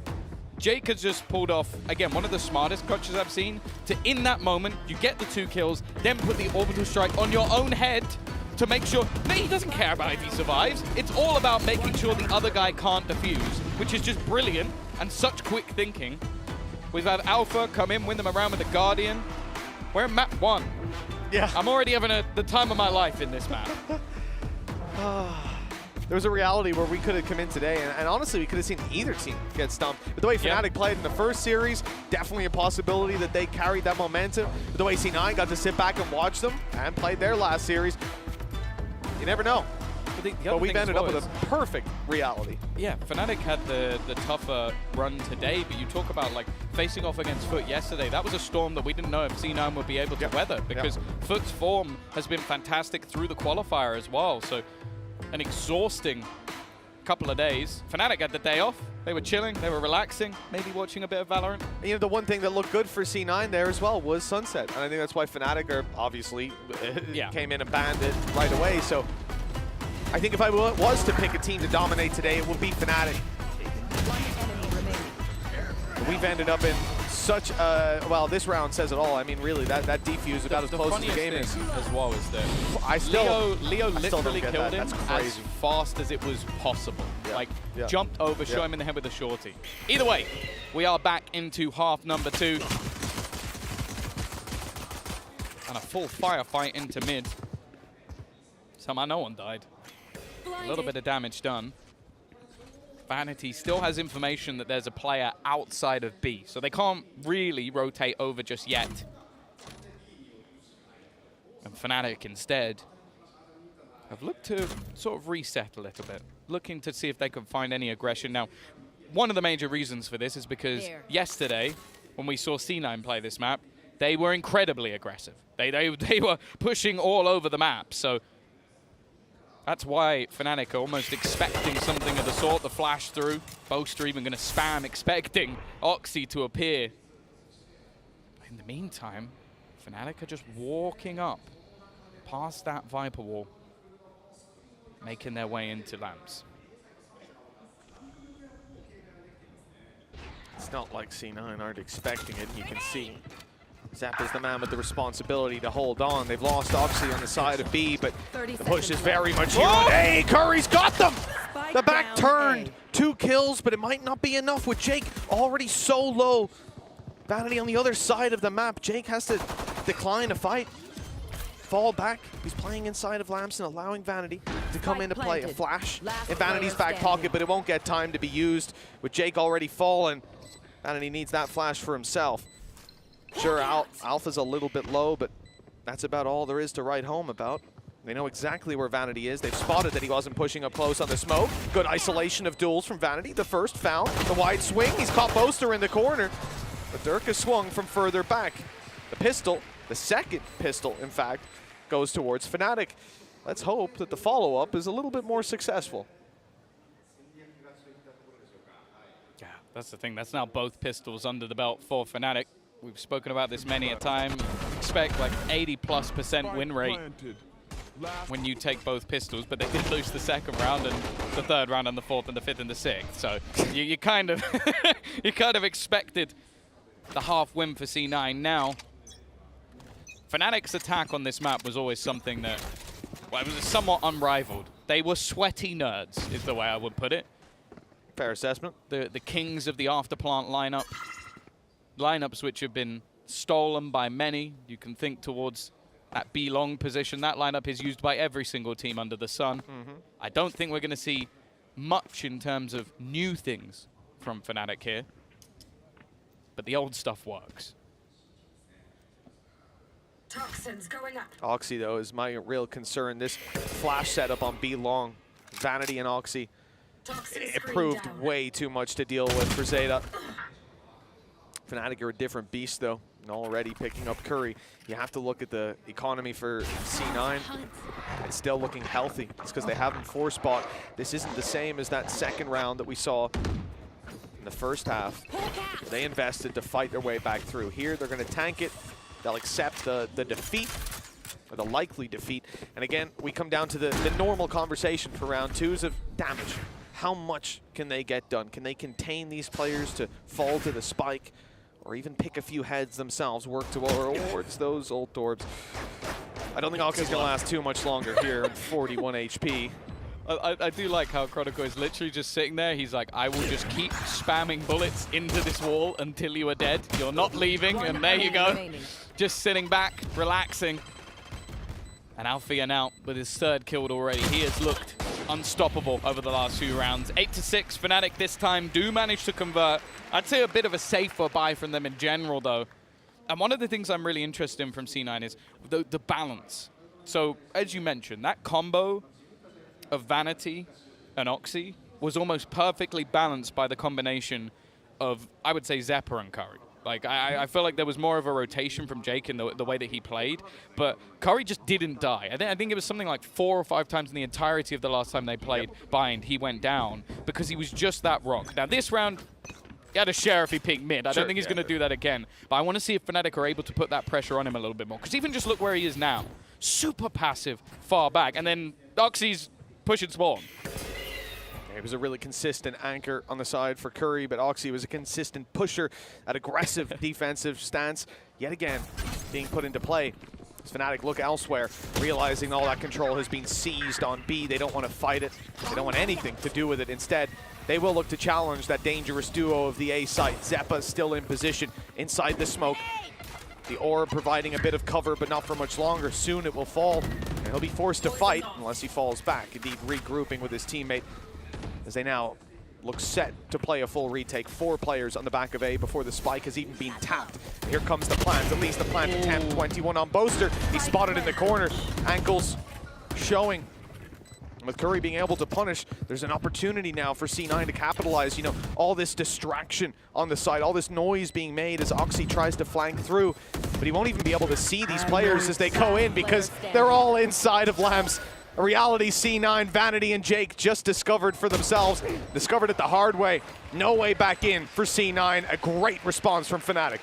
Well, yeah, this is the thing as well. We're finally seeing C9 get onto the ball with a purchase, and they've just been decimated. That I said, are they going to put the pressure on Curry? Are they going to put the pressure on that A side? Because I think that was one of the major flaws when we saw this map last time out, was that they constantly played into Vanity and Oxy. Well, if you play against that double flash, you're going to end up blind, you're going to end up dead. Whereas they put the pressure on the site with the anchors, smoked everything off, got into an afterplant, and that retake became much, much tougher. I wouldn't be surprised if I can see me talking. I was going to say, I wouldn't be surprised if I see a timeout and I get in my ear C9 timeout. Yeah. So there you go. It's not surprising. It's early enough in the half that they can try and fix things, maybe try and switch a little bit up, because as said, I feel like already Fnatic have kind of got a read of like, we can kind of get quite far into this A site without that much resistance. Yeah, looking at how C9 fell to so many thrifty rounds the first time they played up against Zeta, they look to recapture some of that finesse. And the reality is, you know, with this map, there's a couple close range angles. Coming out of this pause, I expect Fnatic are going to have a tight game. It's all about info finding for C9, trying to throw out something a little bit different here, cause damage to keep Fnatic from running away with their economy, build up those opportunities. In particular, I'm looking down towards the ultimate economy, where you've got Curry and Zeppa in a decent position coming into this round. If they can farm up some orbs, whether that be through kills or actually picking them up, congestion for bathroom, perhaps, we could see them have that little bit of a safety net coming into the next round. And at this stage of the game, when you're likely looking at a 10-6 scoreline for Fnatic, with a likely loss in this round for C9, the reality is those ultimates could be the turning point. And on Fnatic, well, Durka's just 2 away from a showstopper. And Durka, he might have been shut down when he popped that showstopper last time. I don't know if we'll see it again here. Attempted crunch from C9 on Bath, but no one's there. But they have managed to grab the orb for free. Yeah. The thing is, Alpha would have had his, but he already used it because that's how quick he managed to get his ult. Also, I don't know if the impact would be... It's not going to save a round. Bay is coming for you. Here. My eyes are down. About to quote Optimus Prime. Well, Oxy.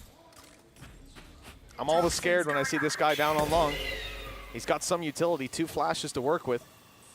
His decoy already primed and ready to go. But they've wisely made the choice to walk away. Yeah, this has been the call the entire time so far. They haven't really hit in towards this B site. Curry under pressure, just trying to deny, and Chronicles lurk fierce as ever. Their site almost firmly under their control. In fact, it looks like Alpha might even be tempted to go through the cage. He got lost, but he still lands the headshot. He goes for the 180 flick.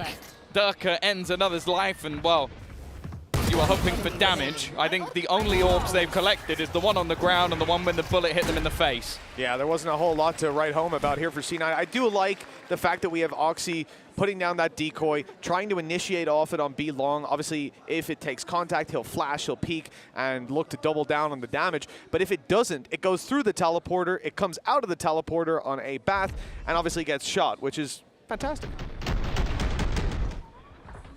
Because obviously, yeah, they saw Boaster was there, they got the rotations in, and in a typical round, that's great. That's good. In this round, it didn't do anything for them, because they got the players rotating on the site, and then got shut down in the fights. But now they've got rifles, and this is where they can really battle back. Look at the push. Both duelists this time have just run all the way down B. As said, there hasn't been much contention there, but you know what this means? There's absolutely no one defending this A site. It is a rinse and repeat for Fnatic. They found the weakness, they found the gap. There is absolutely nothing. As you said, they managed to garner that showstopper up on that B site, and he's going to pop it instantly, a chance to get the free kill onto Chronicle, and at least now they have a man advantage. Good adjustment from C9 to instantly realize that orb needed to be taken before the plant went down. But with Oxy falling and that flank fully protected, Fnatic have a dangerous post-plant setup to work with, especially with that orb up. What? That's ridiculous. What a shot from Alpha, shutting down, thinning the herd, and making a distraction for Durka to strike from behind. Vanity at least shuts him down. Okay. Jake's got another, maybe a bit overzealous here, trying to determine whether they were defusing or not. Instead, it's rounded down to a 2v2, a 2v1, in fact, leaving just Boaster to do it. He's hiding away, and the clock might already win him the round. It looks like it has, with Jake fleeing. In fact, both Jakes fleeing. That's why they put me in charge. 11-6. That's why definitely got a little bit. Waistline. Definitely got a little bit closer than was expecting. Alpha, though, he's just on one. Him and Durka, when they're in form, there's nothing you can do. And that's what it seems like at the moment. Both of them having a field day. I remember at the beginning of this game, we were talking about Oxy having more kills than both of them combined. Yes. Yeah, not the case anymore. That ain't true, no. And you look at Yoru, there's a lot you can do with it to catch players off guard, but here on the defense, Fnatic are not walking into those traps. He's had to go A. Look, they have 4 players on A now because they've just not gone B the entirety of this half. They've just gone, okay, you have your cool little trap set up. Oh, that's a nice idea, guys. We're going that way. Yeah. So what have you got on the other side of the map? And at the moment, it's not looking great, and it's not getting any better.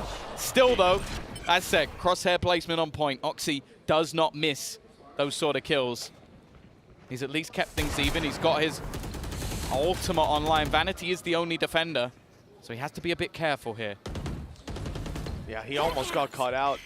Flash on long confirms there's a player there. Okay, the information is really starting to flood in for C9 that there's a lot of players outside of B. There's presence in this area. Jake's going to pop his smokes down, hoping that will slow the push of Fnatic, but it hasn't. The utility's in. The players are on the backside. Durka doesn't know where he is. He's been flashed for about 5 minutes. Vanity gets that kill! Turning on a dime to eliminate Jake. And Vanity still standing strong. The information coming through from the Yoru, but Oxy's down to 50 HP. He has to play this safe. Hope some of his teammates can recover. But look what Curry's working with. Sure, he's 1 away from having an ultimate to work with. The reality is, he only has a judge. And unless somebody makes a big mistake in giving him a free kill, essentially, this round should already be tied up nicely. And there it is. Yeah, 2 quick kills. Sure, Durka falls, but so much work to be done by a 50 HP Oxy. Leo will get it done in the end. From a close game to a dominant one. Fnatic showing why they are considered the best team in the world as of 2023. The only failure they had was at Champions with a top 4 finish, but they have now won themselves 7 rounds in a row. And in this attack side, there has been no sort of response from Cloud9. They now have to try and streak 6 together. They've done it throughout the tournament so far. 13 in a row of 1 stage, and Oxy, he's still managing to put up numbers. Chronicle gone on that lug, but look at the pace. They found out where Oxy is, so they're going to try and put the pressure in elsewhere. Vanity has at least managed to slow them down, and actually, it's done a lot of damage onto Boaster. This push has ground completely to a halt. Alpha, he's creeping his way up through a wide open hookah. At least that's what it will seem like for a moment. Jake is here, wanting to push in, and well, a very successful fight for the Brimstone. The smokes will remain, and most importantly, the orbital strike. In a round like this, 12-6. They want to maintain every advantage that they can on the side of C9. Those safety nets could well keep them alive on this map. Their map pick with Breeze up next, and Breeze and Ascent look fantastic for Fnatic, Tom. You imagine if they bring that same prowess to it, this could be a very quick BO5 for C9. 5 rounds in a row at one point, 5-1. They've struggled to get off that starting mark ever since. This could be where they push back. 30 seconds left. If they don't, it's done. And they have 3 players in this site already. The plot flash almost has to go through the wall at this point. They don't have time to wait much longer. The clock so desperately low, and this is where Fnatic decide to make their move, but the orbital strike comes through immediately. There is no time for anything to be done here, even an attempt to run towards the A site. It won't be enough. Even with the blast pack, I'd say it's a cheeky attempt. Maybe just plant to get some extra credits. Actually for the ultimate orb, that's what it is. Dirk wanting to make sure he has the showstopper, but after a big hiatus from the board, 7 rounds in a row, C9 have their 7th. I think the real concern is the pacing of some of these rounds for C9, even just burning up some ultimates here. It could end up being costly. Having used their orbital strike, you imagine a Viper's Pit about to come online for Chronicle. They've got a showstopper on Durka, which granted hasn't had the most impact in the world thus far. But it only takes that 1 round, and that's all that Fnatic need. He hasn't really needed it. It's going to be a fast push. Look, Oxy's going straight down, looking for a fight. Got a TP to fall back on, and he's baited out the ult already. Durka needs to try and find something, and it looks like he will. Zeppa sniped out of the sky, a shot landing. But no kill for it. Still the advantage to play with. C9 want to fight their way back through, muscle the advantage out of Fnatic's arms. But for now, there's no opportunities being given. Boaster spotted Oxy in there, sent Alpha to try and finish him off, but instead looking to get that plant. Still plenty of time on the clock, but they will get it through, and they're finding the kills. The trade only just 1, and now Jake left to try and face this 1v4. The shot on the first is nice for the pop flash. There is no hope here for C9. A strong start to this map, but an even stronger comeback from Fnatic. They'll take their opponent's choice, 13-7.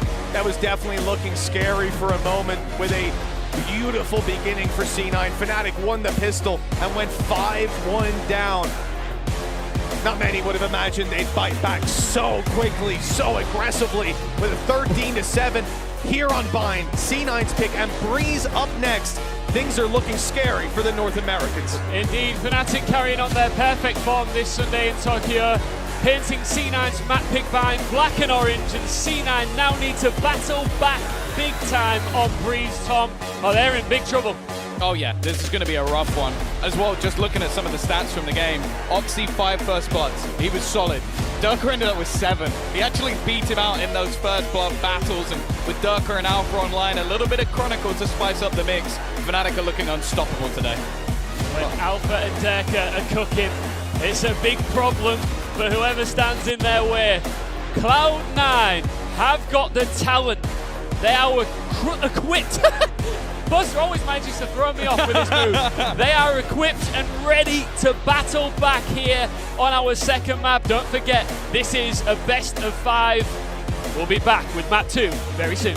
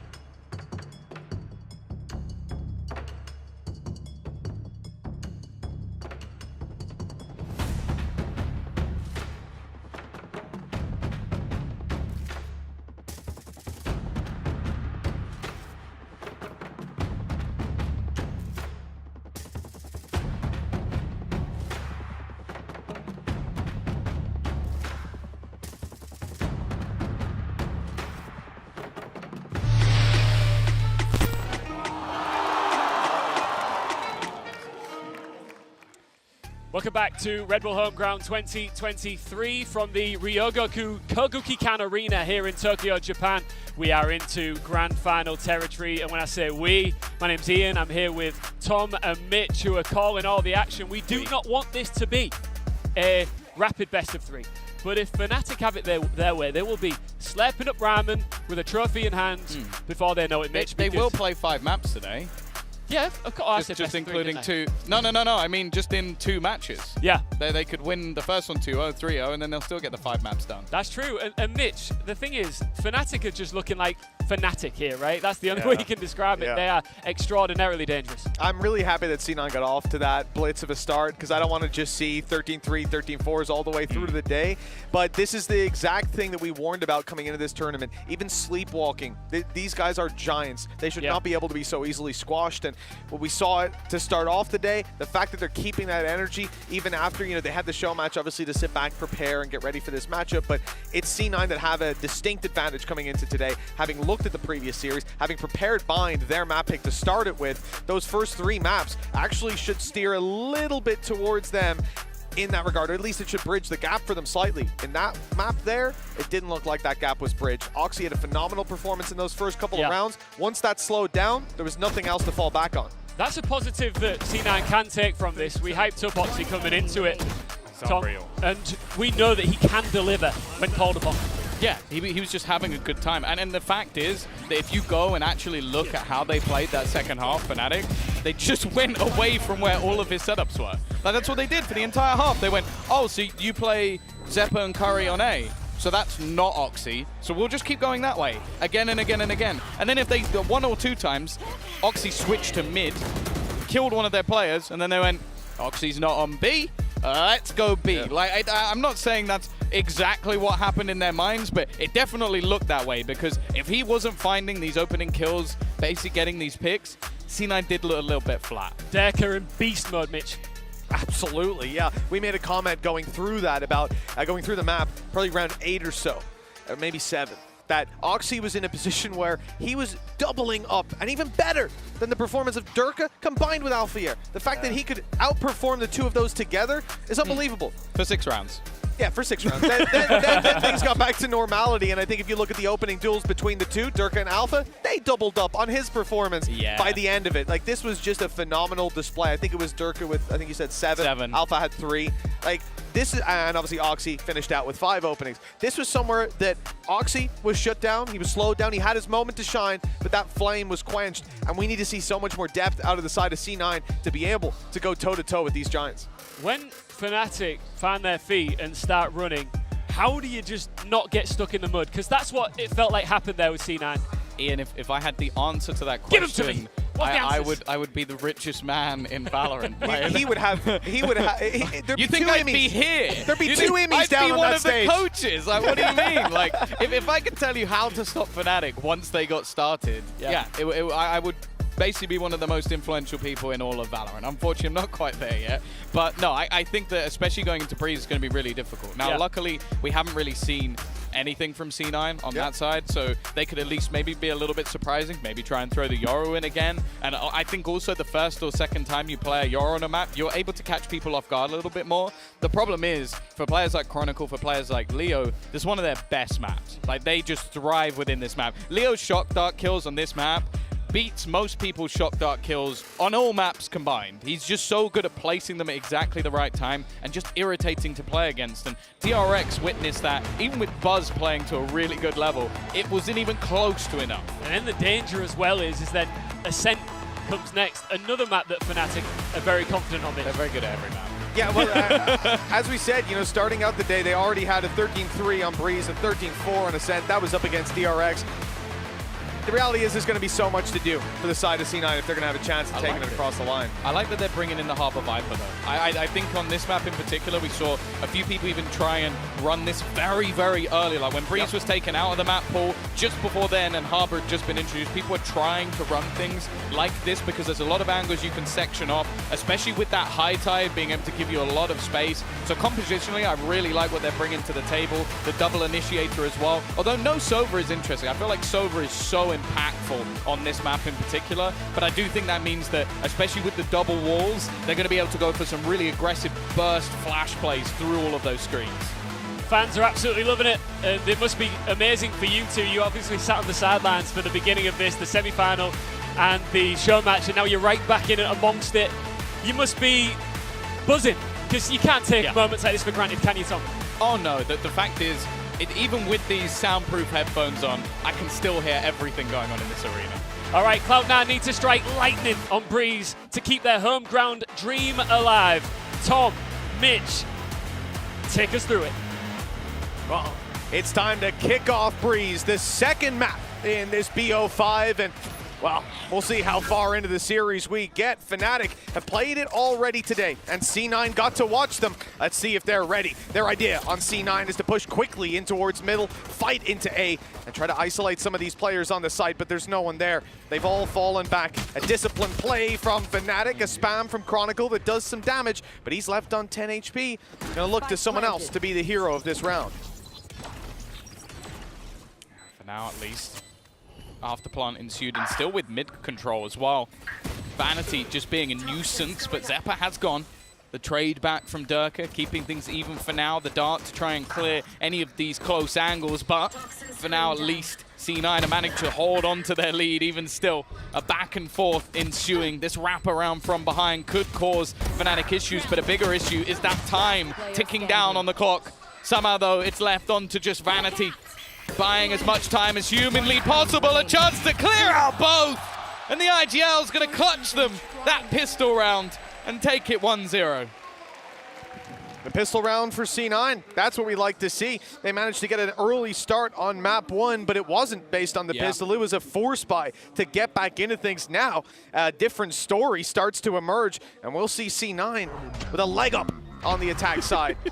Building on it, presumably. I don't know that Fnatic will go for a force. It's hard on this map. Marshals, you get a lot of those, but look at the composition you're up against. Not only a Viper, but a Harbor as well. They're going to be able to bypass a lot of those longer range angles.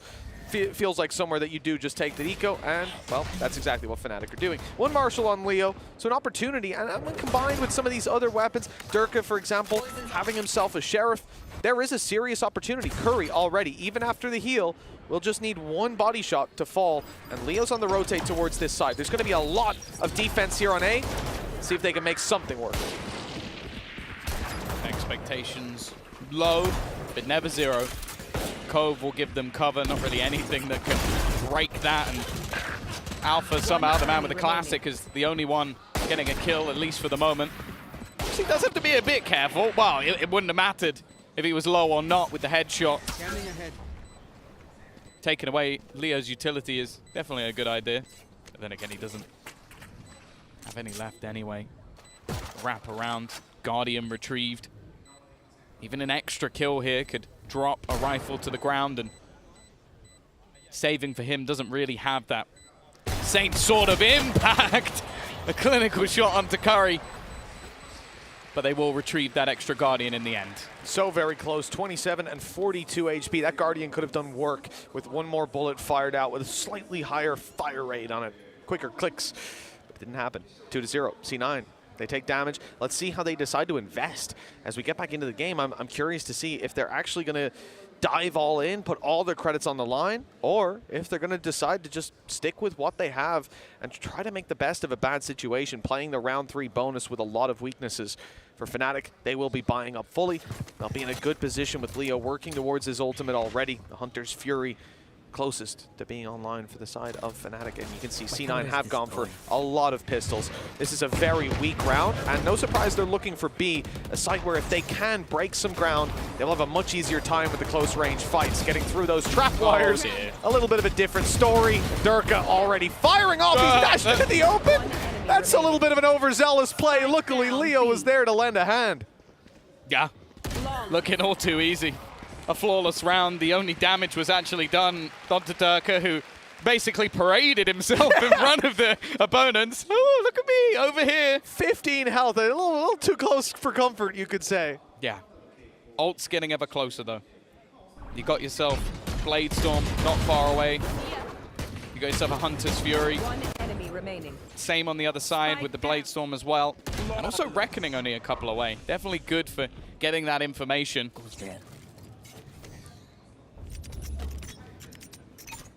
Either way, this is a nice spot. See how C9 look to bounce back. This is where they have the full purchase. Bear in mind, they had so many sort of weaker weapons in the last round. It's not really the end of the world. Investing the orb actually into Seekers, which is interesting. As I said, there's some really high impact ults that are not far away. Clearly they want that late round information. Just look at the aggressive push already from Durka. He's got himself right up close in mid. It's a good angle to just secure that crossover. Again, the concern for him being someone could come from elbow.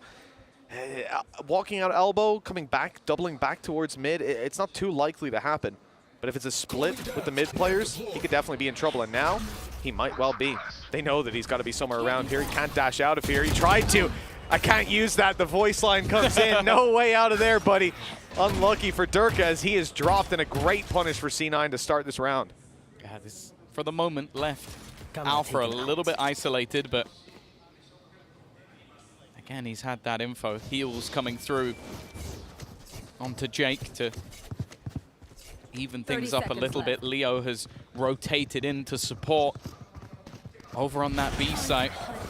Now this is where the execution begins. Just trying to find all of those trips, trying to make things tougher for Alpha, but, I was gonna say, he had a chance to find a few. The time is the main thing though. They need to kill off Leo at the back of this site. A single bullet could have caused them extra problems with that plant, but instead, wow, Boaster looks a little bit lost in the source as Oxy is close, and he's caught with utility in hand. It leaves Chronicle 1 versus 3. A tough opportunity to try and find anything in this scenario, but he also doesn't know where the majority of the players are, and they're in a pretty nasty crossfire. Yeah, I think he's even realizing chances of winning this are insanely low. It's not just a crossfire with 2 players, Spawn being point of contact, then a double swing can come out. Even if that Spawn player was instantly dropped, you would have 2 more to contend with in a heartbeat. There is just no chance. The reposition quite wise if he is looking to save and if he's looking to do damage. A good chance that they decide to move towards B main to save these weapons. Unfortunately, they have gone for Spawn. So Chronicle, although he won't be able to cause any further damage to the C9 economy, he will at least be able to bring this weapon through to the next. Well, especially with they last saw him in mid. So you'd almost assume the last place he'd be would be main. So yeah, I don't mind the idea, but a good read in the end from C9 and already getting their 3rd round on the board. Definitely doesn't look like, but from what we've seen so far this tournament, I think we already knew this, but losing the first map is not the end of the world for C9. In fact, their first map every single day has been a loss. They haven't been great in the first ones, even if it's their choice or not. But they're always able to swing back slow starters. To be honest, as many America's teams are and have been historically. Yeah. If they can sweep things back, they'll be quite happy. The flash timing is not fantastic. It does blind the opponent, though. And hey, if you have Durka as backup, I think you can survive. Pretty reliable backup and put in the work. Already finding that opening is a solid sign for Fnatic. C9 won't be moving towards the A site now. They've completely abandoned it, instead looking to navigate their way in towards B. This is where the setup is quite dangerous. Alfia's got traps everywhere. Cam up top, they've heard it being cancelled out. He's managed to spot one, but he's waiting for someone to step that little bit further forward. They've broken one trap, they've broken the second. Okay, now a Cove, even gonna help them out on the cross, but he stepped inside it. That's a safe spot for Alfia to fight from. And he relishes that opportunity, ripping off their heads and, well, not quite grabbing Oxy, but Boaster's snake bite will manage to close it out. I got 2 things. Number 1, Leo's dart is just the, I feel like he's the greatest Sova player we've ever seen. Like he basically pinged every single player. Number 2, I would love to get a replay of Alfia's cam as they started to enter the site. He had his hand off his mouse and was just twiddling his mustache. I didn't notice that. What? Because he's in the cam, so he doesn't need to touch his mouse. Yeah, so he's literally, he was just chilling. Like, it was just so funny during the round. He's literally just not actually doing anything. Up until the point where they enter, he sees them on the cam, he's like, all right, hand back on mouse. Where's my mouse again? again? Good job he didn't knock it off the table. Truly was just relaxing. Just relaxing. Panic flick. Now, Durka has tried pushing down a mid and staying close, but they spotted him out last time. This time, swinging out wide, clearing it all out. Ultimates Certainly plenty of them online for C9. One less now. As we see Jake pop his. Chronicle. Oh, the Blade Storm is taken down. Chronicle ready. He might be left on 10 HP yet again, but he's done the work. A kill that's doubled up on by his teammate. C9 have at least managed to grab a plant. From this point, though, Vanity and Zeppa have to do so much work, and they have no idea that Durka is so quickly coming behind them with focus elsewhere. Okay, Curry actually turns. He's looking the right way, but the flash have caught him. Durka doubling up, looking for the triple, and there it is. A clean fight back through for Fnatic as they equalize a little earlier on this map. Yeah, that was just a really nice round for them in general. The fact is, I think the first knives that were fired out by Oxy was actually through the high tide, and then it just doesn't manage to land the next one as he goes through it. A close attempt. This was the moment. Okay, one knife actually does hit, and then Chronicle again. He's just not dead until he's dead. That seems to be the motto for him so far this game. They also used themselves some of those ults. As you said, beginning of the round, they had the majority online, 3 of them expended, and all they really get for it is a plant. And again, Durka, he had a fantastic map earlier in the day. I think it was 19 and 10. He's already well on his way to getting that far. Well, Tom, a tactical timeout for C9 as their lead has now diminished to a fraction of what they hope to have already. Just 3 rounds on the board coming in to round number 7, with Fnatic having all the momentum, with ultimates having been expended on the side of C9 for very little reward. This is starting to look a little bit scary. It's the right time to call a pause. Things haven't gotten out of hand just yet by any means. But like Ian said, once the ball gets rolling, Tom, that's where the trouble starts coming. And it doesn't all come with typical questions. How would you stop Fnatic? Well, what do Tom, you mean? What's the exact solution? Yeah, you know, I would sign the Loud roster. That would be my way to stop it, because they're the only team that did it consistently. There you go. There you go. That's my actual answer. So swap out all the players on stage on the other side. You also have to sign Aspas back from Leviathan as well. Yeah. Oh, okay. So you don't believe in the new Loud, more so. Obviously, without to Aspas, beat Fnatic? Yeah. No. Yeah, that's reasonable. I mean, without Aspas, it's certainly a reasonable take, Tom. See if you eat those words next year. Maybe. I doubt you will. Maybe. Sadak, Maybe. Look, Probably if Sadak does it again with another new roster, he is the GOAT IGL. Like, I don't think it's even arguable at that point. If you lose Aspas, you lose Sassy Pancada, and you're still up there with the best, fair play. Fair play. I think they'll still be up there next year. Just that'll be good. Yeah. Maybe not the best. Less is still unreal. Less is more, as they say. 3-3. A lighter investment and not a lot to play with in terms of ults. I don't think a null command is going to be able to save them when it comes to a low buy round like this. Durka, he's consistently been up mid, but this is a new angle, a new position, and he already knows that there's players around this spot. He has just been running right across the map. Alpha will go down. His aggression met by Vanity. In fact, he's still finding a couple of kills through the tube. We've seen that in the pistol round as well. The second this high tide goes down, it's dropping. Someone's dying. It's a matter of seconds. We'll see this fight come through for Dirk. He's looking the wrong way, and that's a free kill for Jake. A big punish with the advanced position that they had, and now they've whittled it down to just 1. Leo left alive for just a second longer. What a round from Jake. Yeah. Yeah, someone early in the tournament I feel like was a bit quieter in terms of his individual play, but the more time spent on the stage, the more impact he's seeming to have. Cloud9 are going to take themselves the lead once again, but a real back and forth. And while my main worry is that there's now a weapon in play that hasn't been thus far this map, the operator for Durka. And that's the thing, he's been super dynamic, aggressive with where he's been playing across the map, but now he can literally play anywhere. In fact, he's going to peek B main. They're very passive on B. Oxy is here holding the angle, waiting for the peek to come through. And the shot will not land on either side. But that has deterred C9 from sticking around. They're looking to take the A site. It looks like it's wide open for them. There is one player a little further back. It's Boaster. He's avoided the dog for now. But he can't do a whole lot. Powerless with his abilities removed. He has to rely on his weapon or on his teammates rotating back. Oh, that flash was perfect. Curry capitalizing and now looking to retreat as Oxy picks off Durka. That's the op out of the round. A big threat for Fnatic, now diminished to nothing. And for C9, they have all the control they could possibly wish for, even spawning Chronicle on the flank.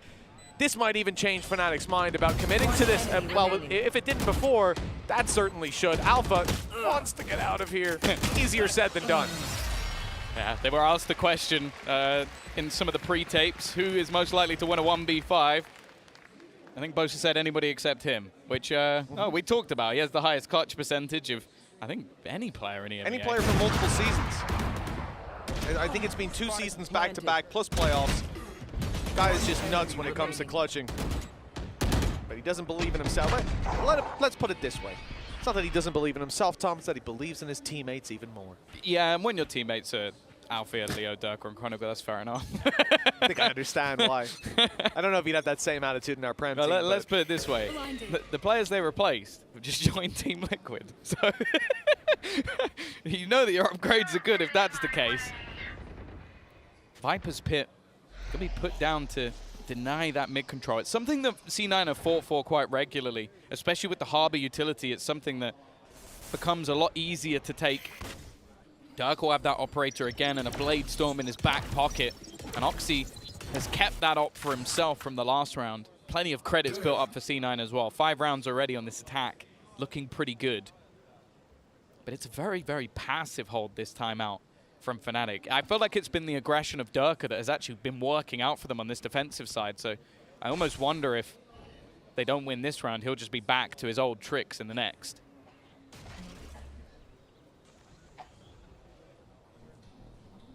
Well, it looks like things C9 are looking more towards giving Alpha an opportunity to recapture his performance from the previous map. Currently moving in through mid, picking off Chronicle, a huge kill.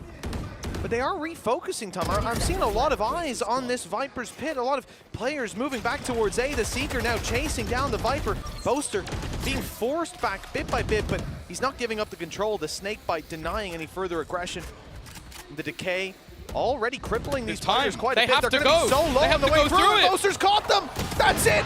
They've got to sprint in, and the clock has already decided the round. They tried to go through a pit, Tom. They gambled the whole round on it. Yeah. And that's not always a good idea, as we just saw. They realized as well, that was the thing. They were like, okay, we can't run through the snake Let's bite. go back. We can't. We've got to go back. And then, I don't know, Vanity, someone else went, time. guys, you got 15 seconds. You can't make that rotation. So then, last second, they have to run through. And that's not working. Even with 30 on the clock, Tom, I see them start to look that way. I see the players start to move in, and it's like, that's a big gamble. Sure, if Boaster goes out of the pit, you catch him there, great. If someone sprays him because the Seeker shows him, great. But in the instance where you do not kill him, it's over. He has to massively screw up at that point. And by the way, they were still like 40 HP going back into the pit. The Decay hadn't gone away yet. So then it just further compounded to 1 HP. It's like, he needs to sneeze on you. Knife gonna take out all of the abilities. Leo and Alpha, a deadly duo. Alpha will get first blood, but Oxy's managed to trade. Both players at the back of the site. The Reckoning is going to start to cause havoc with them stunned up, and Oxy just looking to pressure now. He's already tagged, bear that in mind, and Chronicle just in time will get that execution. These trips again have caused them issues on the B-site entry. Just as you think C9 are going to walk away with this half, again, Fnatic respond. 5-5, very similar to how we started out on Bind. It's neck and neck coming towards the end of the half. Still so much to be played for. But it's the side of Fnatic that come in with a slight advantage. Again, this is a round where C9 commit some ultimates. Saw the Reckoning burned up. Jake suggested they move, and well, they moved right back up to an even footing. As we come into round number 11, side of Fnatic, once again, looking to get aggressive. Sorry, looking to have the op on A, but this time looking to get aggressive more so, as Durka is posted up, and Vanity, okay, oh, careful. He spotted him. He saw him, and he's out. Again. Again, middle control being fought for. Great cascade. Flash confirms he's still in main. Good information to play around. They haven't been able to cross over, and for the most part, I think that's been spotted. Even with this mid control, like, it gives them more of a split in towards that B site or into A if they desire. But with how passive Fnatic are playing now that they have the operator, you're almost looking for a mistake. And while Chronicle is already going to get that first, he is just flying at the moment, looking for a little bit more, but the trade from his doppelganger will keep things even, at least for now. Take flight. Leo is likely to garner that extra information that this is the site to be played within.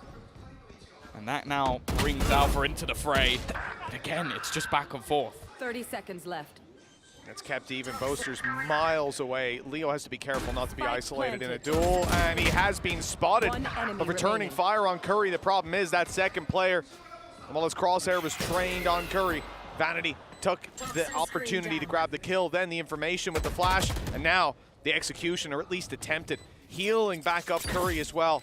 He will be sitting pretty on 100 HP on top of yellow. Point of contact as the cross comes in. Boaster might have an angle, never mind. Curry very quickly shuts that down. 6-5. C9 once again.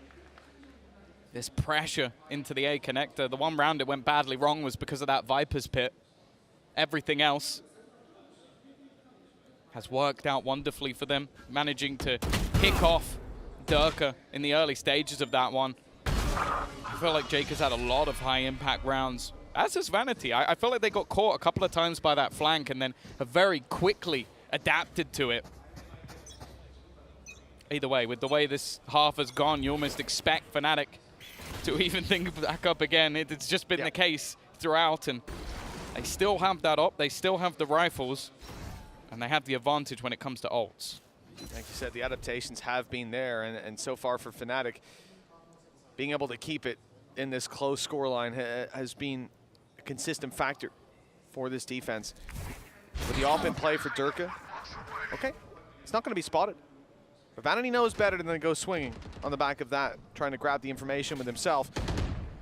Only result in him becoming minced meat. The side of C9 have played this much more stagnant on the attack, just slowing it down, waiting for the opportunities to be played, and oh, there we go. Nice shot from Durka, nice shot from Chronicle, and it looks like the dominoes are starting to topple. Curry tries to step it up, but then Leo comes in from the top and puts Zeta in a 1v3. And he's going to cross the world, but there's still some traps online, Tom. He's going to struggle to get onto this site. Yeah, Boaster has rotated back now. Well, any surprise he had is gone. 30 seconds left. And Neural Theft with the second ping, and wall banged out by Durka. No surprise to see Fnatic even things up as they head once again 6-6 into the second half, but just bear in mind what happened last time out. 6-6 half, a decent start for C9 that ended up slipping into even territory, and then half number 2, Fnatic demolished them. Absolutely demolished them. Now going into this attack side, this is where I really want to see what C9 have got, because in terms of delay with that Harbor Viper, there's a decent amount. In terms of their sort of pop flashes, what they have available to set up Oxy, there's a lot. The question is, can they put that all into play when facing off against Fnatic, who we already know can cause issues? Well, the good sign of this one compared to the previous one, Tom, is that last time when we saw this equal scoreline, that scoreboard looked a little bit more separated. Oxy was leading the charge, the rest of the squad was much further behind. This has been a much more well-rounded approach from the side of C9. Everybody stepping up to the plate. In fact, the IGL of Vanity up on top right now. And this is what I like to see. More tightly knit means a better opportunity for this squad to actually deliver. Now that Oxy can be set up that little bit more to capitalize on dueling angles. Maybe have that Durka-like performance. That's the only thing that scares me, though, is you're talking about a Durka-like performance. Durka is having a Durka-like performance. Like, he is 14-6, especially in those first, like, I want to say 8 rounds. He was just tearing them apart, like running down mid, finding entry kills left, right, and center. And now his job becomes that on the attack, to take that space for the team. If he is on a tear, okay, this job can still be difficult, dashing into the smokes, but I bet on him to find that kill 9 times out of 10, and C9 are going to have to work, really work, to try and shut that one down. Either way, We are going to be getting ourselves back into this second half. Sheriff spot up, not just for Oxy, but also for Vanity. Feeling confident in his individual aim, as you said. He's at the top of the board right now, but it does remove some of that extra utility. Yeah, it's kind of wild to see him come in like this. Confidence on display, and the ranged fight goes well with Durka already tagged up.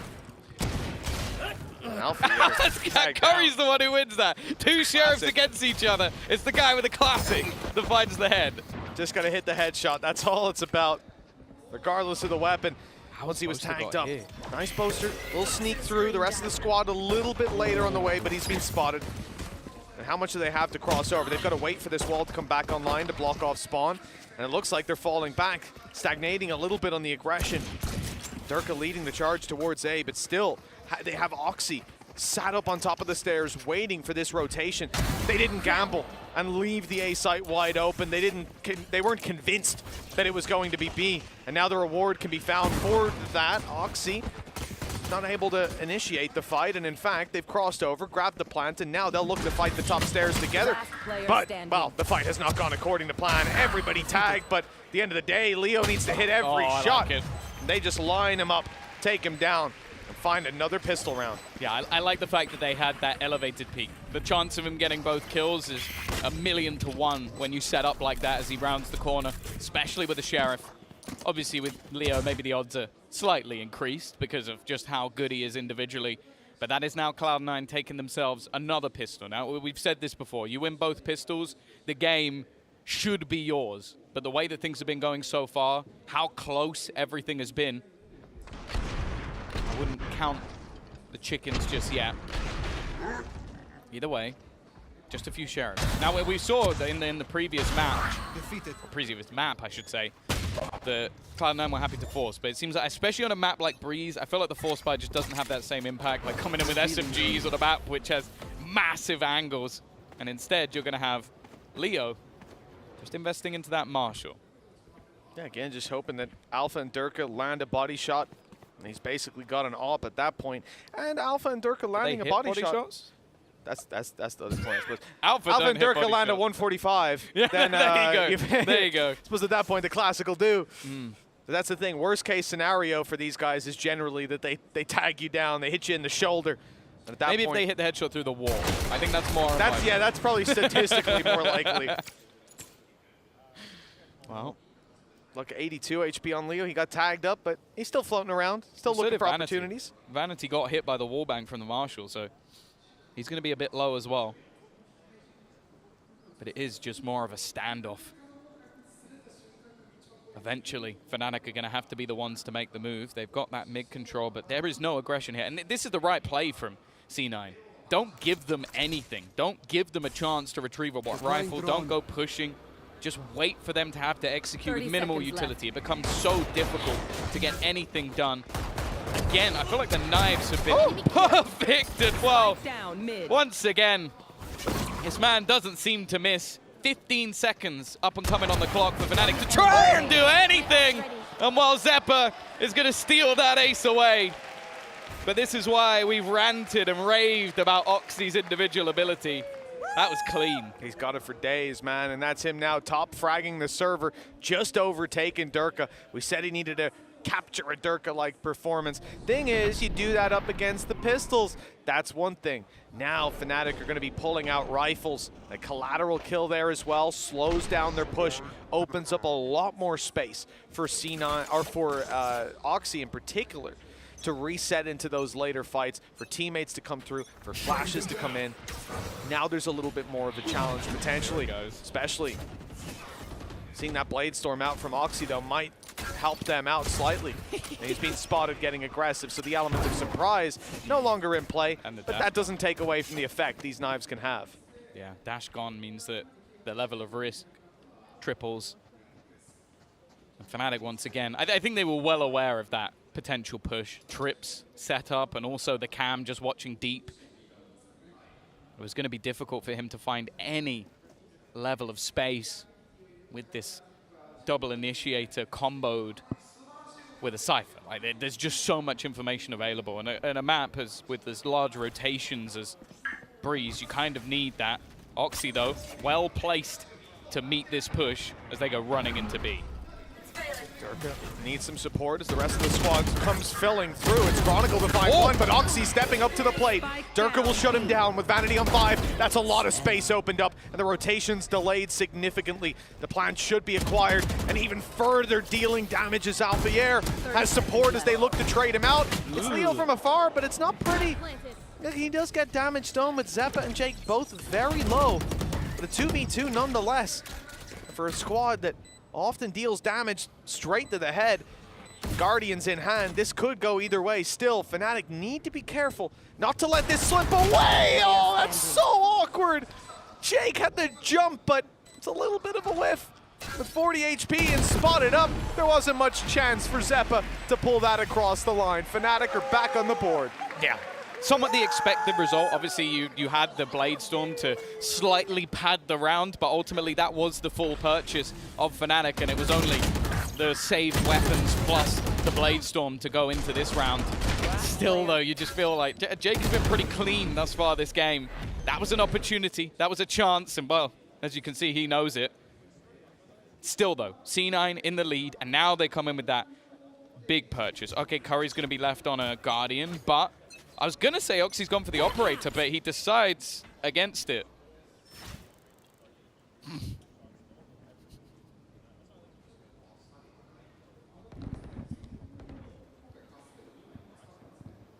It's a very slow start to this round.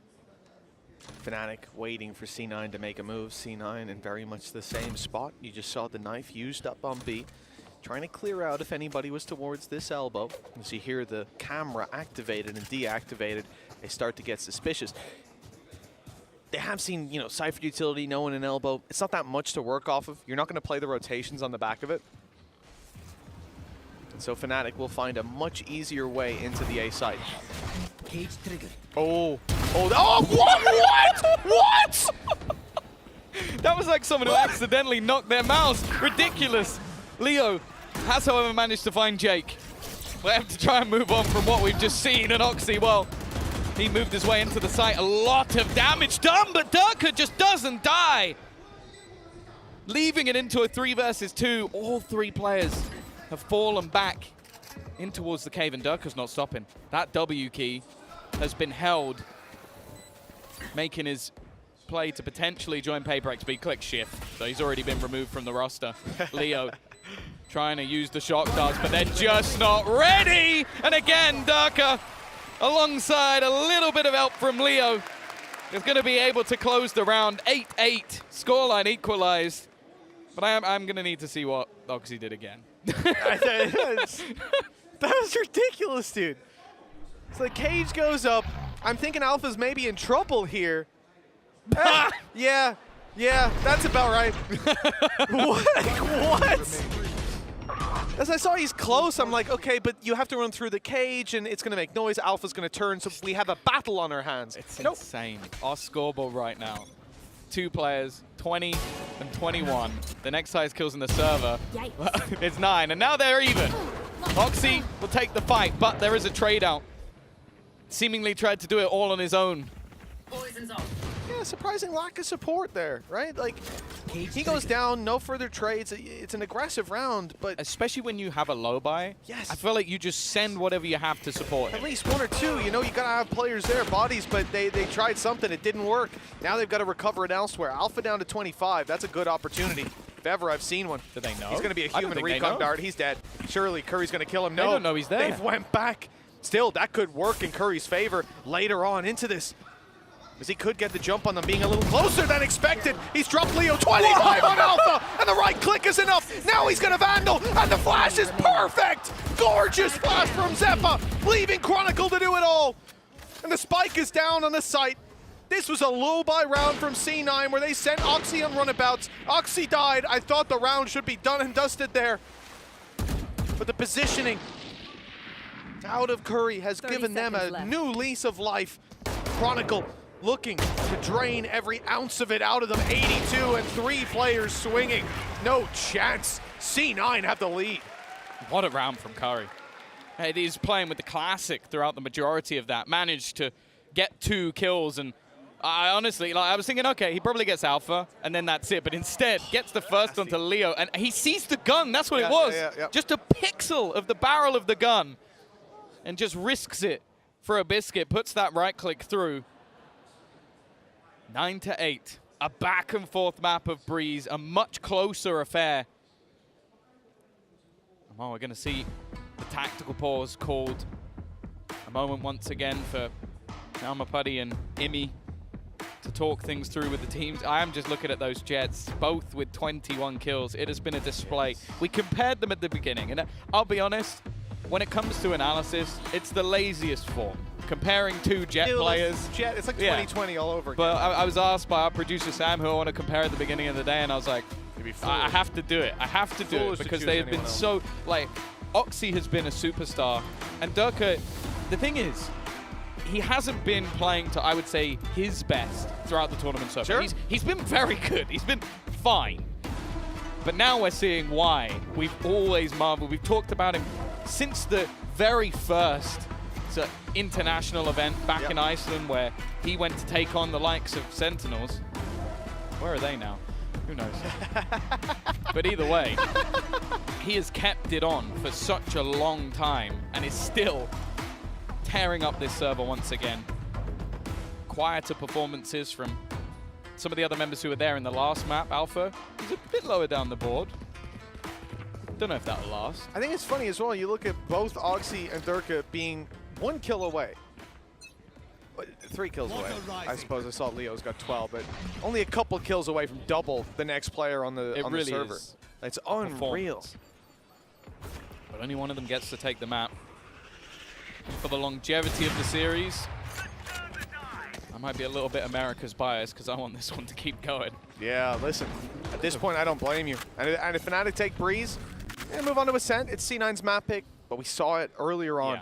And in fact, you know, reverse sweeps are rare, you know. Well, we've seen a couple, but if anyone was to do it, I think both of these rosters would be right up the top of your list for the potential. C9 with the lead. They don't want to let this slip. If they win this round, Fnatic will have very little economy to invest into the next. Ultimates might bridge the gap, especially with a Blade Storm online for Durka, but it will make them uncomfortable. And that's all that C9 can ask for, with double digits to be contended for. The attack side of Fnatic certainly focusing in on the B site, and it looks like the rotations from Jake are well timed. Almost caught, but Curry survives. The back of the site, he's caused them problems. Chronicle being revived. Now bear in mind the time getting a little bit low. The spam through onto Curry, he's still just about surviving. Lurking around the edge of this high tide. He's got to try and go all the way through, and he manages to find the kill. Now bear in mind, they're down to just 12 seconds. The peek out from Jake will find one, but they are still sticking that plant. It will go through. Just about. It's worked out for now. Fnatic in a 3v3. It's that op, though. That's what I'm worried about. You peek out, you try to see where these players are, you try to punish on the back of that. It wasn't even the op. It might close the round, but Zeppa so quickly adjusted. He was the player they spotted. He was the player they tried to double swing. And somehow he picked up both of those kills. C9, double digits. And Fnatic, well, they're going to struggle now. Hey, listen. You and me both. Hey, he's got a long career ahead of him. I don't think anybody's doubting that at this stage. How mental is Curry there? Like he's 11 HP. When he stands up beside the wall, he's like, I'm gonna go through this. I don't think I can win a fight unless I surprise him. I'll drop the planter and maybe we'll win off of time. They didn't need the time in the end. That's also Oxy now taking the top fragger on the server. The other thing as well is it also creates chaos for everybody on Fnatic to run into awkward spots. Like all their post plants go out the window the second that spike is dropped. So there was 2 players stuck on default when they go to retake. So he somewhat wins them the round just because of that. And Oxy, it's huge. He was fantastic in map 1. He's kept it going map 2. We're hoping that this series will go the distance, and who knows how many kills he'll have by the end of it. But if they, let's put it this way, if they are going to win, he might need 100+. They've invested so much here. A Blade Storm, Alpha, and Leo both grabbing rifles, and to lose Boaster. Your smoke's on the way through. They need to win these fights, rely on Durka. Catwood rely on Alpha Air, apparently just swinging into Curry.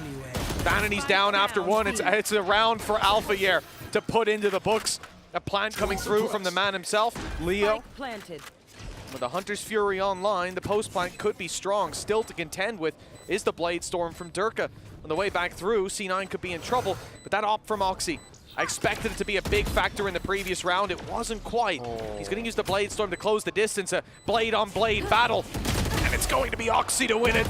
A beautiful kill, leaving just one man alive. Leo, miles away. He has the Hunter's Fury. He will pop it. He will use it and almost grab the kill. Oxy's low. He's delayed them at least a moment. That was almost a double.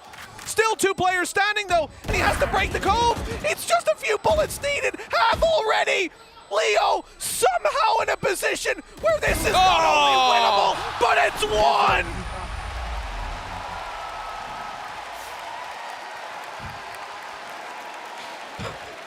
The Red Bull clutch coming out of Leo, and are you even surprised? Are you even surprised at this point? Yes, I'm surprised he used the Hunter's Fury in a 1v3, Tom, and they got a cove! I'm goddamn surprised! I'm not surprised he won it at all. Not even for a second. This is what this man does. This is what he does on so many different occasions. Almost collided them off the back of the Hunter's Fury, but it turned out he only needed that for the first. C9. Wow. They got to be kicking themselves. 10-9. New lease of life, but they have been shut down immediately. Cloud9 are not looking to give this one up. Leo still standing, striking the fear of God into his opponents. As once again, he looks to turn this round back from a seemingly impossible position.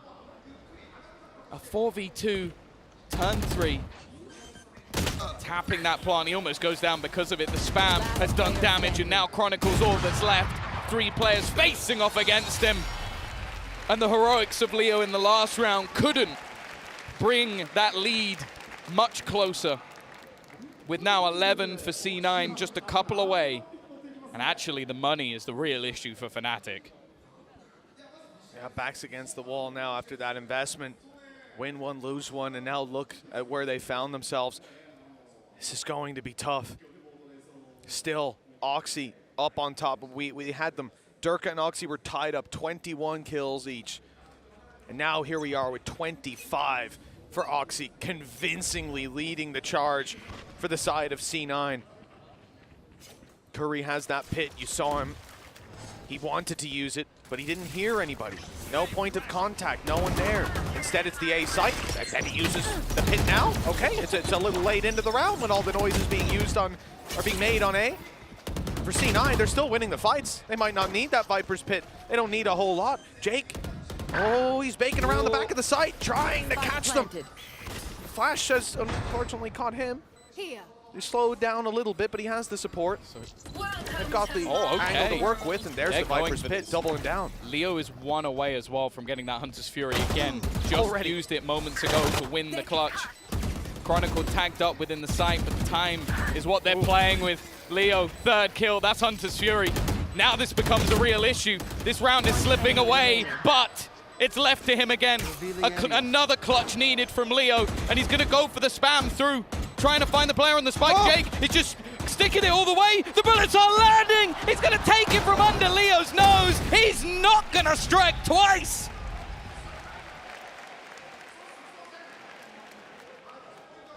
With the Hunter's Fury online as well, I don't blame him for going for the spams. Conscious that that second player was likely just going to push him down and take him out in the middle of his attempted denial to lose the Viper as well, for the pit to fall. So much went against them in this round. I think none more so than the position it was planted in. It gave him a safe angle to hide behind the wall, just about protecting him. We could see the crosshair clearly lined up on the player, but it's not enough. The pyramid in the way gives him the advantage, and now C9 12-9, 3 chances to close this map out. The map pick of Fnatic, returning the favor, as Fnatic did the very same to them on their choice. This one being a little bit closer. But Oxy is looking to end it here and now. Already Alphayer dropped. Hunter's Fury being burned up. A desperate attempt to entry into the site to find some space, but there is next to none being granted. One by one they've fallen. And although C9 have some low players, the advantage remains well and truly within their grasp. The Seekers even locking in these final Fnatic players. They know exactly where they are. It does give the information that that flank could be coming, though. Blinded. But Vanity won't mind. Leo trying to sneak his way through. He's got a lot further than I actually expected him to. It seems like they're aware, but he's already found one. Oxy quick to trade, and up close, Jake will put down one more. Boaster, well, he said he's not the man to win a 1v5. How about 4? No. Oxy's the man to close it. This young star having one of the best performances we've seen on this stage. And with 13-9, it's no clean sweep, Mitch. We were worried after map number 1 that maybe Fnatic would just close it out in 3. Well, they're going to have to go for a 3-1 at this point. They decided to put on a show, and I'm happy that they did. We're going to get at least 4 maps out of it. We will not end this series on Ascent. And with C9 having such a young gun, delivering like this in front of a crowd on foreign soil, this will be one hell of a story for him, one hell of a memory for a debut at this level if they can take it now as we're 1-1. Oxy, Oxy, Oxy! Lads, we have a grand final on our hands here. C9 beating on Bind, Bosses on Breeze, heading next into their map pick. The tide has turned here in Tokyo. This is now an electric grand final going into our 3rd map of this best of 5 series. The crowd are loving it here in Tokyo, Japan. Join us very soon.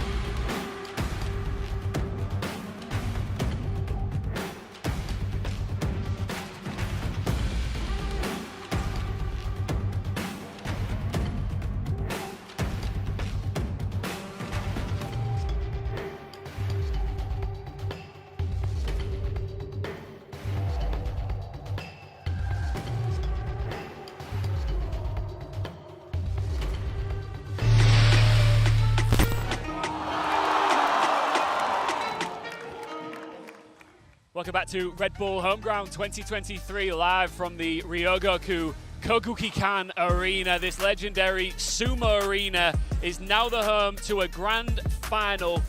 It's Valorant, baby, and it is Fnatic versus Cloud9, and it's all for the silverware, and it feels like we're just getting started. It felt like it was nearly all said and done not that long ago. It was looking very bleak for Cloud9, and now, Oxy, look at the man on screen right now. It's the first time on a big stage.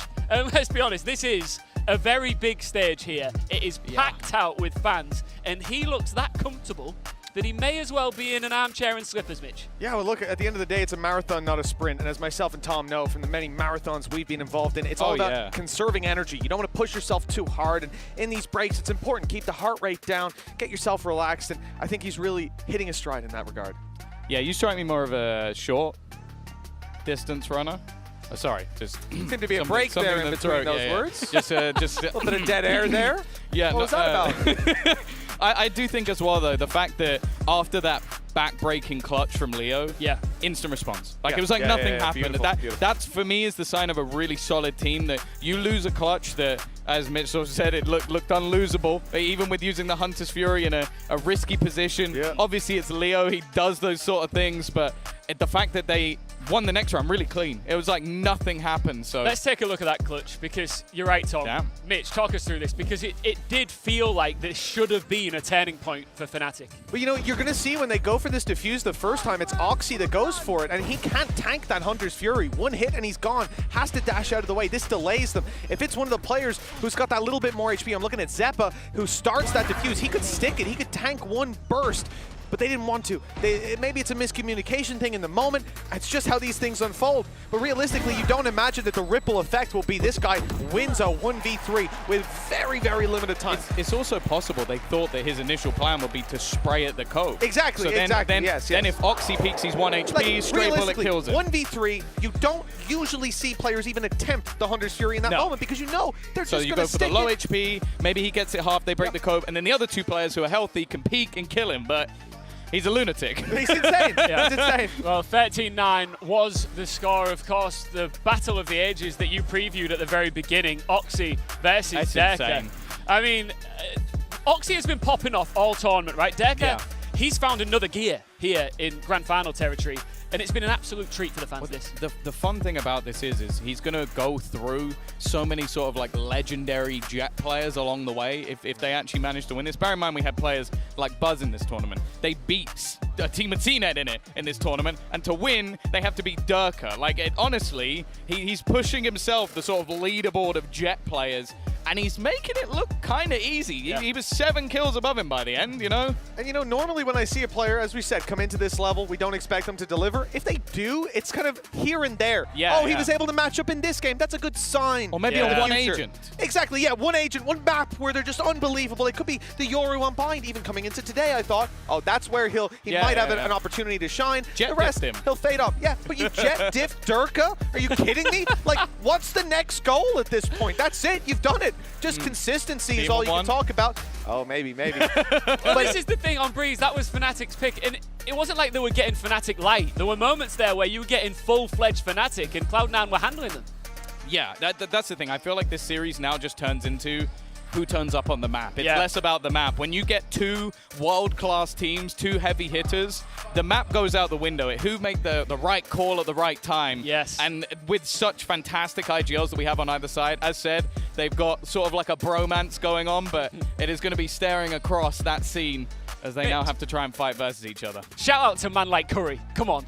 Absolutely. I mean, classic king. There's been so many insane rounds from him. Yeah, like the classic kill when everyone had sheriffs on that angle. He just comes out. Bap, and then he gets 2 later when he's playing through the Viper screen as well. Like, he's been great with that super gun. sub. We've seen plenty of those throughout Valorant history, and it's always just remarkable to see someone who's so capable of fitting into a team that quickly. It really speaks to his individual ability, his team ability, and I'm sure we're going to see a lot more of him in the future, regardless of whether it's here or somewhere else. Well, Fnatic were as hot as a curry on Ascent earlier against DRX, and they are all warmed up for this, so they'll be feeling pretty confident, despite coming off the back of a loss on map 2 there, Tom.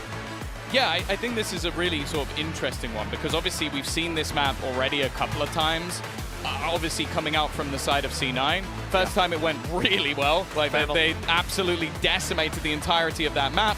And then the second time, not so much. It seemed like a bit of a slow start. Now, I don't know what version we're going to get. Again, when they did dominate, it was Oxy just frying. So that's going to be the main man to talk about. Wow, who could have seen that coming? Mitch. He's not bad, is he, Oxy? He's all right. He's all right. I mean, Mitch, as we get into map 3, 15 seconds to go before we throw you guys into the server. Who's taking the advantage?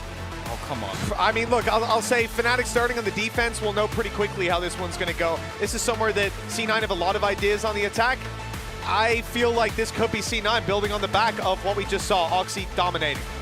All right, who's going to take the next step towards lifting the Red Bull Home Ground 2023 trophy? Tom, Mitch, let's get it on. It's a sick trophy. And we've got the barriers up, and instantly there's damage dealt. Zeta chuck darted right at the beginning of the round.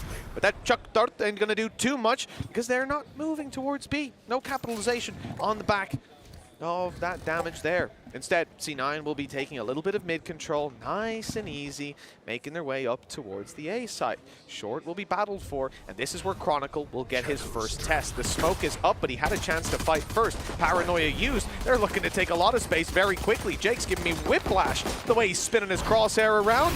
And already, they've got a lot of control over the site with snake bites. Or not snake bites, nano swarms, pardon me. Almost dropping Oxy, Jake and Zeppa following suit with very low HP. Oh, looking like they might even want to try and catch someone off guard. Dart doesn't ping anyone though, and Oxy, I think he was hoping for someone to try and shoot that. Now a couple of players, they're going to get suppressed around that short area. But Fnatic are taking their time. They've got to be careful they don't run out of it. At least the first few go to C9. It's the low HP that I'm worried about. Jake and Zeppa need the element of surprise, and Leo is the one capitalizing those kills. Jake's got one. Vanity down below. He's swinging out wide. He's caught them on the defuse. He's spamming in for damage, delaying it, and in comes his teammate. Jake down, but Vanity might have won this on time alone, and it looks like it's in the books for C9. Another pistol, their third in the row. And that's what you want to see if you're a C9 fan. North American Valorant now has the lead. You could see on Vanity's face, he was a little bit confused that there wasn't a peek out of there, but Leo checking the other side, and, well, the clock has not been kind to him today. That's been one of his main nemesises. Either way, 1-0 lead taken, and it is looking like it's going to be much more of a brawl. He's not afraid to give a little bit of attitude, is he? I saw his exchanges with Leaf the other day on Twitter as well. He was he's a sassy really man. I don't think there's any doubt about it. Absolutely is. That's what we love to see. So, interesting setup as well from Alpha. Obviously his turret's down, but typically you're going to be trying to use that turret for information, wall banging off the back of it, actually getting contact. That's why he's got the Sheriff to play with. And on the other side, you know, that could be something that bridges the gap slightly if he can manage to land a few of those shots. It's tough with a Sheriff, though. Oh, he's actually going in. Wanted to fight inside of B main, but yeah, he's alone. That's the thing. Back. He needed information. The dart was sent over the top by Leo, but it doesn't get anything. It doesn't even get a ping. So they basically rotated players further into the A site. So Alpha, rightly so, wants to take some space. Instead, well, the patience of C9 hasn't yet been rewarded, although Chronicle really going, just fishing for information. They still haven't found too much, and it looks like there's going to be a ruse sold by Vanity. Now, bear in mind, he does have a rifle, so he doesn't want to just run in. Yeah. But there is now no one on that B side, not a single player there. Yeah, very well sold on the side of C9. 30 seconds and at this left. point, you know, with everything they've got to work with, Oxy, obviously he's cleared at the back site now, but he'll be looking to get up close with the Judge. Zeppa's already been dropped though, so there's not really anyone to cover him on the way through. They haven't got smokes up to block them off. So instead, he's just playing on the stairs, denying the re-entry towards the B site. I do wonder, though, if Fnatic will be even trying to get back in towards this site. Instead, I imagine they'd want to box them in and cause damage, make this a very costly round. And with two players still trapped in there, the possibility is certainly there for this to go their way, at least to run the economy lower. Leo grabs one. Those two players still trapped there. He's got a rifle. That's the thing. He could either just save this or look to try and kill off any of the other players. He's going to know that Vanity's here, who's very low on HP, so gets rid of him at least. And now, whoa, he's going to walk away with a Vandal and killing off a couple of members. That's not a bad round for Fnatic at all. No, it really isn't. I'm curious to see if Oxy's able to recover anything even slightly better. No, it looks like he's just bringing the Judge through. So all in all, a very costly round for the side of C9. But also, Leo was the player who actually spent more than everybody else. He spent down to, I think, 1,100. So this now confirms any extra utility he wanted and makes sure that he gets shields alongside a better rifle than he may have had before. So that's actually probably the best case scenario for Fnatic, other than actually just managing to win the round. And also, he's now only 3 away from having his ult, although it's worth noting Curry's 2. 5-0 technically hasn't died, right? Why is there an attack side, Bucky? Especially when we already have a Judge, you know.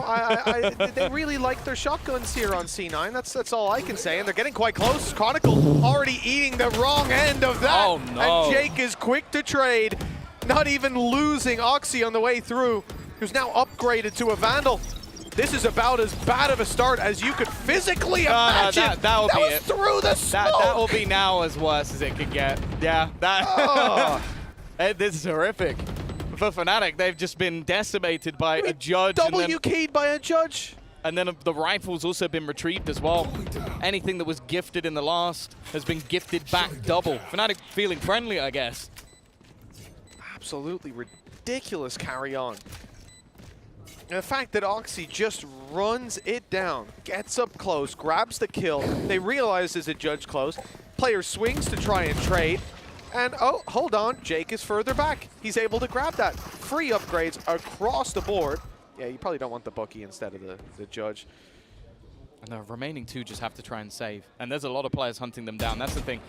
In the finances for C9 are already in a good spot. If they can kill off one of these players, that would be fantastic. Make this round a lot easier. And oh, he gets both? What the hell is going on? How does he kill Durka? He ran through a smoke, took a fight. Wait, he didn't even take a fight. He was pre-firing through the smoke while sprinting, kills Leo, and then he goes, oh, there's a guy there. All right, pop his head, carry on walking.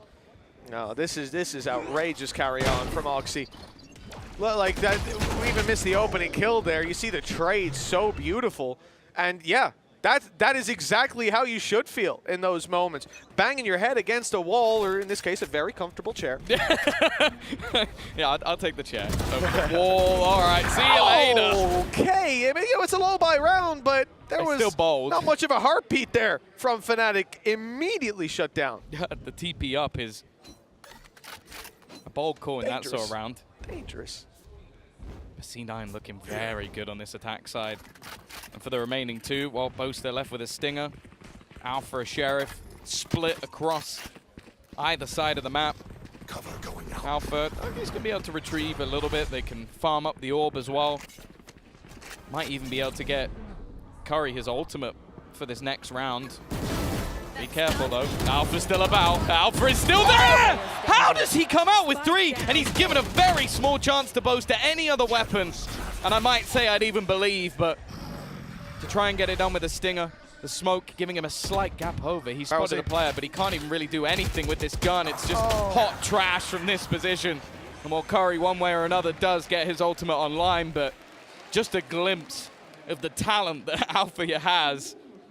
Somehow he almost managed to make that round winnable. Yeah, I mean, we could talk about damage if C9 hadn't got a 4-0 start with some flawless rounds and free upgrades in their bonuses. Their credits are certainly sitting pretty, which sort of diminishes the impact that you see from this play. You need to win that round off the back of it, otherwise it's reset immediately. And even then, Oxy, Bladestorm online, Judge in his back pocket, Paranoia ready for A main, but Oxy's going to use this Bladestorm right at the rip of the round, looking to fight on mid, looking to take some duels up and above the wall perhaps, quickly closing the distance on short. This is all about him. When you send him out running, I am scared about what we're about to witness. Early Hunter's Fury that doesn't get a whole lot. Well, nothing at all. Yeah, and now they've got the lockdown as well, so that's just going to clear them out of the site completely. That seems like an error. It's not something that may necessarily be worth a counter for Fnatic. I guess they wanted to try and do some damage. What? He's even caught off guard on the timing and still manages to kill. Uh-oh. Yeah, that's a bit more of a problem. The judge then not so valuable, but while all of that distraction, that kerfuffle has gone down. Cloud9 have the site. Yeah, they've ran this clock way, way down. I mean, even now you're just seeing Chronicle make it towards A heaven. Half the time has already slipped out of their grasp. 2 players down below. Okay, maybe with a good recon we could see something work out for them, but C9 are tucked away. They're wise to these tricks. Good shot by Durka, nice angle, and he spotted one down below on the left side, but it's a double peek. Jake is here as well, remember, transitioning to the other side and leaving Chronicle all alone. Vanity, okay, he's the last man standing. But the clock, time's gone. The ultimate enemy for the side of Fnatic. It has been in this series. The time is running low for them to get on the board on the defensive side. 5-0 for C9. They cannot be stopped right now. What? Ian asked you a question earlier, Tom. What do you do to stop Fnatic when the ball gets rolling? What do you do to stop C9 in the same scenario? Starts to be the emerging $1 million question. Yeah, right now I'm sort of waiting for the Durka show to come back. We've had a moment or two from Alpha that maybe could have been the start of something. But the main thing has been actually just getting rid of Vanity. Those late rounds, he's got 4 kills, but 2 of them he managed to win rounds with. Here. I love you, Vanity. He's picked up the Odin. He said, thanks for buying it for me, Chronicle. I appreciate you. He's grabbed, I think he might have grabbed his own one. But he saw the opponents take it, and he wants a bite of that action, a slice of the pie. Both players with their drone out. Yu-Gi-Oh! Dueling discs in full display. The attempt from Vanity. Oh, that is a shutdown. Ultimate instantly canceling out his drone. No, thank you.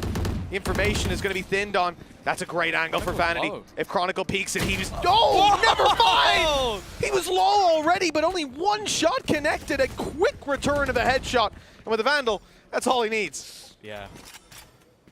He raised his Vandal to the shots. The Odin. And as said, one of the major problems for Fnatic is those late round clutches coming out of Vanity, the time being bought, and especially with this Hunter's Fury, taking that out of the round is going to make things troublesome. 3 players also committed to this B site, 2 at the back of site, the other is Durka. They're selling this ruse though. That ruse has worked wonderfully. It pulled Durka completely off. All they did was pop the ult on the other side, but they still have to deal with the likes of Leo and Chronicle. And that in itself can be difficult enough. Jake, he has to go B. He doesn't have the time to do anything else. And these players at the back of the site need to be eliminated. The paranoia is perfect. And Chronicle, as you said, he was low. But he hasn't missed a shot since. Zeta now doesn't have any time. It's all about damage. Can he take any of these guns out of Fnatic's hands? It's a resounding no. The final seconds ticking away. Fnatic have found the round. That's a remarkable performance from Chronicle. He was 40-something HP. Well, yeah, an extra 44. bullet goes through the wall, and he dies. Like, that's literally it. An extra bullet through the wall when they were spamming. Yeah, yeah, geez, that's exactly. how we feel as well. Ridiculous shot by Chronicle. And he's just so cool and collected there at the player cam. 13 HP taking all those fights. Doesn't give a damn. Well, he was 24-8 on Ascent earlier in the day versus DRX. This was his map. We'll see if he's got that in the locker again. Now, every time Fnatic have been down in this sort of scoreline, the half has ended level. It's happened multiple times, not just in this match, in previous matches as well. So C9 need to make sure that this isn't just, oh, okay, we started strong. 5 rounds, great. 5 rounds attack side. Ascent, not bad. Not if you start 5-0. They need to get more out of this. Blade Storms come in. They used the whole thing.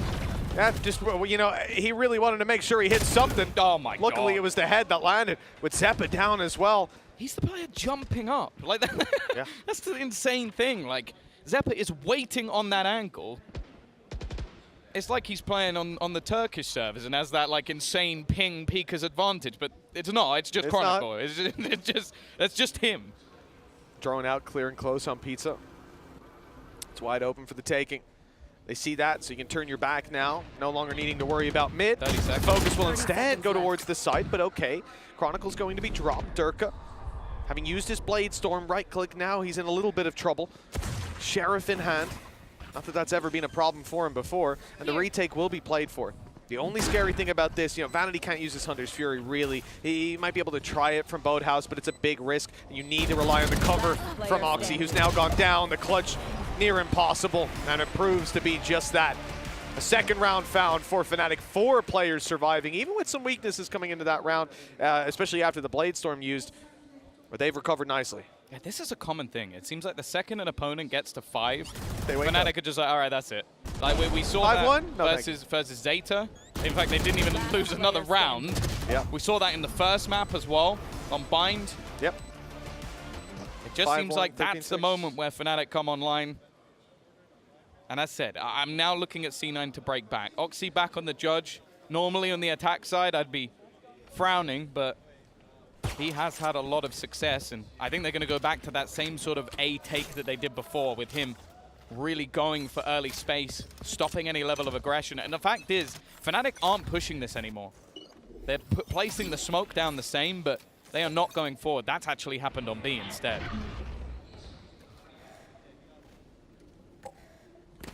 Did Boaster intentionally get tagged by that? It looked like he walked backwards into it. Yeah.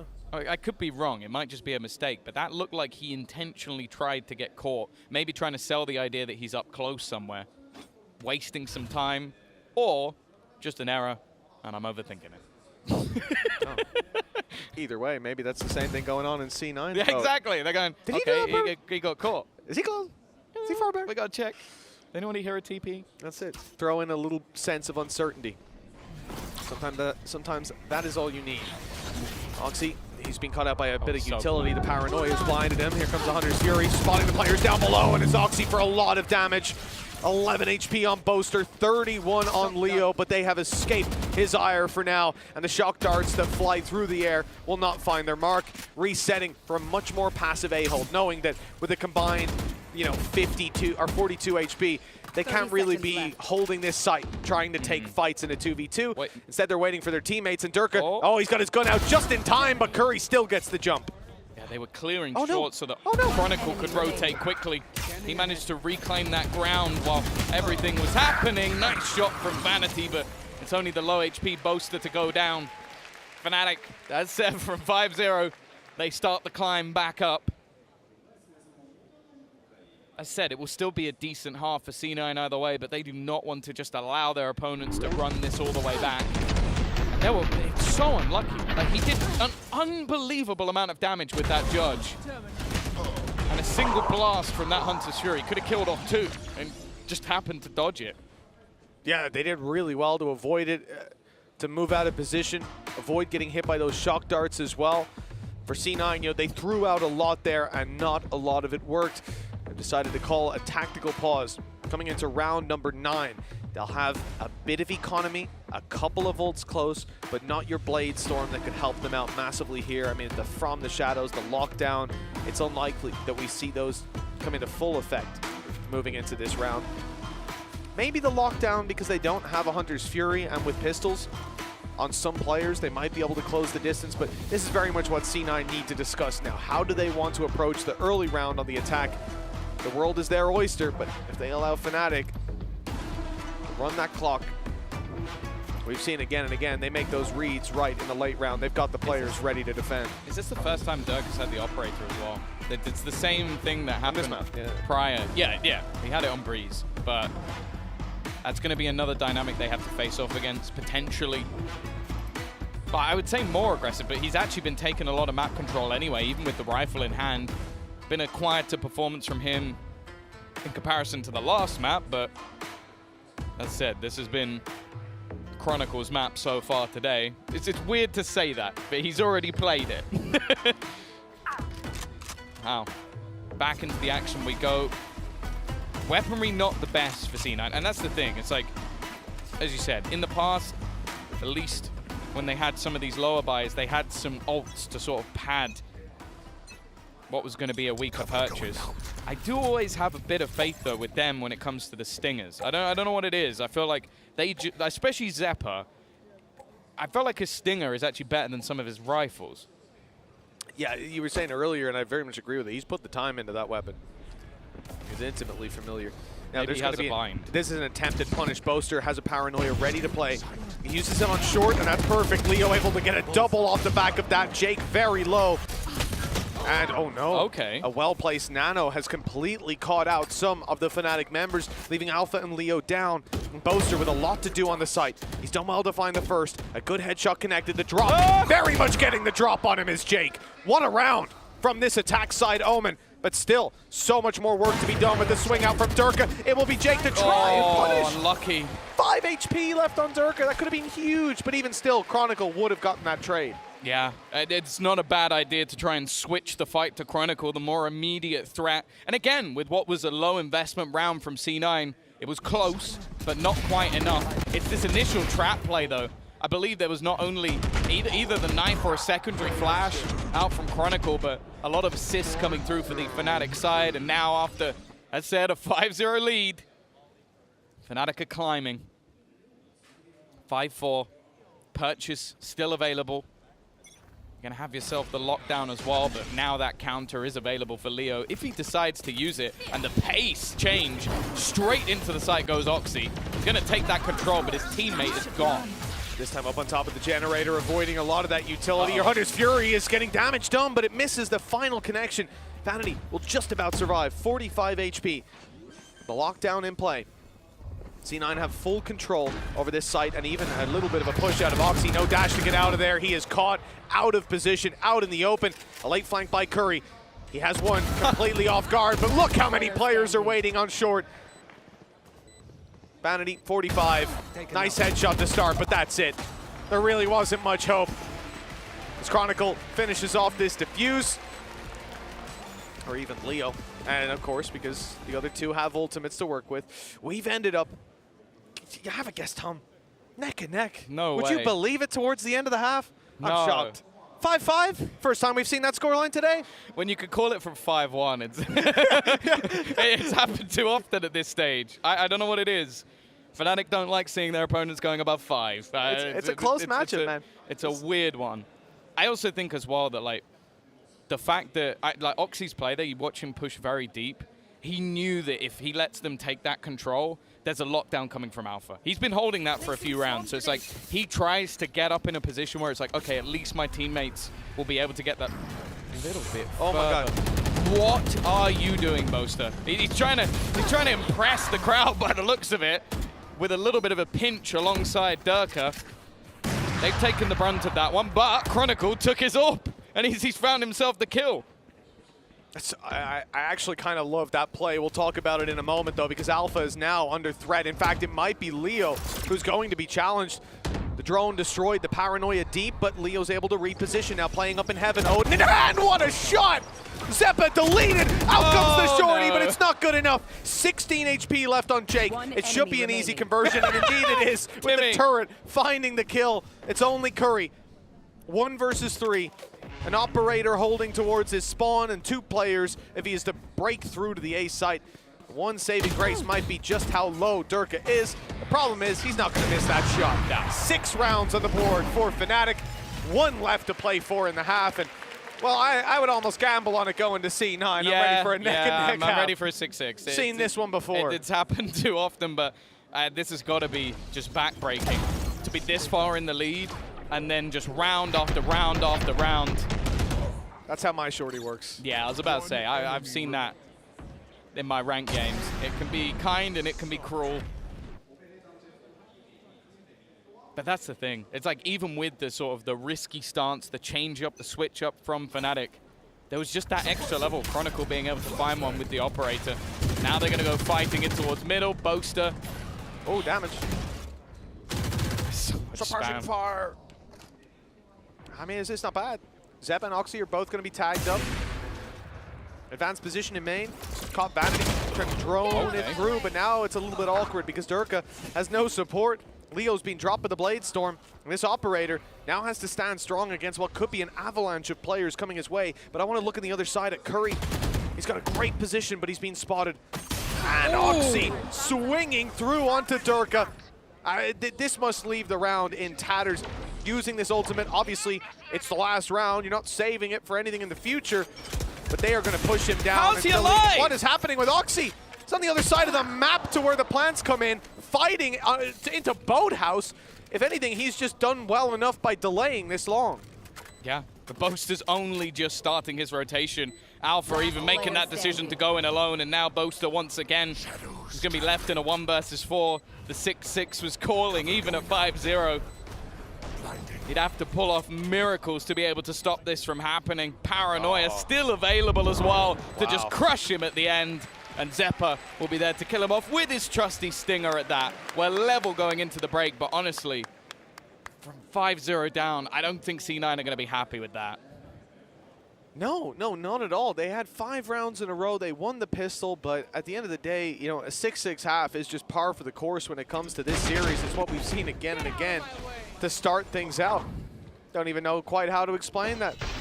And Oxy, he's having one hell of a game. I mean, when you're causing this much of a problem to your opponents, where you even see the impact when Alpha swings out, there's no smoke down for him to work off of. That was a fake as well. Yeah. The rest of the team blinding on the other. One man fake. One man fake with a 3K. And then I think he was like 15 HP after the first one when he got his Blade Storm, just popped it and took 2 more down with him. Like, he basically won them that round on his own. Even still, though, it was a good resurgence from Fnatic. The thing is, 6 rounds on attack of Ascent, that's a great half. If that's a back and forth, maybe you don't win a pistol, Cloud9 would be over the moon. It's just the manner in which Fnatic seem to climb back into these games every single time. And now heading into their attack side as well, that's where I feel like both teams have kind of thrived. Like, we've seen some really solid attack side halves. Fnatic's synergy has looked great throughout. And again, it's someone we've talked about, but I think the pressure now comes on to both Oxy and Curry. Like, Curry having that site anchorage, and then also just if that operator comes into Oxy's hands, he went on a tear in their first map of Ascent in the tournament. I think ended with like 25 plus kills and barely any deaths to go with it. Either way, we'll soon be getting into that second half. And one of these teams is going to be heading towards that map point, heading towards a spot where they need one more map in this best of 5 to take it over the line. You don't want to be needing to win 2, I'll put it that way. The comeback's always more difficult. Winning that pistol might just get them that step closer. Oh, we've seen some aggressive rounds, especially early rounds from Fnatic on their defense. Certainly something to keep an eye on from C9. We know that they can get up in their opponents' faces whenever Oxy starts to get in the rhythm of it. For now, in the pistol, we won't see any shenanigans or tomfoolery from that C9 side, sitting back and waiting for their opponents to step up. Vanity has managed to make his way into Wine, which could be a bit of a problem. The element of surprise, it all comes down to timing, and Chronicle has got the element of surprise. He's caught off by Vanity. It almost looked like he realized the setup, but just a second too late. Yeah, and you could see the cogs turning. He's like, oh, if there's someone there, I'm, Why would he think that main is secure? Oh, Wine, oh no. It's too late, but his setup is still good, though. Like, that's the thing from C9. They've got 2 players firmly within the site. That's where their nano swarms are as well to buy time. Vanity, I think, already making that realization, and he'll be full sprint to make his way back towards the cross, which is currently smoked off. Fnatic know, okay, this is the moment we have to get into the site before the cavalry is able to arrive, but they've already got smokes down to try and cover that cross, and it's a slaughter. Left down to just Alpha, but his main nemesis at this point is going to be the time. 19 seconds, Spike in a very awkward spot, and he needs a mistake to come through. And with the classic king of Curry standing in front of him, well, he'll take that one, but he doesn't expect there to be a second player. He's trying to bait him in, but now the time's gone. Round done. 7-6. Cloud9, another pistol under their belt. They have been dominant in those. 4 in a row. Fnatic haven't seen a pistol win since the start of this series. Over on map number 1. Breeze, Ascent, both looking very good for C9. 7 on the board. And I don't expect to see a Fnatic force buy coming into this round. Don't expect heavy investments. No plant, not worth it. Exactly. Just a couple of pistols will be the best that we see. That said, they've been able to do it before with not less, but same. It's not like C9 have anything. They've not got any rifles. Like, this is a much weaker second round buy than I think we see from a lot of teams. Yeah. Although, well, I'd say them with a judge is about as close to a full buy as you can get. True. Vanity already spotted and a pop flash ready. The second they round this corner, they're about to come under pressure. Shot dart might even take them both out. It's going to go in, and it's comboed with that fragment. This is looking squeaky clean, at least for now. A Sheriff retrieved by Chronicle, and one in Alpha's hands as well. These pop flashes from Zeta have been nothing short of perfection. Multitude of assists coming through. I'd say his KO has been a true highlight of this tournament for me. Just seems to do so well with his knives being on point, getting them that information. The flashes have been, look, their whole team basically blind there.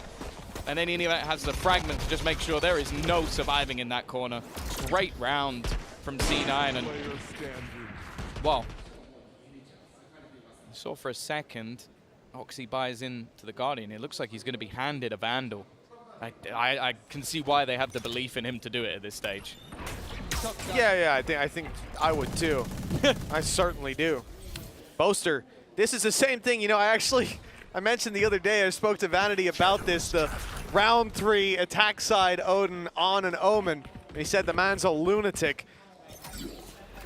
Well, it looks like we're contending with lunacy on the side of C9. Let's see how they deal with it. He attempted to spam back and deny Vanity's very same position that he plays in almost every single game at the start of the round. Somewhere that he is already being told by his opposition, you're not going to be able to play your comfortable role here. We know who we're up against. We've also seen the depth of Vanity's repositioning. He's not a one trick. Nice. Well, they're not falling for that again. Not this time. Fool me once. Counter util being thrown out to try and slow them down at least a little bit. Another pot flash set up with a Paranoia just around the corner. It's an awkward fight for Oxy. Bear in mind, he's the one with that hero rifle. Attempting to try and pad the gap. Spike thrown across at the risk. And somehow Vanity with the spam. Zephyr though, he's been given that gun. And now he steps up on the individual level as well. Boaster, the only man standing within this site, and Zephyr takes it all. 4 kills to close out this round 9 for C9. It's been a relatively slow start for Zeppa. I mean, that just puts him up tied with the rest of the team, catching up very much so, but what a round to step up in. 3 in a row now for the side of C9. Fnatic's economy is devastated, and even there, the collat, the wall bang headshot onto Chronicle. Just gorgeous gameplay, and this is what we know he's capable of from start to finish. He is a scary player. Now C9 get that Odin over on Vanity for free. The rest of the squad buying up Curry. He's left down on a judge, but I don't think he's going to be too upset about that. We've seen what he can do with that weapon in hand. Himself and Oxy, a scary duo when it comes down to it. Jake the first to find it. Paranoia goes through. Whoa, he's a little slow on Durka. Gives him time to adjust, but he needed a bit more time. Looks like not a whole lot past the damage being done. Shock Dart puts Leo down to 21, but with the door closed, it might just be able to get a plant. That's the thing, this round shouldn't be even remotely close with the weaponry, and well, Oxy makes sure it's not. The guns weren't there for Fnatic in this one, and they got close to getting onto that site. They got close to getting the plant, but Oxy's there alongside that judge. It got the job done in the end. I think Jake did extremely well staying alive on the back of the side. Again, with the weaker weapons, they probably did get a little bit more space than you would have liked, but that's because those players on short are grouping up and waiting for the retake. They're a little bit late to the party, but, well, they certainly ended the show. Stopped it in its tracks, 10-6. And aggressive stance again. We talked about how we saw Fnatic get aggressive. C9 a little bit more pointed with their approach. B main entirely on lockdown. And it's Boaster about to have a big challenge on his hands. It's Oxy shut down by the IGL of Fnatic. The man advantage is now theirs. Zeppa hasn't stopped though. He's taken the space into screens. He's trying to spot out where Boaster, well that'll do it. That knife might as well have landed in his head rotate back to put a couple of players on either side. Dirk is still waiting deep in A, and we're going to see an aggressive push from Jake once again. He's got 3 players close. They're actually going back and clearing where Zeppa would be. Fnatic taking a lot of time to just make sure there's nobody there to stab them in the back before they start their execution. Bear in mind, Chronicle is 1 away, as is Alpha, from having their ultimates online, which could help with the clearance of this site. The only issue is the amount of time that is left, and they're in fact going to double back in towards A. This is where all of Curry's utility is currently waiting, as is the Odin of Vanity. Unusual position for it. Extra little bit of support that can be brought to it. Repositioning on the back of those nades, though. It puts them on the back foot for just a moment. The spams from Curry. He's trying to stop them, but there's no denying that plant, and Fnatic quickly bite back. 4 versus 2. Alpha and Leo desperately low. Those shots need to be landed. Great return from Jake. He knows there's 1 below. He doesn't know about the second, and even a player over towards the generator. Cover going out. 6 and 33 HP, 85 on Boaster. This could be so easy, but closing it out is a whole different story. Jake with the jump over, still hasn't spotted Boaster. Tucked in, Leo already dropped. And it's the second man below that might not be expected until now. Now the information's there to play with. The defuse not gonna be stuck. They adjust perfectly, taking every kill in their way, and just in time, they'll grab the defuse. 11-6, C9 edging ever closer to taking a map advantage. Again, it's a round that looked like Fnatic had it in the bag. The afterplant, okay, they were low, but the time that had been bought looked like it would be enough. And then Zeppa, I mentioned that he was definitely further down the scoreboard. But now he's right back up there with the rest of the boys. In fact, just 2 kills from top to bottom on this side. A true team effort from C9. And Boaster definitely there in terms of the supportive ability, but not there on the fragging power this game at least. Durka as well, after a really strong performance on Breeze. An uncharacteristic, quiet game from him. Even still though, Mitch, 5 rounds in a row at the beginning of that first half. The half ended 6-6. C9 have had 5 rounds in a row at the beginning of this second half. Yes. What happens next? Yeah, let's see where it goes. And also with a Fnatic tactical pause, again, giving Elmer Putty a chance to talk through with the team. We've seen Fnatic make comebacks even just off the back of taking these sort of moments, clearing up their comms. That can be enough. We saw the world-class mini pause, which was basically something along the lines of, just need to talk to each other. Yep. So, you can see this Leo down talk, being a little bit vocal in that pause, but that's the thing, even just for the minds of C9 here, you've already let the first half slip back into an even scoreline off the back of one of these tactical pauses. As said, back in CS, the Fnatic pause was legendary. We'll see if the pressure's there for C9 here. They've been given their final count, and the barriers are back up once again. As we said, 5 in a row for C9. It's happened before, but then they were stopped. This is the opportunity to take it that little bit further. And Oxy is very much looking to do just that. Boaster down, smokes out of the round. And for an attacking side, that can be a death sentence. Jake won't be able to escape, but they're not capitalizing on the kill either. Oh, they might now. Oh, they got the backup of the Hunter's Fury. I like the idea. Jake gone, but the advantage kept. Oh, not for long though. Oxy's gone peeking. Durka was waiting. And although they don't have the smokes, neither does the opposing side at this stage. Vanity, timing's going to be everything. He's throwing a shock dart out. C9 are making mistakes. Zeppa needs to try and capitalize. And it's a whiff. They look like they had this round at the beginning of it at least, but multitude of slip-ups. And Fnatic now, just Curry left. Now we don't give him a ton of chances in this. He's at least going to deny the post-plant utility if he takes Leo, but that's a big if.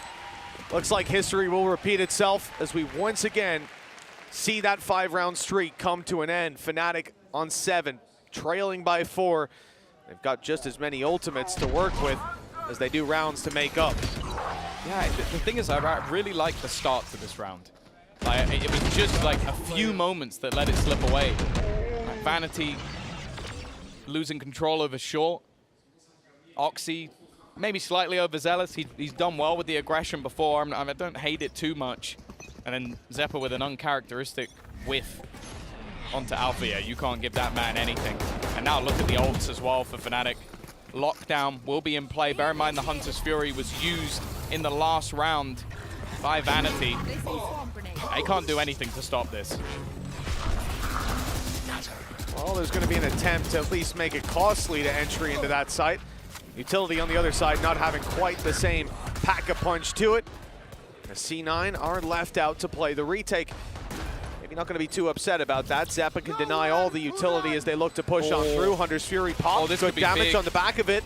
And it's even going to catch another tag. Vanity and Oxy very low. Zeppa following suit.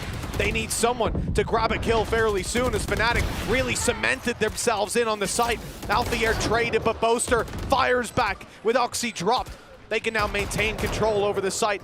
Everybody on everybody on crossfires except for Durka, who is isolated. Jake's already got a double, looking for more down below, but it's the other Jake to find it. Leo closing it out. 8 rounds on the board for Fnatic. It came close. You can see the #1 fan up there, waving the flag with pride. Hey, she's allowed to be biased today. This one day. This one time. This time she's allowed. And she's relishing in that opportunity. Why not? Why not? 11-8.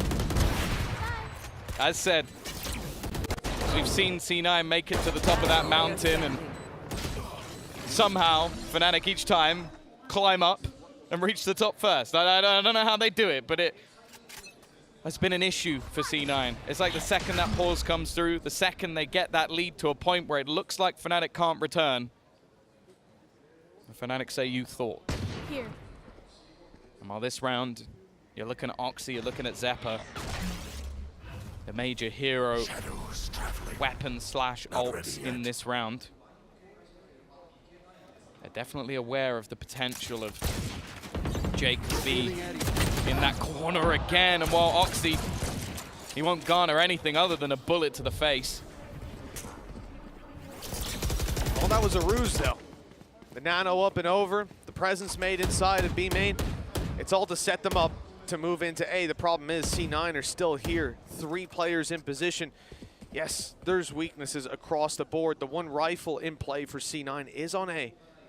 And Fnatic, although they rotated everybody in there, they left a massive vacuum of space across the map. They've decided to go back, move through mid. Alphayere's miles ahead of the pack.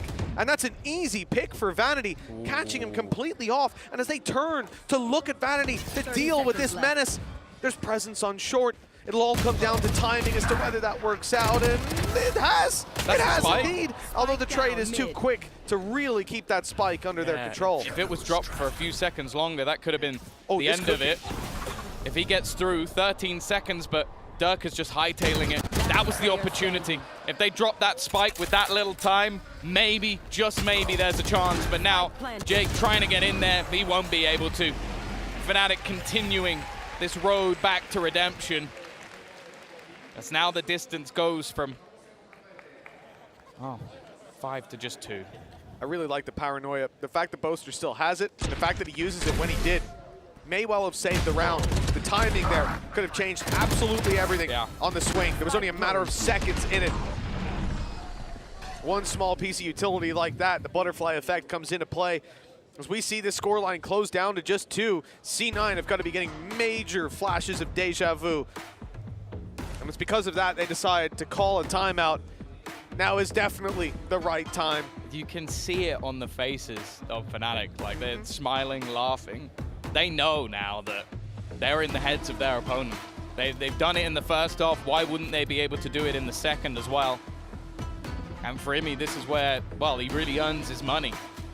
Just a gimmick, something to try and reset things, because his team have played fantastic from top to bottom. There isn't a piece missing from this C9 roster in terms of ability. They've definitely shown they can go toe-to-toe, but it's about closing. You can't afford to let this map slip away. The next is Lotus. We know the legacy that Fnatic has on this map, and it's still one of the newer ones within the pool. They've already built a name for themselves.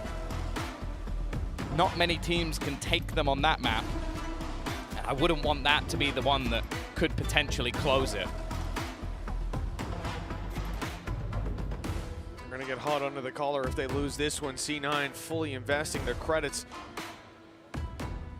down to the wire for this squad. Lockdown in play. Null command as well. The main ultimate of this round might not be on the defensive side. Durka, Blade Storm, and that could be used any moment. Give them that extra level to play with. Poster trying to entry B main with the Odin. It will be denied, but it's a costly piece of utility used to do that.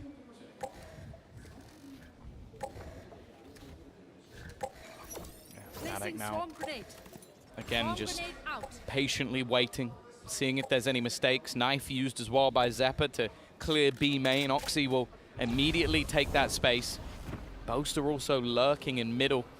The drone to support and clear, while the team lurk around that short position. Looking like they're going to build up into a take in that direction again. The thing is, though, C9 seem to have a pretty decent read. Zeta already pushing round, has the fragment to deny them, but also has support from Curry. Look where he is, and look what ultimate he has online. I think they're playing for the retake. The thing is, though, Vanity is almost set up as a ruse. Revealing area. He's done well to find the first, and he's got a safe space to play from. Here comes a nano, but it's bouncing around. He might have a chance to break it. In fact, it doesn't even land to do any damage. He can leave it well alone. And they have to try to force him out of position. As they do so, a lockdown comes in. And although Vanity will fall, there's now a big problem for the side of Fnatic. They've got to fight their way back through and try to break this. The spray coming in, it's not able to do it. 1 second left, detain. Undeniable, and that's a free kill on Chronicle, leaving the spike down on short, and the time is already run dry. Alpha Yair will not win this round, and we will see C9 push up to 12. 12-9 on the board. And Fnatic, they were just caught lacking. No, I love the idea from C9 as well. Like, they had that plan with the lockdown from the very get-go. Curry's someone who, for the most part, will either play within the site or play onto B, but he was waiting around that tree area for the entirety of the round, just sat there for the moment. And the fact is, normally in that sort of case, you wouldn't have Vanity within the site. But his whole job was to just try and get a kill, try and cause havoc, try and buy time, so that when that clock got low enough, that lockdown can be used to win it. Already, we're seeing an aggressive play. I love this from C9, not afraid to fight Fnatic into their own spawn. Durka now looking to lead the way into the site, but he has no support. He is alone. Yeah, everybody else kept back by some of that utility. The Nano's on the floor. He can dash by them, but the rest of the squad not so lucky. Thankfully, they're able to entry afterwards. That was very close to running into the spray from the Odin. Curry, though, steps up to the plate to finish off what the Odin couldn't bite. This is going to be it. Boaster caught in the open, easily traded. Textbook play from C9 with 13-9 back-to-back. They are now one map away from taking the grand final. The fact is, this roster came into this match today with many expecting a 3-0 for Fnatic. The first map went as expected, but since then, Cloud9 have been fighting back tooth and nail. And after losing the grand final last year, they go in with an opportunity to take this all the way. Take that trophy, and I'll be honest, don't get me wrong, the trophy last year was cool, but it doesn't match up to anything that we have within this arena right now. Yeah, they don't just want to get in touching distance. They want to feel it.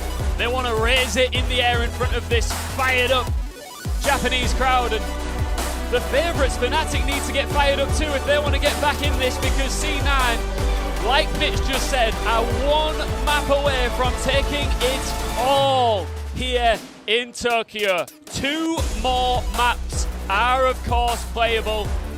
This is a best of 5 series, and you do not want to miss a single second of a single round.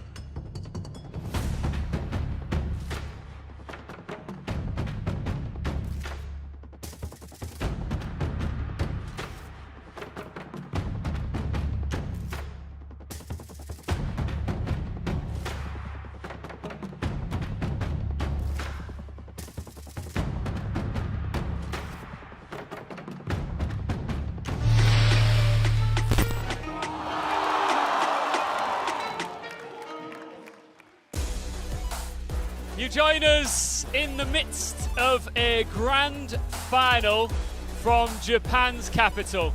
The fans are out in force at the Ryogoku Koguki-kan Arena, historic sumo arena, and they are witnessing something truly special.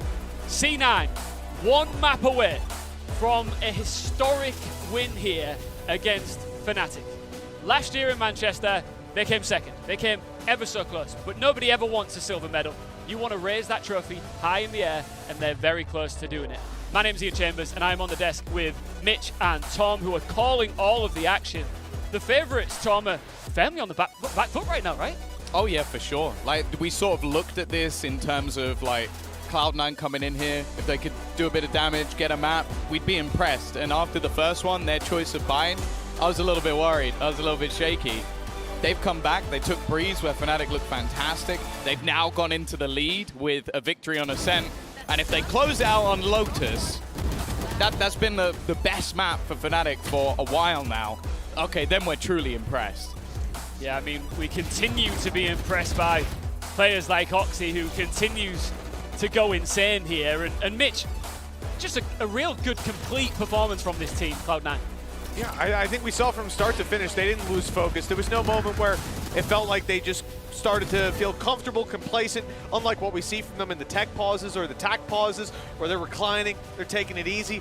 This was somewhere they were focused start to finish, and again, another map where Oxy, sure, he might not capture that same performance as he did on the previous Breeze, but Ascent was still a solid map from him. The thing is, we start to see the rest of the team step up to the plate as well. A much tighter performance across the board, and that speaks wonders for what we're about to see from them now, with 2 opportunities to close out this series and lift that trophy. Look at this man right here.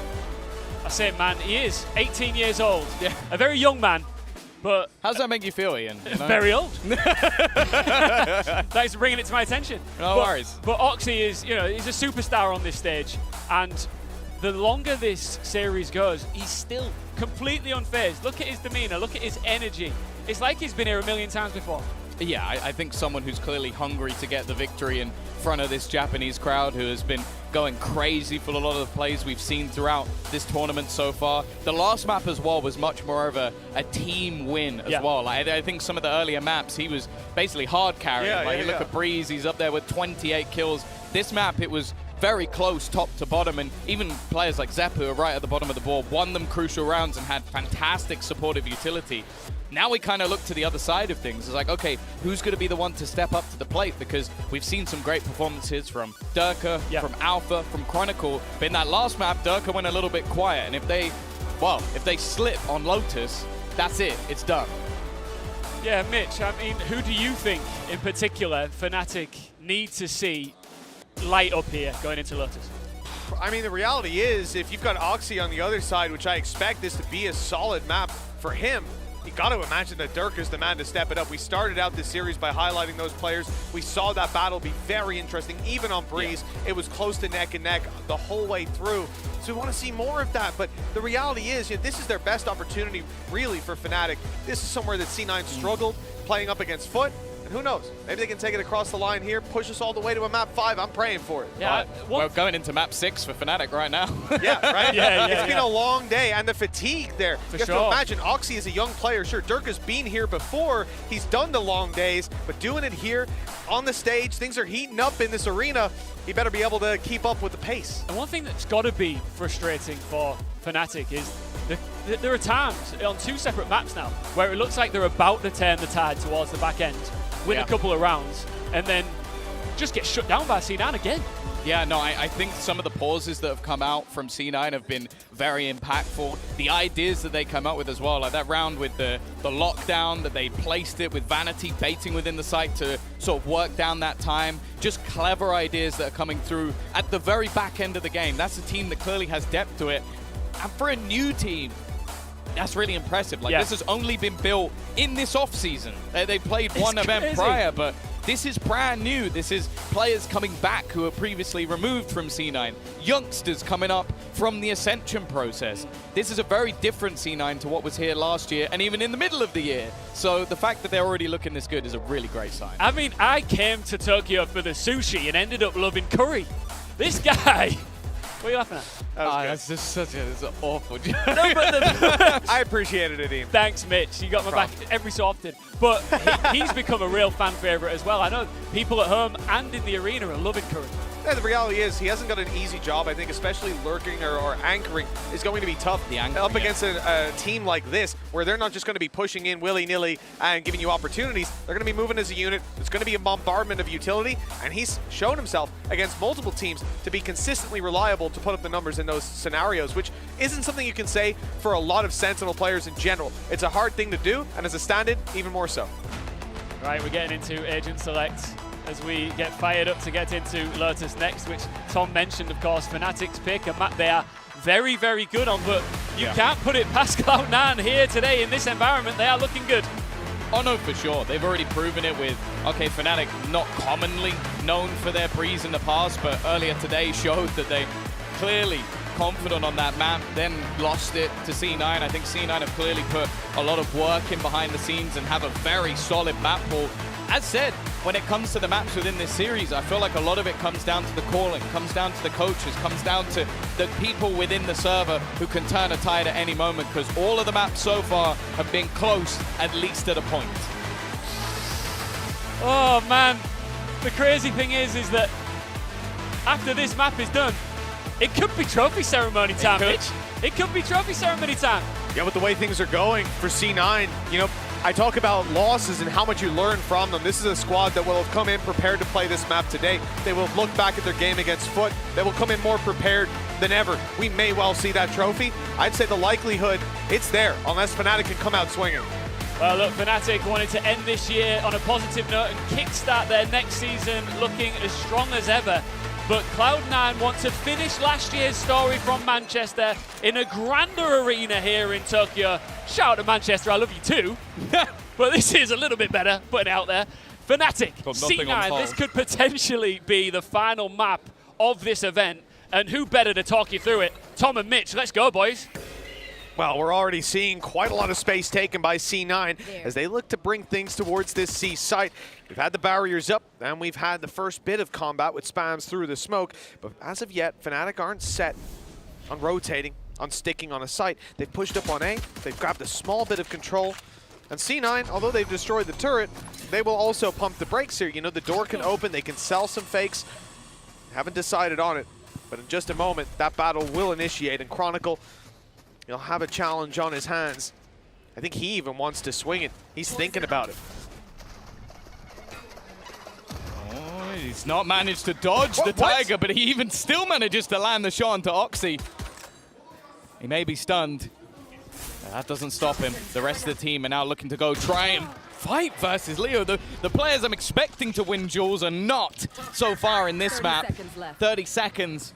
And look at where the spike is, still looking to run back down Curry. Well, that one might be a little bit more expected, as Chronicle's looking to try and catch them as they go for that plant, but Vanity, well, he's working as the bouncer in this one. Yeah, he's not letting them in. It's a full bit of control towards the spawn as Zeppa just jumps around right-clicking. A mean punish on Chronicle as Alpha Yair looks for vengeance. A quick double kill. They're right back in it. Both players relatively healthy, plenty of time on the clock, and Boaster sneaking around. He's got a nice position, spotting out the first, taking him down. It's only Jake left. A well-placed headshot, one bullet needed onto Boaster's head, and he'll manage to close this one out. But the smoke is blocking his vision. The defuse is underway, getting it half at least, and now Boaster looks to bait him into open combat. Tapping it again, letting him know it's already halved. And that got Jake's attention. Which one? With the other one. Jake tapped it, Jake got Jake's attention. Oh, okay. You know what I mean? Yeah. It's all adding up. Yeah, I think I know what you mean. One enemy remaining. One enemy remaining. 1-0.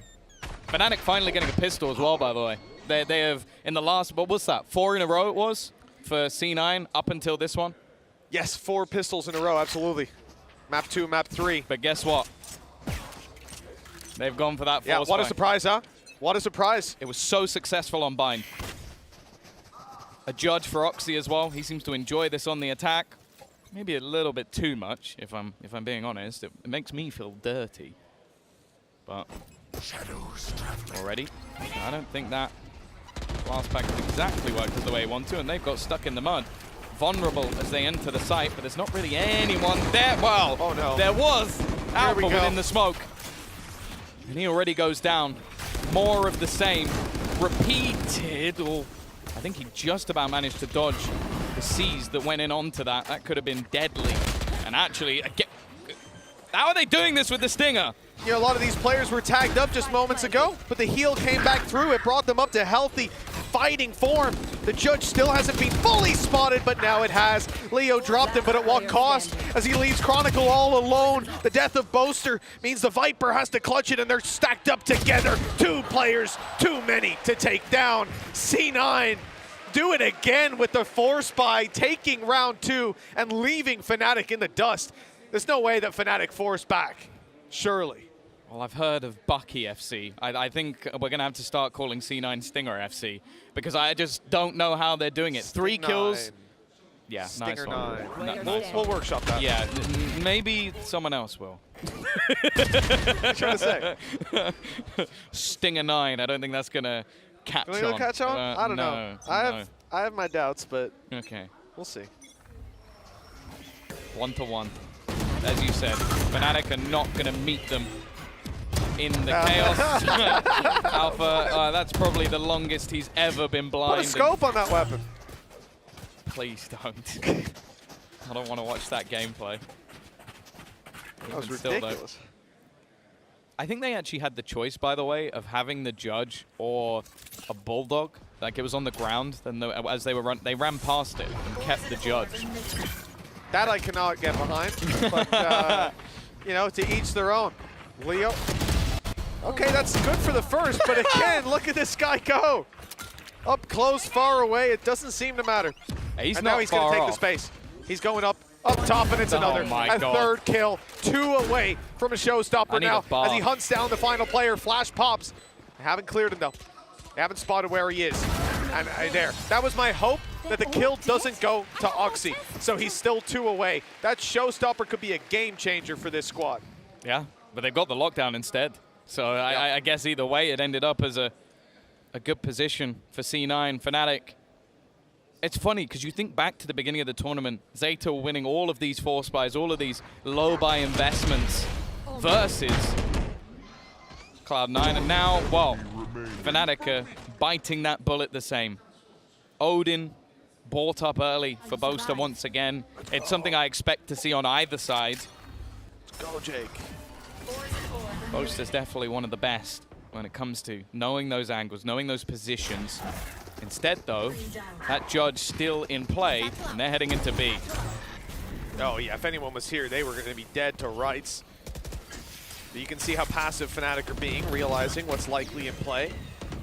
A judge, scary as can be, locked down, going to buy them extra time in the post plant. Running that clock for Fnatic, meaning they can't push up for another couple of seconds. And we've already seen fractions of a second decide around the impact of that. Well, whether it's felt or not, we shall see in a few moments to come. Prowler in. Fnatic all retaking from the same angle. C9, but they have some players off site. So the herd is thin slightly with Jake falling. Now we need to rely on that judge getting up close. Oh! It's Chronicle to pick up 1, but that's all there is for Fnatic. It's just Chronicle in this round till Leo comes into play, but time is so low, it's not even halved. It's done already. Vanity will not find a kill, but it does not matter. He's done enough just by surviving. Yeah, and Chronicle goes down at the same. C9, again, a worldie of a start on this map. Chronicle tried his best, but it just wasn't enough. And that was, again, I love the way that they're using the lockdown. They're never using it in an orthodox way. It's not just, oh, this is used to buy time or used to take the site more so. It's like, oh, we're going to use it. Okay, we've got the site, we've got the afterplant. Now you have to wait for the lockdown. Or in the previous map where we've got Vanity in there to disrupt you, and then you get to those last seconds and you're screwed. C9 have been imaginative, creative throughout the entirety of this series, and Fnatic, well, they are the masters of innovation. But right now, oh, they're looking like they're second best. There's not a lot to be said for this round. Scraps brought into it. Chronicle already down. spotted. One of your main defenders on that A side. Leo's been good with the Stinger to find at least one. This time, Close. he leaves Vanity on 9 HP. You know, it's a good attempt. Don't get me wrong. Just not good enough. He's still got the judge! Of course. And with results like that, why not? Even if you drop it, doesn't give them too much to fight back with. Boaster, he's been spotted now. That same flash we saw when it was a 5vx last time. Good luck. Hey, he's finished off the 9 HP Vanity at least, but that just means the judge gets upgraded.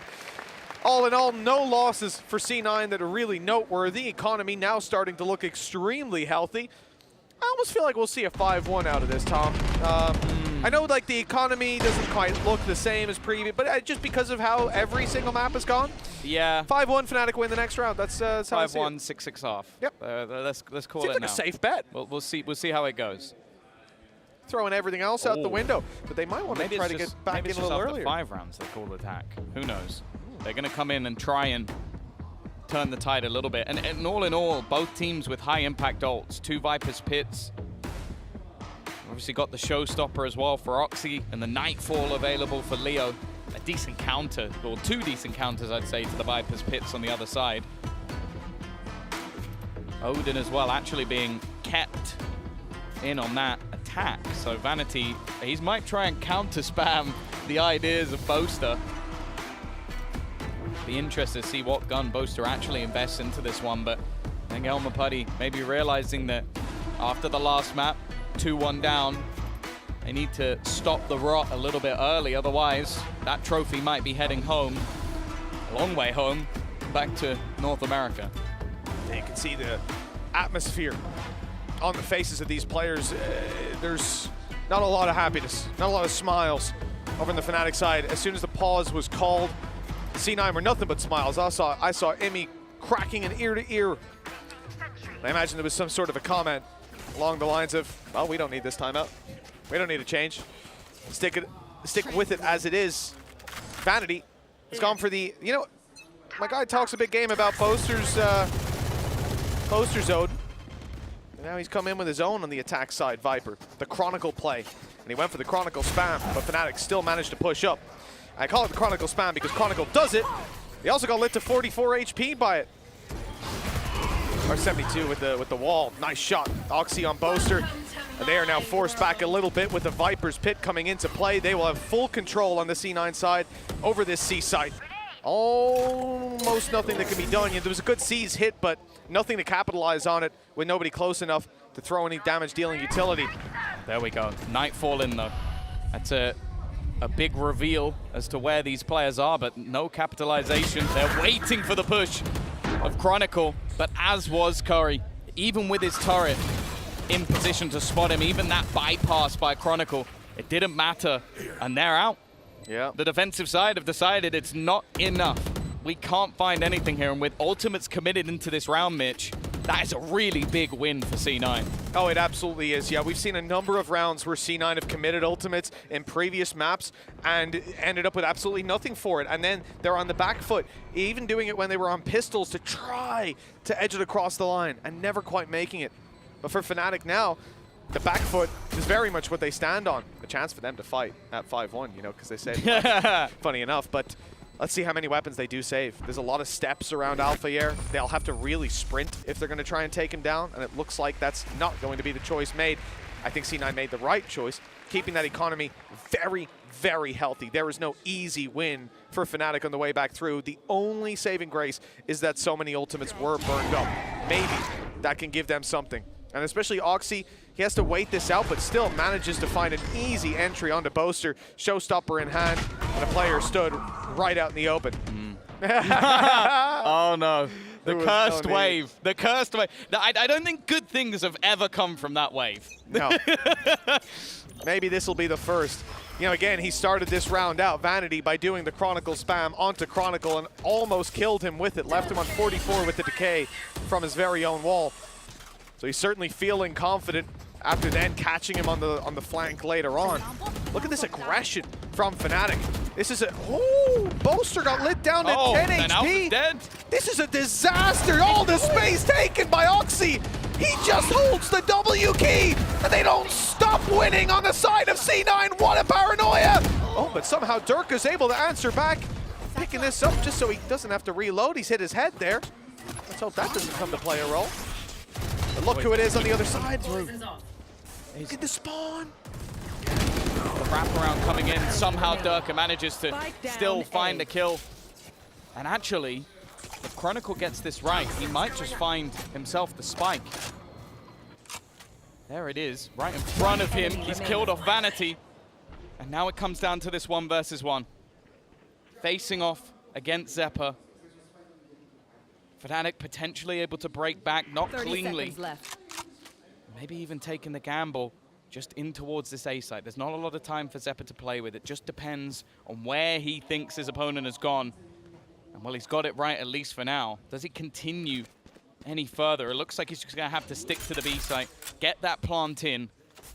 And well, now Chronicle has the information of at least roughly where he is. A dog online, but you're not really going to use that if you're Zeppa till you're in a safe corner. And that's where he's just made it to. The barrel might have been seen. It was called by a teammate. Or Chronicle spotted with the corner of his eye. Either way, that'll work. 5-1 for C9, and then Fnatic win a round. I can't believe it, Tom. A Red Bull clutch to do it as well. The Chronicle's definitely been having a good Leo's series. munching. Hey, you know, got to get that blood sugar. Absolutely. This is where Leo's now going to drop 30. Now that he's energized. But even still, that was a victory for Fnatic, but it was not a clean one. They're going to come in with a much worse buy than their opponents. Vanity, like, I don't know how you can talk smack about an attack side Omen operator and then go for an attack side Viper operator. Yeah. I mean, it's the Chronicle play. Okay. We've seen it before. Nice blast pack attempt from Oxy to try and dodge that showstopper, but it ain't quite going to work out. That's a bit of taste of his own medicine after he entered into C just a couple rounds ago. Now Fnatic find that same reward that C9 reaped.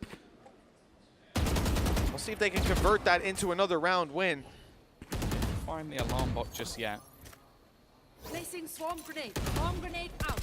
There it's gone. Yeah, 2 players still within this area, but Toxins going up. Vanity's going to go looking. Toxin screen His down. IGL counterpart going for a bit of a jump spot. Boaster has been caught out quite a few times within this series. Toxins Statistically, definitely not close to his best, but it's more so just the space that is given up if he falls. He is the solo anchor of this C site.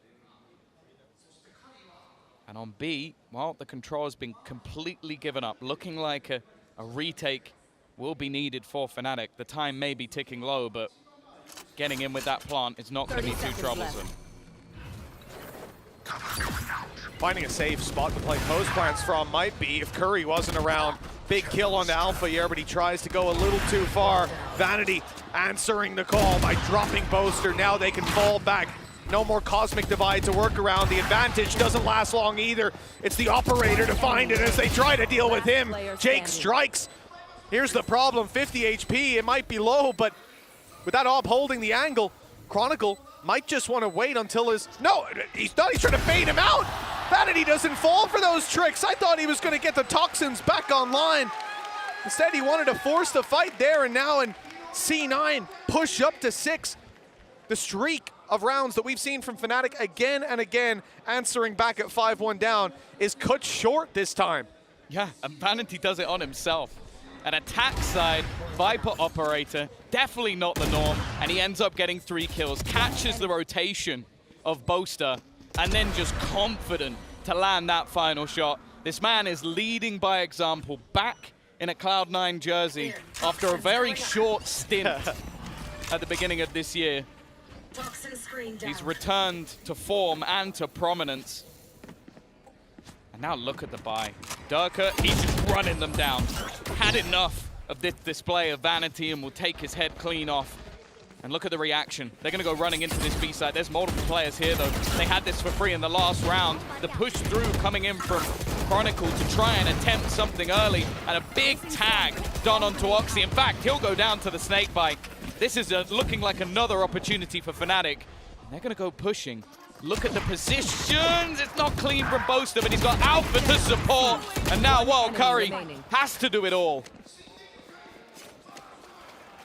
Wouldn't be the first clutch that we've seen. The 1v3. Plenty of players from Fnatic still alive as they all group up and move together. There is a lockdown online, but using it might be a little difficult. Defending it up against a wave of players coming his way. Instead, he wants to fight, and that spray control came damn close. Chronicle on 45, an inch or two higher on those shots, and it's a headshot. And it would have been down to the 1v1, but nonetheless, Fnatic take that third, 6-3 with a thrifty round. Yeah, really good spacing from Fnatic to make that basically impossible. Like a millimeter off, and maybe he's able to do that a little bit more. No, that's just unlucky. If a player just EP'd into it as well. One enemy remains. Big round for Chronicle again, currently up there. And that's the thing, like, again, if this isn't a showcase from Curry, I don't know what is. He is top fragging in a grand final versus Fnatic on a map that if C9 win, they take the trophy. Get this man a damn contract. At this point, someone needs to lock him down. It's only a matter of time. The day is coming, as is the C9 attack side, as they look to move in towards C. Flash deep. It looks like Oxy is once again going to be entering. He's already lost a few of his shields and have healed right back up any HP damage that was done. We see now there's been a couple of these sort of attempts where they move towards the side, they even show presence, and then they slow things down. Whether it's waiting for a push on C or down through B to open the door, but most likely, and most often, it's Vanity trying to catch that aggression. Now, Durka might have punished him before, counter lockdowns. That's going to buy us plenty of time. There's no flank in play. There's no aggression up on A. There's no noise being made, and that gets alarm bells ringing. If no one's pushed up and no one's made those rotations, maybe the A site's a little bit more open than you would expect. The Boaster did get detained, but they're not following up on it. And in fact, a well-placed nade there might have just completely crushed their chances if they still do so. Luckily, the orb is keeping him alive, allowing him to fight around the back of the site, but Jake is quick to punish. With Chronicle watching on the cross, it's at least a little bit of an angle to fight from for Fnatic as the rest of the team comes back through, and the spike is nowhere near being planted. They still have a nade on Durka as well, and they are just waiting with 12 seconds left. They can deny this almost completely. It all depends where this nade lands and where the plant is attempted. And it's going to be successfully found, but no way to defend it there. Yeah, what are the chances of them having a seize nade at the very depth of the round? It's brutal for the side of C9, but once again, after a great early start, Fnatic bringing this one back. Still a lot of close rounds. Still going to be a purchase. This time looking like Curry might be the one. I was going to say, like, I can understand Oxy going for the judge. I'd say having a lurking Killjoy judge might be a little bit off kilter. The main thing for C9, though, in this round is how many ults are close. Viper's Pit, one away. Showstopper as well. If they can get those online, maybe they can pad the difference, which is currently there. And okay, well, Showstopper's online, Mitch. They've got it very quickly into that round. No orbs required. I'll take that. I guess that's the problem with trying to play aggressive. Once you get pushed back by that util, it's not always a safe way out. Fnatic losing out on Chronicle, losing your Viper, losing that utility that often denies the space around here, around Tree. They're getting a ton of information. And most importantly, robbing it from the hands of Fnatic, putting this defensive side in a position where they really have to pick their fights, and they better pick correctly. Still, that lurker on the other side of the map looking for aggression. It doesn't come through, so the point of contact is just to play on through. Oxy, though, he's caught, he's seized, and that Showstopper will find no kill, but it does find a ton of space. Yeah, with a man advantage and a Viper's Pit now from that plant. And again, this becomes really difficult for Fnatic. First of all, they have to clear Curry. He's going to be sat behind them. It's actually not cleared by the Prowler, but it has to be something in their minds. Oxy goes down, maybe a little bit overzealous, but Fnatic are still just looking to try and deal with Curry. They can't leave him in behind, and he is causing havoc killing off Leo already. Jake as well around the pit. Alpha still, though, is trying his damnedest, looking for a little bit more, but the swing comes through, and Zeta takes it across the line. Alpha try as he might, 4 kills isn't enough. Had to add that extra body to the kill count, and, well, look, it's unfortunate for him. He definitely did try his damnedest. But with 1 round left, for what feels like the first time, Tom, we're not going to have an equal half. Already guaranteed that C9 will have the lead when we swap over to their defensive side. The question is, how big of a lead will it be? A 7-5 half isn't damning for Fnatic. 8-4, though, will be tough to recover, especially with the way the pistols have been going. Sure, Fnatic won the one here, but C9 have been consistently clocking them up. Curry, the first to fall. Kill. He has been so impactful, even just with his positioning in late rounds. He's annoying to play against. Viper's pit straight in. Vanity doesn't care about the pit or the player within it. He cares about the space he can have. The thing is, though, Leo didn't leave that space. He was watching it. And now Chronicle, it's an awkward fight. Doesn't even catch a glimpse of his opponent. It's all about the tracers. Firing back with a Bulldog, it's a risky game, but it worked out. Oxy on his way through on C, he's alone here. This is either going to be a fake or an attempt to take a little bit more space. And in fact, it's going to be a very dangerous situation because a Showstopper's fired his way, and he's managed to blast back out of its path. I cannot believe that's, like, I understand why he didn't want to die to the Showstopper, but that's lunacy. Leo puts another one in the grave, and now it's left on to Jake. No ace in the 1v5. Who could have thought it? And a 5th round for Fnatic. This map definitely isn't over just yet. All the Fnatic fans given a little bit of hope as we come towards the end of that with 5-7, a 2-round gap, and a pistol that could more or less equalize things here. For C9, they've had their maps where it was a close start. Yeah, this is ridiculous. Look, blast pack. He times it, he waits, right past him, and with the shorty in hand, not it was far close. away. Yeah. A few pixels. Like, that's the thing. If Durka there, like, he not only gets hit to like half HP, but if he doesn't run backwards, he is dead. Yeah. Oh, 100%. Just literally an inch closer to him. Yeah. That spreads a little bit tighter. I like the way that Oxy's brain works, though. Showstopper, yeah. I'm gonna dive at you. Yeah. Like, I'm not going backwards. You're I could gonna go shoot backwards. at your feet, are you, bro? You're gonna shoot at me. All right, I'll move. 7-5, though. Still, not a bad half, but again, we know that Fnatic thrive on this attack. In fact, most teams do. So it's going to be down to C9 to prove that they've got it on their defensive side. They've got off to strong starts in pretty much every single half, be it winning the pistol or winning the second. Now, doing that on the defensive side is a different beast. They've mostly, if they have lost a pistol round, it's been while on their attack side where they can take those risks with the force, getting a plant in most cases. But they also just haven't lost anywhere near as many pistols. 4 of the last 5, I believe, have gone their way. Correct. I'd say, and you know, the ones that haven't, they typically bite back immediately. Yeah, the exactly. force buy, like, there's been one successful pistol for Fnatic. The one that hasn't. Where they could capitalize and take at least somewhat of a lead of a stretch of rounds. Short of that, it's been, I won a pistol, and we're 5-1 down. Or C9 just walk away with it to begin with. This is going to be the foundation of the half laid. And for Fnatic, they better hope that it sides towards them. We've seen the snowball of C9, something that we compliment Fnatic for being able to do consistently. This time around, it looks like the attackers have chosen the right side of the map. Just one player here, it's Curry, and we've complimented a million times his discipline and ability as a solo anchor. I don't expect to see him take too many fights until the rest of his team join up. Oh, Fnatic have got themselves that after plant. Immediately falling back and watching in on that flank. They've got the alarm bot to keep that control. Nobody's coming in that direction. Chronicle wants to fight, wants to party. And Dirk are up close. It's the battle of those Raze players. Jake again with the classic. We'll keep things even. Vanity is just on the spike. It didn't get pulled out originally, and he's got it to half. That could be a problem for Fnatic. It's something that they probably spotted, but they're just going to try and man-mark this one. It isn't working out too well for them. Nice shot for Curry. He's going to go for a little bit more. But now it's left all onto Zeppa. Into that 1 versus 1. It has to be peaked by Alpha.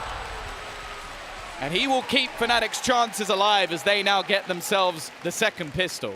A much needed pistol round for the side of Fnatic. The gap bridged slightly. In my mind, goes back to all those successful rounds C9 had, force buying up. Defensive side here, though, they don't get to use their numbers in that same way. Retakes won't be quite as easy. And you know Fnatic are going to be investing deep into this round, wanting to buy a lot of rifles. In fact, a double Marshall play alongside a Guardian and 2 Bulldogs. This is a very strong buy for the attacking side, and C9 may have made the right call by going to pistols. It is still going to be 4 Sheriffs alongside a Bookie. Plenty of potential for C9 if they're given duels that Fnatic shouldn't be giving away. I want to see this attack side minimize the amount of advantages, the amount of opportunities given to their opponents. This aggression has been spotted immediately. You know, these are the rounds where C9 are going to try to do things like that. Yeah. Group up, get aggressive, and try to catch someone off guard. It hasn't worked out, and in fact, it sent Fnatic funneling in towards the side of the map that's much less heavily defended. If they go through this, Bucky, though. Oh! He's dodged it. No, he hasn't dodged the bullets, though. Almost dies to that alone. Leo knows the tricks. Darker. Nice shot from Curry. As said, is Sheriff. Solid. Jake's found one as well. Somehow they always seem to make these rounds competitive. Spike planted. Leo having to snap back and keep things even at least for now, but these shots just aren't missing. Oxy up close is gonna, oh, I thought he'd make into the 1v1, but no. Chronicle and Boaster will make sure that they at least save a couple of those rifles, but again, C9 are competitive, and again, I have to point out this scoreboard. The standing of Curry, top of the board right now. 17 and 11 as well, almost double the next player on his team. Playing the killjoy, given a lot of tough roles on that attack side, being the man left behind, having to play a lot of late rounds. But the success has been there time and time again. He's been so impressive to watch play. For Fnatic, their buy up here matches that of their opponents. It's going to be a pretty close round, not the standard 3. Vanity has been spammed through the smoke completely. Dropped as another one falls towards the stairs. We'll look towards the site where there's 3 players. Paranoia used as they blitz back in. Boaster wasn't caught, he wasn't blinded. He's found a safe spot on the side, and his teammates are coming in to reclaim that control. They've even stunned up Jake, left him all alone. And there was no safe space for him to hide in until the stun dissipated. Curry, not this the time. Man leading the charge for this squad. He's not going to even go for it. No, I think he would be wise not to in this case, a 1 versus 4, and obviously the finances of C9 are not in a great spot to be able to do much in the next round. Him having a hero rifle alongside some of those pistols could be impactful. For Fnatic, they might want to go on the hunt, try and remove that gun. They have some spare cash to play with, winning the pistol conversion, and now this round actually looking cleaner than when they faced the pistols themselves. Of course, a lot of that is down to C9 taking those gambles, but they did well in this round. And as said, like when it comes to this map, Fnatic are well known to be a dominant force, but also, well, more so if anything, they are well known for their attack sides, being able to turn any tide when it comes to this side of the map. In fact, a lot of the sort of gimmicks and ideas you see other teams use, like the Odin spams and all of this thing, it was thought out by this roster. Yeah, players like Chronicle, as we've talked about. We saw Vanity attempt some of the same finesse that he's been pulling into the server, but yet he really loves to show this, doesn't he? He does, yeah. It's a personal favorite of his. Toxins going up. Showing the Lotus on Lotus. Toxin screen down. Dedication. the consistency. Well, C9 have got a few pistols. They've got one Vandal in Curry, who's obviously saved that through from the previous round, and will have an opportunity if they do funnel in towards C. But for now, seeing pistols close on A, dodging the paranoia across the board as well. That's unlucky for C9. They had some opportunities. Whoops, that's an easy kill. Not quite, Jake. And there's no way out for Zeta either. Good catch by Durka. That was 3 players pushed on A and 3 players deleted. Well, the rifle of Curry is in the right place. Timing of it maybe not so great. He will take the back sight.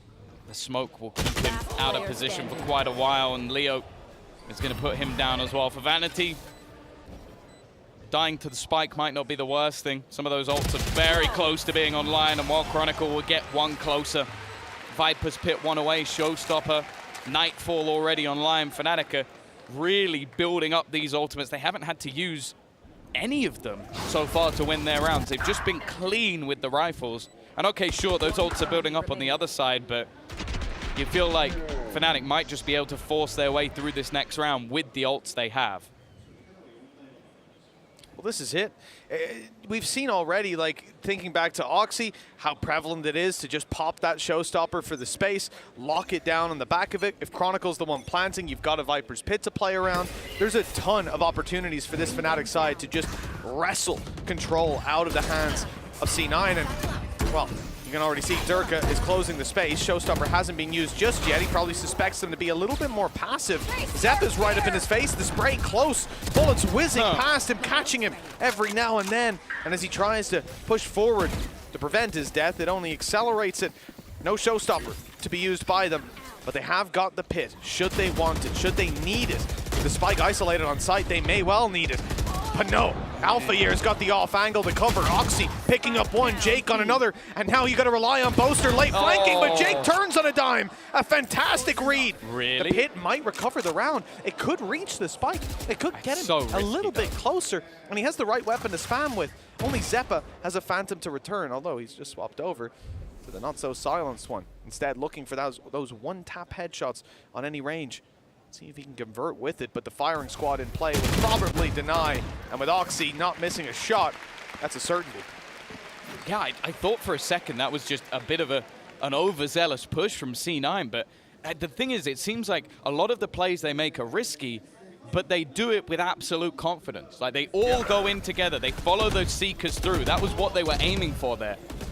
The Seekers go in. You see the first 2 kills go the way of Fnatic, but the rest of the team are not deterred. They carry that push, they use the information, and after a 5-round streak from Fnatic, the combo is broken. The problem, though, is the economy is yet to be built up on the other side. And for Fnatic, well, they've still got plenty of cash to play with. That Showstopper is still online. The Viper's Pit is still online. So although they've managed to break back, Fnatic are not broken. Not yet. The Showstopper will be used for space. Vanity's ankles seen as he hopped out of the site. They clear out every single angle that they can. The Showstopper deep fire doesn't get much. Now, Oxy has his for the way back through. You wouldn't be too terrified if you're on the side of C9 conceding the space that can quickly be recovered, but the shot didn't land. The rocket was fired for no effect. Viper's Pit goes down maybe a little bit late, but it will cover the space it needs to. A snake bite perhaps to fly through and land, but Chronicle's already out dry on utility. They need to do it with weapons, and there's a judge inside, but luckily it's caught. Chronicle and Alpha quick on the trigger, and it comes down to just one man, not even on the spike, and caught as he tries to make it close. The slaughter. Fnatic make that one look relatively easy after it got shaky for a second. That Viper's Pit being a huge problem. You could see the side of C9 just running through it, attempting to try and catch Chronicle, but honestly, it's like trying to catch smoke. He is 23-9. He is having one hell of a day, and well, we've seen from, no, if you've ever spoken to Chronicle, I think he likes it here in Tokyo. Doesn't mind it. Doesn't mind it. I don't know what that stage is doing to him. And the thing is as well, okay, sure. In comparison to VCT trophies, people might not necessarily count them in the same bracket, but I can tell you for free that Chronicle, if he takes this one, He's still got the most trophies. There's not going to be too many people. I'll tell you, that one isn't going to walk around with 4 trophies. That one's not getting checked in. That's going to be on the safer side. Yeah. No, they don't trust it. That's a lesson learned. Stage. A lesson learned. Well, 10-8, and this time the pause over on the side of C9 isn't taken with quite as much of a relaxed atmosphere. No smiles, no laughter. Instead, it's business time. This is their pause, their tack.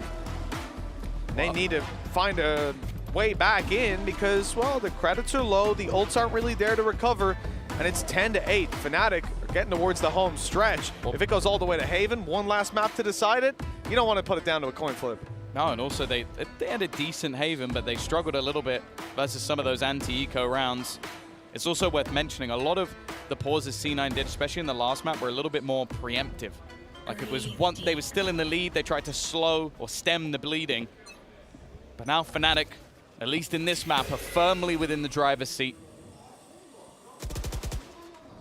As said, their attack side is something to be marveled at, something to be mimicked. But not many can match up to the original. There.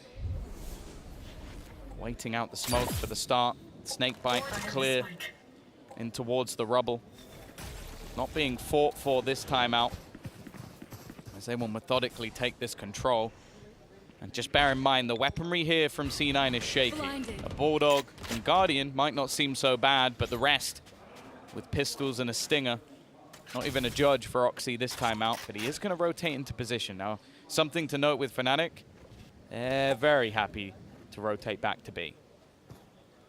Toxins going up. Very happy to rotate in general. Obviously sitting outside of B right now, the idea of this round is again to pump brakes. Now let C9 make mistakes. That hasn't happened. And with 35 seconds on the clock, well, there comes a time where you have to just make your own opportunities. It's the B site. As Tom said, very happy to change focus with the doors wide open. They've managed to take a lot of space. Curry snuck his way in here, hiding behind the box. He's grabbed one. Oxy went through the Cosmic Divide for another. They need to shut this down quickly before it gets out of hand. Still into a 3v3 with a lockdown in play. That's going to force them out of position. It won't deny the plant, but it will deny any safe space for them to work from unless Chronicle takes the kill and just destroys it. Wasn't even close. I wasn't worried for a second. Leo suspects there's someone here, and that wasn't close either. Nice and easy. As is the round. It got shaky for a second, but the committed ultimates from C9 don't have the desired effect. That's cool. Chronicle continues to just obliterate his opponents. Again, he's 25-9 while playing on the Viper. He used to watch his teammate do this. Yep. Maybe learn a few tricks, but I feel like most tricks are learned from Chronicle. Yeah, he's not more by a teacher Chronicle. than a student. Yeah. I was going to say at this point, I think just in general. I think in Tokyo, he's more of a master, if anything. Very much so, Tom. Very much so. A master of his craft. As 11-8 is on the board. Fnatic on the home stretch, knocking on victory's door. Vanity pulling out the big boy, the Odin, looking to give them a taste of their own medicine, something Boasters used many times in this very same position. But Vanity won't be able to find the shots. Suspects they've already pushed past, but no, they're not quite that close, and now trouble starts to brew. He just ran out of toxins, or just cancelled, at least. I love that from Chronicle. You see how careful Durka is running around that barn, and Chronicle just runs up, taps it, runs away. This man, a cold-blooded killer. And again, Fnatic, well, they've just moved away. Orb to be taken, but no ult's close, so I was going to say they might just opt to try and quietly enter into this site. Jake under pressure here. Paranoia are available to slow them down. 35 seconds. Look at the rest of the team. They had no plans going anywhere near this C site. It's back to B again. What a phenomenal fake. Even leaving this very late lurk from Chronicle, he's been sat here. He moved out a little bit just a few seconds ago, but this has got to be running up a minute 30. Sat in this spot after touching the door earlier on. He's got support as well in the form of Alpha Air. good angle to play from, but now he has to move towards the site because C9 are starting to claim ground. Chronicle's the first to fall. The wall bang from Vanity as he had the lineup ready to roll. He falls, but the site is still under threat. Not for much longer. Zeta steps up to the blade in a big way. Boaster now is left alone, but he's landed the headshot. And Jake is 45 HP, still having a grab well. That's the clock winning the round for Boaster. The only question is, can he make it away from that spike radius? The answer is a resounding yes. 12-8. A Red Bull clutch for Boaster, and 1 out of 4 needed to bring us to Haven, where it all started over for C9 and started with a loss there up against Zeta. Could end with a loss there up against Fnatic. Last time out at home ground, C9 got 3-0'd. Last time Fnatic played in Tokyo, they 3-0'd. We've been owed a 5-map series for both of these teams, and it looks like we could be getting it unless C9 have an answer, and that answer doesn't look like it's coming as they are getting mowed down. Zephyr again, he's trying to fight back. He's caught in a grab wall. All the utility sat waiting. Push up on the flank, the Tiger to deny, but guess what? Fnatic aren't going A. No, they're waiting. They've spotted that flank. Nothing that has been attempted by C9 on this defense has caught them off guard. No surprises in their back pocket like on prior maps. The turret even watching, and Vanity now left on just 27 HP. 2 of them still sat within this A site, but there's plenty of gaps. A Viper's pick going to be placed onto B, but it's just to stop the wraparound. There's a huge gap in it. And in the meantime, oh, look where Boaster is. He's chilling. He's got that space. It's Alpha that I'm most worried about, being so close in and around this pit, clearing out all this space. I mean, they are going to know just how free and open this is. If he goes towards the spawn, this could be devastating for C9 on the rotation. You see the knife out. They don't suspect there's going to be anyone nearly close by. A massive kill for Alpha Yer for the side of Fnatic with the advantage now cemented. Do you know what's brilliant about that? What's that? So they walk into the seaside, and before planting, they shoot the nanos to let them know they're there. Yep. Because Alpha is in prime spot to catch them.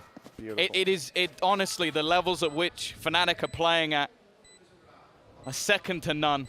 And they're so prepared for this rotation. Chronicle adds another kill to his tally as Leo takes us to map 5, a deserved grand final as both teams fight tooth and nail for the home ground trophy. And it's only right we go the complete distance and head to Haven. We know that Fnatic love Tokyo. They proved that Masters this year, and they find some of that magic. And they bring it to the table on Lotus as they take C9 to a 5th and final decider of a map. Haven is the last stop where the journey ends. For one side, it will be triumph in Tokyo. For the other, it's a road home as runners-up. It's got all the ingredients of a perfect grand final for a fan.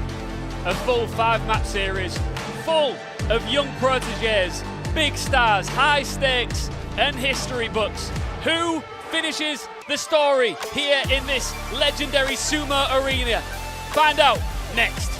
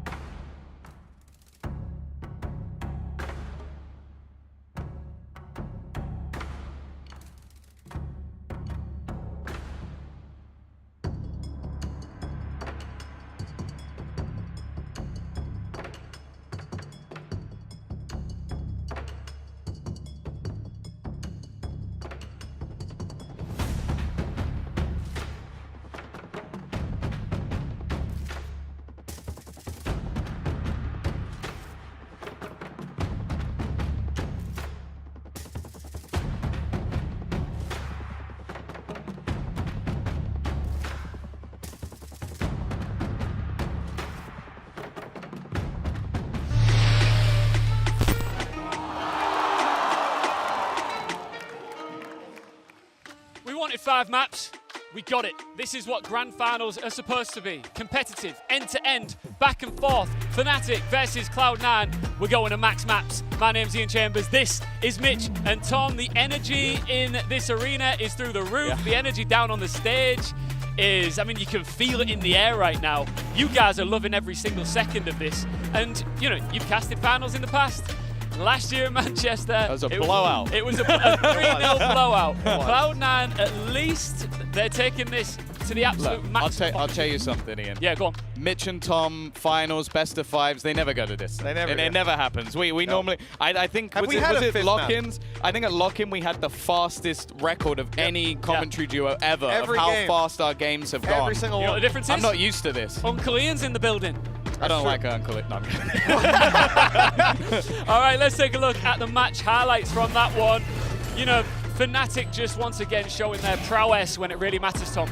Oh yeah, for sure. They have proven it throughout the series. Even when they're down, even when Cloud9 look like they have the advantage, they can bring it back. They go onto the attack, they feel confident. And also you're just looking at different members of this team stepping up all the way through the series. Like Leo had a great ascent. You've seen Durka on the first map play fantastically well. Like it's gone all the way through this roster performing. Alpha as well on Bind was insane. This map was Chronicles. No argument from anybody. If anybody else is trying to tell me there's an MVP of that map that wasn't Chronicle, I don't know, put them in a straitjacket. There you go, Chronicle trying to stack up some more silverware. Mitch, he is absolutely starving for that final moment here in Tokyo. Of course, 355 ACS playing in on that Viper. We saw so much from this guy. And that was, you know, we started it out. Vanity tried to beat him in his own game, tried to bring a bit of a taste of his own medicine into it, and well, I think that might have angered Chronicle. Oh, let's look at that moment. 5-1 it was. Vanity, vanity, vanity. What were you thinking? This is one of those moments, Tom, you live to regret. You live to regret it. I love this guy. I said it at the time.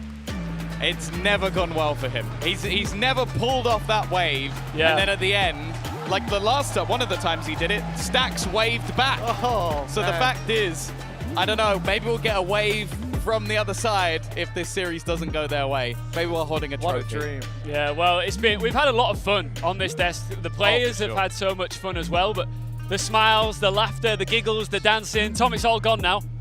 It all stops here. Oh, yeah. Like, there's no more lounging. We haven't seen as much of that. I think this is where the pressure truly builds onto these players. And Fnatic, they have been here before. The lock-in grand final in Brazil, they were down on that final map. They rallied behind it, and they managed to take the trophy. For a lot of the players on Cloud9, this will be one of the most high-pressure moments. And again, you talk about it being off-season, but there is no one who plays all the way through this entire tournament, the length of some 2 matches in a day.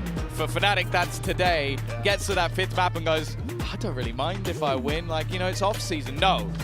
Both of these teams are dying to get their hands on that trophy. Otherwise, well, they probably would have lost one of the maps earlier and be at the bar already. You mentioned high pressure there. You know, it's safe to say right here, right now, that Oxy has already solidified himself as a future prospect that we can all be looking at as, okay. I think you can remove the word future. Okay, prospect. Yeah. He's doing it right here, right now. Yes. But then there's a different kind of pressure when you get to a grand final, 5th map. And look, still, he's looking chilled. Yeah, he's not lounging as much, but he looks like he's ready to go. If he can do it here, then your estimations go even higher up of what this guy's capable of. Well, this is it. You know, there's a lot of esports out there where you're going to be sat there by yourself down on that stage, and that's a whole different ball game. You'll get in your head, and it's hard to get back out of it. But that's where the experience of a coach like Imi and an IGL like Vanity comes into play. You've got a lot of experience. We talked about it with this roster consistently about the young and the old. And in these moments, when you push all the way to the end of a BO5 with everything on the line, that's where you lean on the experience of the old. Even if they're not doing it in the server. Hell, Vanity could come out with 2 kills. I hope to God he doesn't, but he could. It still might have that impact, though, to have him there supporting some of these young guys and keeping a player like Oxy in that positive mindset. God, I love crunch time. Don't you just love crunch time? It's the best time. That and breakfast. My 2 favorite times of the day, right?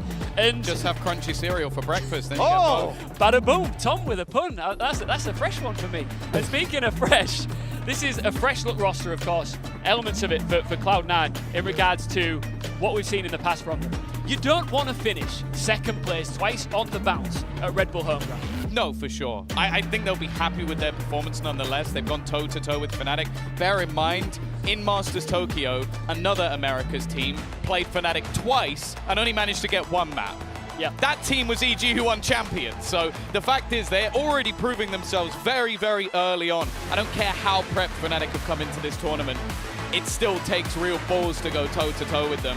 And now heading into Haven, I don't think we're seeing anything too crazy from either of these sides. As said, it's going to come down to what happens on the server, not what happened in that prep time. If you're just joining us thinking, where on earth is this taking place? What is this magnificent venue that I'm looking at on my screen right now?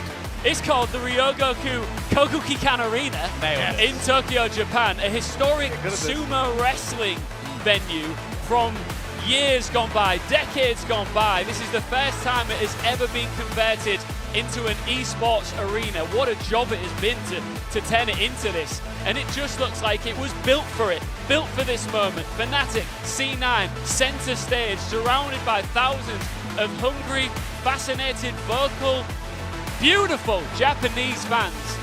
Look, whichever way it goes, the fans are going to go crazy for it. Yeah. But there's definitely a little bit of a lean towards Fnatic. I can hear that while you guys are casting. I take my headphones off every so often just to hear the noise in the... I can hear it anyway. I know what do you mean? can. I don't need the headphones off. So that advantage might play in, but we'll find out. It is the end of the grand final of Red Bull Homeground 2023. Who's taking it? It's time to find out. Tom, Mitch, let's do this. Well, one last time, we're jumping into a map. This time it's Haven, where Cloud9 started this tournament and where Cloud9 will end it. Last time, it was a bittersweet loss. Now, it's a bittersweet start. 2 kills already as Fnatic thinned out. The crowd might be behind them. The advantage in this round most certainly is as well. 5 versus 3, the A site open and a retake to be played, it seems. Yeah, the fact is, we questioned if Oxy could keep it going all the way through this series. Those questions have been answered map to map to map, all the way to number 5. But Fnatic have an afterplan. Durka, been here many a time, lifted many a trophy, doesn't want to let this pistol round go. They've been important in this series. Somehow, Oxy gliding down, but it's his teammates to clear this one up. It's gonna be another pistol for Cloud9. Only a single kill for Fnatic, Mitch, but they do get themselves a plant. It's something maybe to build off of. Maybe it'll push them to a force buy, or maybe they'll just keep those extra credits in the piggy bank, maybe try to use them for some sheriffs here and there and bolster down their eco. But for C9, a pistol round win, it's not something that they're unfamiliar with by any means. They've been picking them up again and again, but this is the first we see Oxy just deliver this stellar performance, ripping off heads. We'd seen it earlier on in the tournament, and you can see he's recapturing some of that momentum that we've had from him earlier on. So much to say about such a young gun, but he's got so much more to show us. We might not even need to say it. Investment is light from Fnatic. Not a ton of weaponry, but they've gone for 3 stingers alongside Chronicle and Boaster having upgraded pistols. A good chance if they can group up, but their opponents had the very same idea. Oh, it's a slaughter. Hey. Aftershock even going to catch out Leo, and now Chronicle. Last man standing. You got to be careful when he's about, but Vanity does not care. Was 2-0. I think it was either a stun or a grab while I saw the assist come in for Astra as well. So Jake obviously popping some utility, keeping them in position for that breach utility to come in to full effect. Really nice stuff from C9, and we're already in round 2 up against an eco, seeing util combos. It was indeed a grab well, right? Yeah, there it is. Well, as we've sort of said, like, you have to bear in mind it's a stand-in. Oxy's new, Vanity's come back. Like, there's only a couple of members from the last roster still remaining. You couldn't tell. No, you really can't. They're playing so clean. Here we go. The man of the moment, the man of the hour.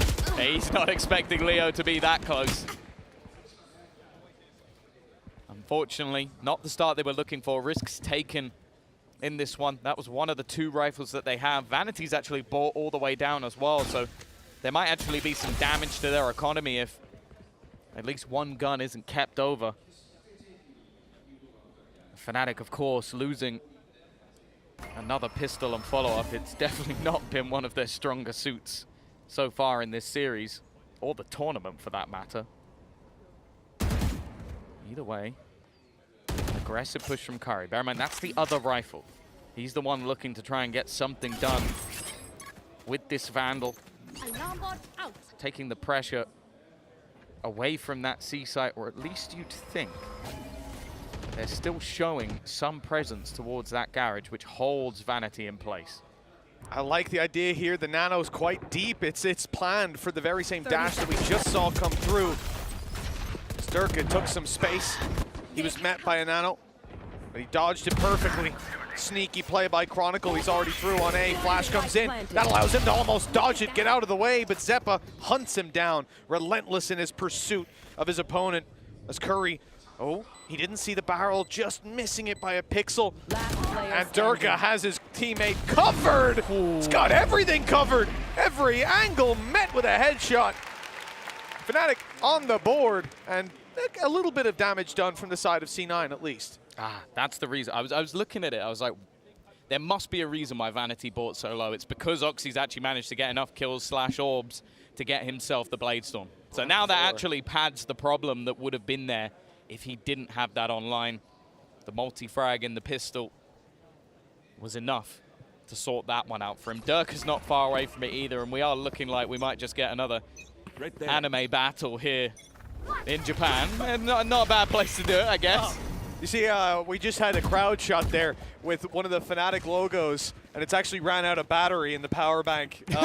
Understandable when they've been here this long. It's been a while. It's been a long day, and that starts to show, you know, these players, maybe they lose some of their battery as well. Some energy goes down. They're trying to pursue the player on the back of the site with no idea that Curry is here as well. He's able to pick up one as Jake steps up to the plate for a little bit of extra support, but he can't hold the site all by himself. He's isolated and overwhelmed eventually, leaving Chronicle in 25 HP, and the timing could not be better. You saw Vanity in the X-ray staring at that angle, and the second he turned his attention to the site, Chronicle turned on him, taking a quick kill and leaving Zeppa to do it all. And even the recon to lock in his position, confirming exactly where he is, and a sneaky swing from Poster will close the round for Fnatic. Do you know what's even crazier about that? What's that? So Zeppa was behind Chronicle like by a second, so he didn't see him. So him going round the corner through the door stopped him being killed from behind, and then the timing of the other player looking away. So that was like a 0.5 difference to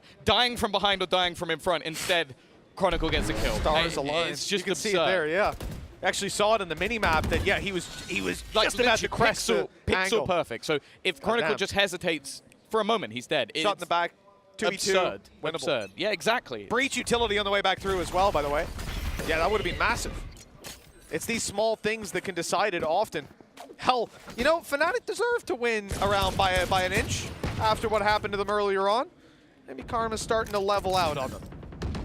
For Fnatic, the attack side is very much trained in on A. But Tom, I'm starting to see a lot of movement from C9 towards this A side of the map. It looks like they are expecting the push to come down here. A good read based on, well, virtually nothing. A gamble, perhaps, and it looks like they're coming up with a good result. With this buy, you might understand why. Yeah. It's pistols on the board for C9. They've got to take a risk. Normally, especially on a map like Haven, the 3 sites, I'm sure many of you have noticed, make that gamble a lot harder, but they are in the right place at the right time, although the spike starts to fall back a little bit. With the kills coming through, it's relatively even, but that weaponry now starting to show its muscle. And Oxy, try as he might, is unable to do much more. Jake has himself the Guardian, but he won't get anything either, and after the start from C9, a swift 3-punch combo from Fnatic is going to put them into the lead. That's a much different face from Fnatic than what we've seen in some of the other maps with very slow starts, where they start to find their second win, but sometimes just that little bit too late.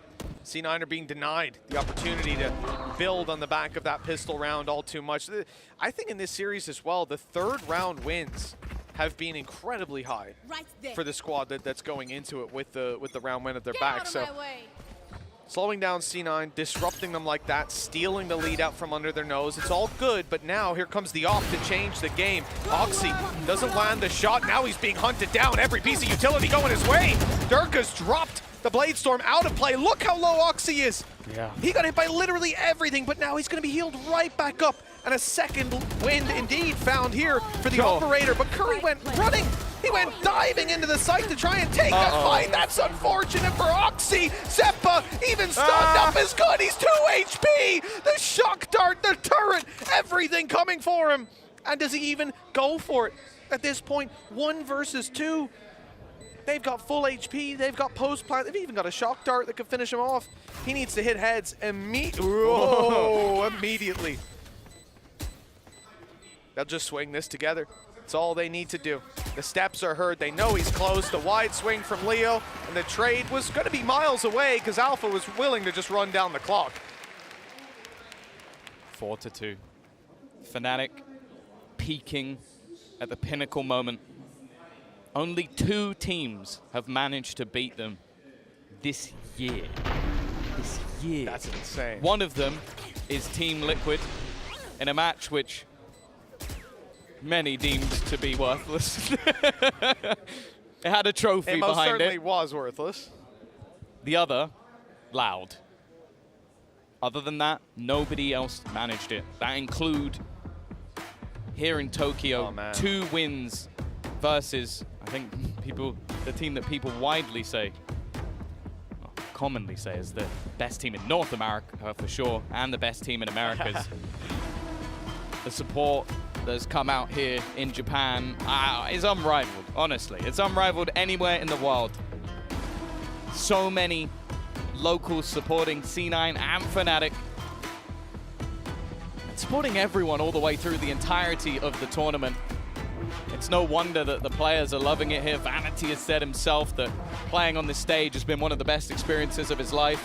I don't think we need to ask Boaster what his opinions are in Japan. I think I think those have been made very, very clear. But it all is down to this. A trophy goes home with one of these teams. Chronicle can extend his collection that is unrivaled in Valorant history. And for C9, for many, if not all, would be the first in the locker. And with a victory over Fnatic of that. As said, only 2 teams, 3 matches have Fnatic lost in 2023. You could see that C9 were definitely not all smiles during that pause. Imi definitely seemed to be wearing the stress quite well, but I don't know how it's going to fare after that. Oxy, the star of C9, picked off right off rip. Now it's a low buy round for C9, putting it in context with pistols, and that was the Guardian there, but it's going to be recovered by Vanity, so still in the round. The reality is you're starting to see C9 wear down mentally. Battling against that, of course, something they're more than capable of, but that pause was to reset mentality. Pistols here, not around, they're expected to win. When they want to do damage for a bit of housekeeping, you know, Fnatic's economy has gone crazy. They want to make this one close, if anything, or they're going to be sitting on max credits for some players. But this is the scary thing, because the common, the almost meme that we've been making throughout this entire series, C9 start strong, Fnatic come back. C9 start strong, Fnatic come back. Fnatic starting strong is a scary, scary prospect for map number 5.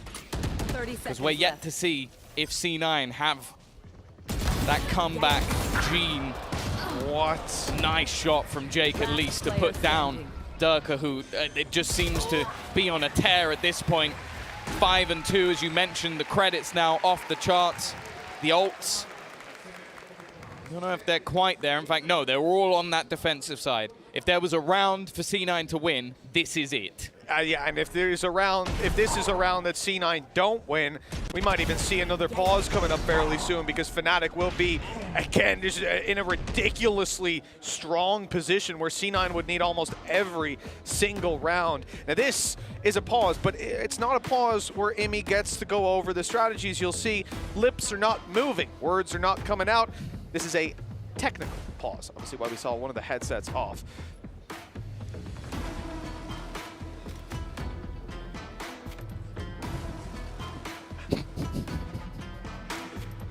know, it's somewhere that I think if you're Cloud9 coming into this, maybe you'll even look at this tech as an opportunity to sit back and just control the breathing.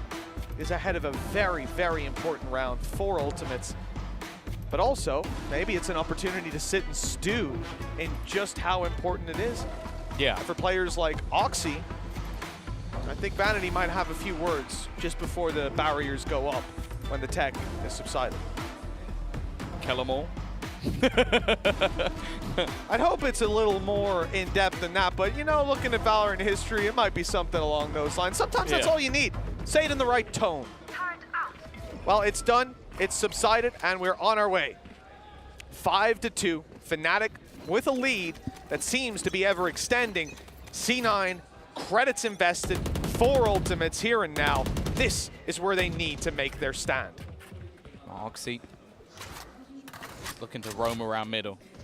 As with the previous map, Fnatic are very happy to play the extremities and then switch it up at the last second and back into B.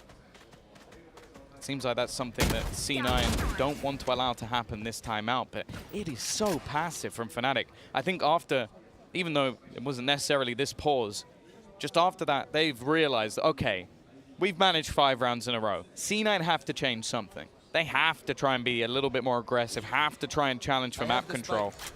So let's just be that little bit more patient as well with so much in terms of ultimates. You'd expect it. And you thought for a moment that Oxy was going to be caught off guard, but no. He's got that opener for his team.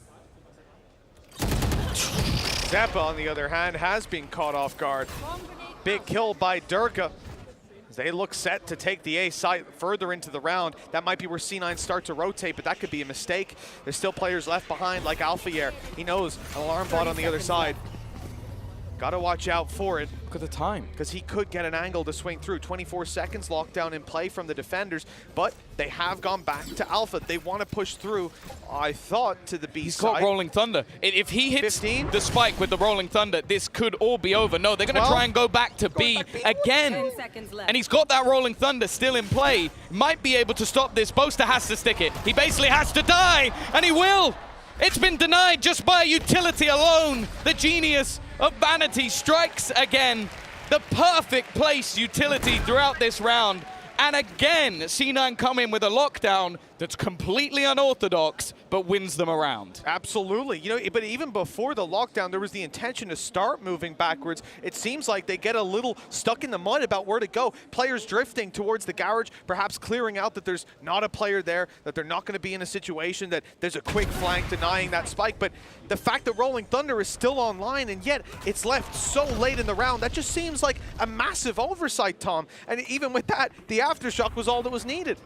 Yeah, I think Fnatic maybe just realizing that going back to C now, you're getting Rolling Thunder and you're not going to be able to plant. So just hoping that maybe Vanity was elsewhere. It's an aggressive push up though. The stun, again, the utility is just sublime, but Chronicle, he is ready to help defend his teammates. That breach util has honestly been the bane of Fnatic's life over the last couple of rounds, but this time they've stabilized. The early aggression of C9 is not going to do too much. And that's the thing. They're high-impact ults used in the last round. Okay, you still have a Cosmic Divide for retake. You still can spot your opponents with the Seekers. But more so looking at that lockdown. How will they be able to deny it? Well, that might help. Well, it might.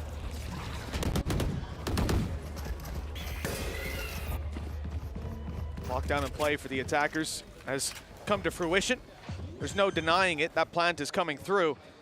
For C9, it's the idea to try and fight back. Afterwards, you've had a Cosmic Divide used, but a bit of an interruption as Vanity goes down. And now you lose your breach utility, use your burst to get back in towards the site. Still, that Cosmic will be up if they can manage to isolate the site players. The problem is everyone's on the site. Chronicle is everyone. 4 kills. All that they needed in this round was that man.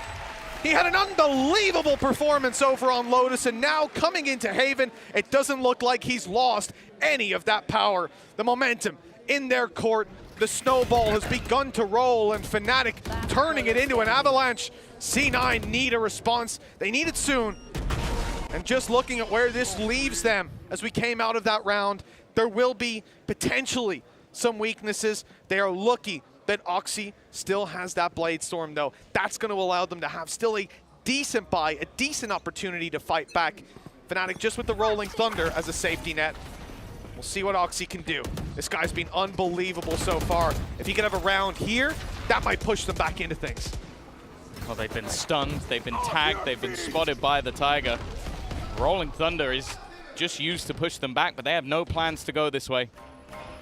Running into Vanity has definitely been one of the only issues that Fnatic has faced so far, but they are going to do it again. Sell an idea towards this A site, and then just go straight into B. Now, in terms of ultimates, they've got nothing to play with. The push already coming in from behind them, but Alpha will have heard it. He's definitely heard everything that Oxy is doing. And a bit of an unorthodox position. Well, it's an easy kill for Alpha. Clearing him from this spot is going to be difficult. The rest of the team fighting tooth and nail within the site, and well, they still haven't managed to kill this man off, and even if they do, the rest of Fnatic are holding strong. Zeppa's still just trying to fight for Alpha. He's throwing nanos in the spawn. It's just irritating to try and get this man out of position, and that is the round done and dusted. C9, they couldn't even take back their opponent's spawn, let alone get anywhere near the site. I love the idea as well for Alpha to be in the spawn. We've seen it many times. He's going to be throwing nanos at B, typically firing them in to deny the defuse rather on the spike. But a little bit of a different game when he starts trying to use them to just hit players in the head, keep them back out of the window, and finish off some of the kills. Zeppa left on, what, 15 HP as he exited? All in all, the damage here is fantastic with Fnatic pushing 7-3. The lead is huge, and there's still a few rounds left to be played with. C9, we said they needed to make a comeback. That previous round was the opportunity for them. Again, we're going to have a couple of weapons here. The Rolling Thunder was burned up by Fnatic, so no safety nets to fall back on, but they haven't needed them so far. No, it's been the one round that C9 managed to take other than the first two was off ultimates. That was what they had to play with. Nice from Oxy, but it is instantly traded. Jake needs to find something on long. Ooh, it's getting dicey. Boast has taken a bit of damage, and actually Jake goes pushing. It's so risky, but it works. He hears the reload, knows that he's got an opportunity. Curry as well. This time they have an advantage, so one and done, not too bad, but he can't afford to just go down to Durka. But this time he catches him off guard, looking for a little bit more, flash blinded, and he will fall. But the rest of the team are hightailing it in towards that site. They should be here to respond. The plant shouldn't be deniable. It looks like Chronicle's trying to just double check. There's no one a little bit too close. That stun has caught everyone. Flash returns the favor. Chronicle only good for one, but it's Leo on his third of the round. That's where it stops. Zeppa answering C9's call. The SOS might cease here. 7-5, not a bad scoreline if they can make it all the way. Problem is, their economy still isn't very healthy, and their ulti-con is not online. Fnatic's just started to. You see, even with that death, or even that last kill that Leo got, the Hunter's Fury came in, and Durka's got a Blade Storm. Now, Oxy didn't find the impact he wanted with the Blade Storm.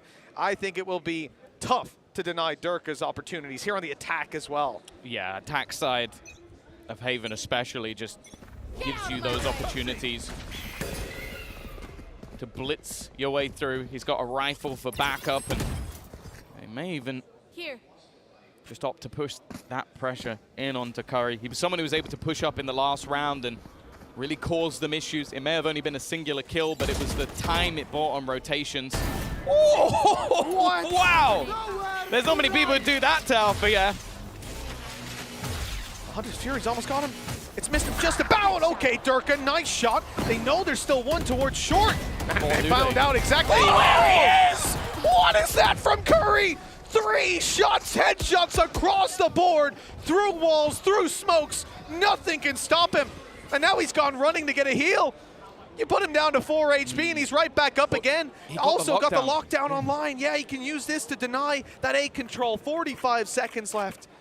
as Fnatic will eventually look to push forward. They expect to fight. They're clearing their angles. They're checking. Is there a player on short? Backside, Heaven, where's the fight? It's nowhere. It's nowhere to be found because they know the second they hear that tap up, now it's time to pop the lockdown, and you're in a lot of trouble. They still have smokes to play with. Potentially, if we get Scarz back online for Jake, I assume he pulled some back, unless it was a dump of utility earlier on, which I guess there very well could have been. We'll find out the answer to that question later on, and well, I guess the answer is there. They're swinging the angles, they're taking the fight. It's already done. It's an easy defuse indeed. Chronicle was detained by the lockdown, left with no chance to deny the defuse. And 7-5 is where we finish the half. C9 with a beautiful recovery. Things were looking quite dire for this squad if Fnatic continued with that momentum, but the snowball broke to pieces. Decided. So clean, so clean.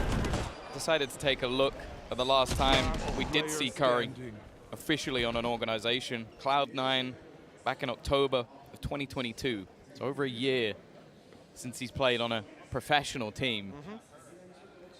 I don't think you can tell. That was some of the cleanest shots I've seen all day while in a server alongside Oxy and against Fnatic. Ridiculous stuff.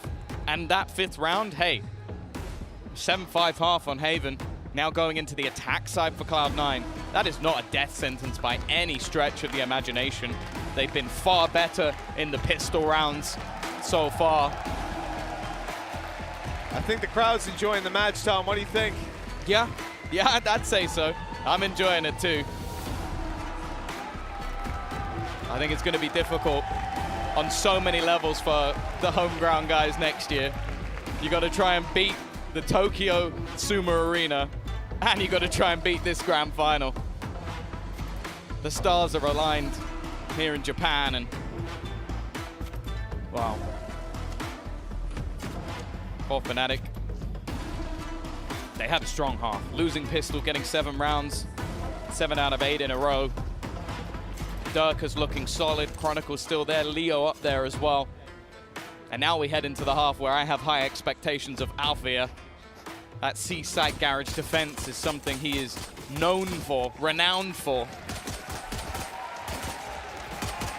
And what could be, well, it will be the final half of regulation in this grand final, in this tournament, is about to kick off. Fnatic manning that defensive side and the charge being taken in towards C by Cloud9.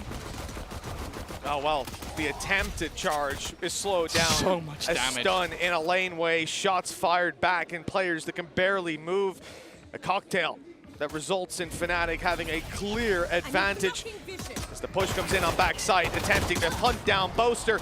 They didn't account for Leo being here as well. There's so many players from Fnatic. They deterred the C push and didn't feel the need to rotate. Spike down. Now it's just Vanity on 12 HP.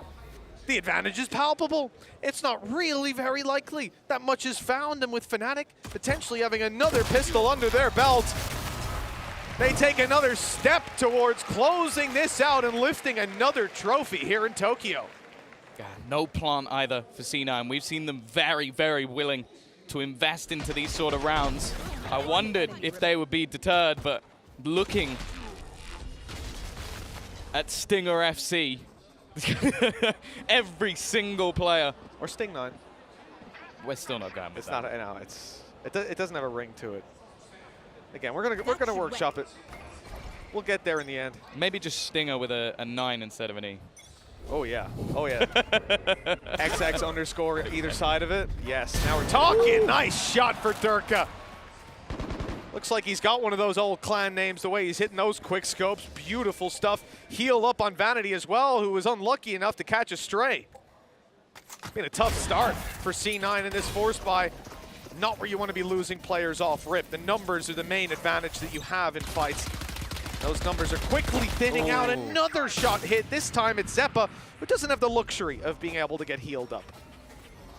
But that's the thing as well. We've seen these force buys come through for C9, but 9 times out of 10, they've been successful.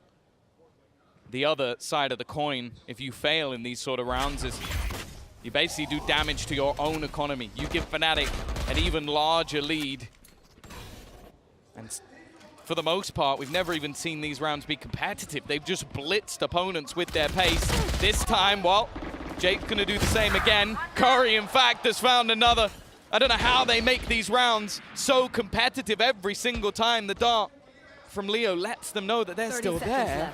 But they've made the perfect read. Start doubling back. The man of the moment, though, Durka, is ready and waiting. He's going to go wrapping back round the timing, everything. Durka's still fighting strong, and he's got Leo alongside him. It looked like C9 were going to pull it off again, but the Finn stands strong. An amazing recovery from the side of Fnatic. 9 rounds on the board. One more, and they'll be doubling up on what C9 bring to the table.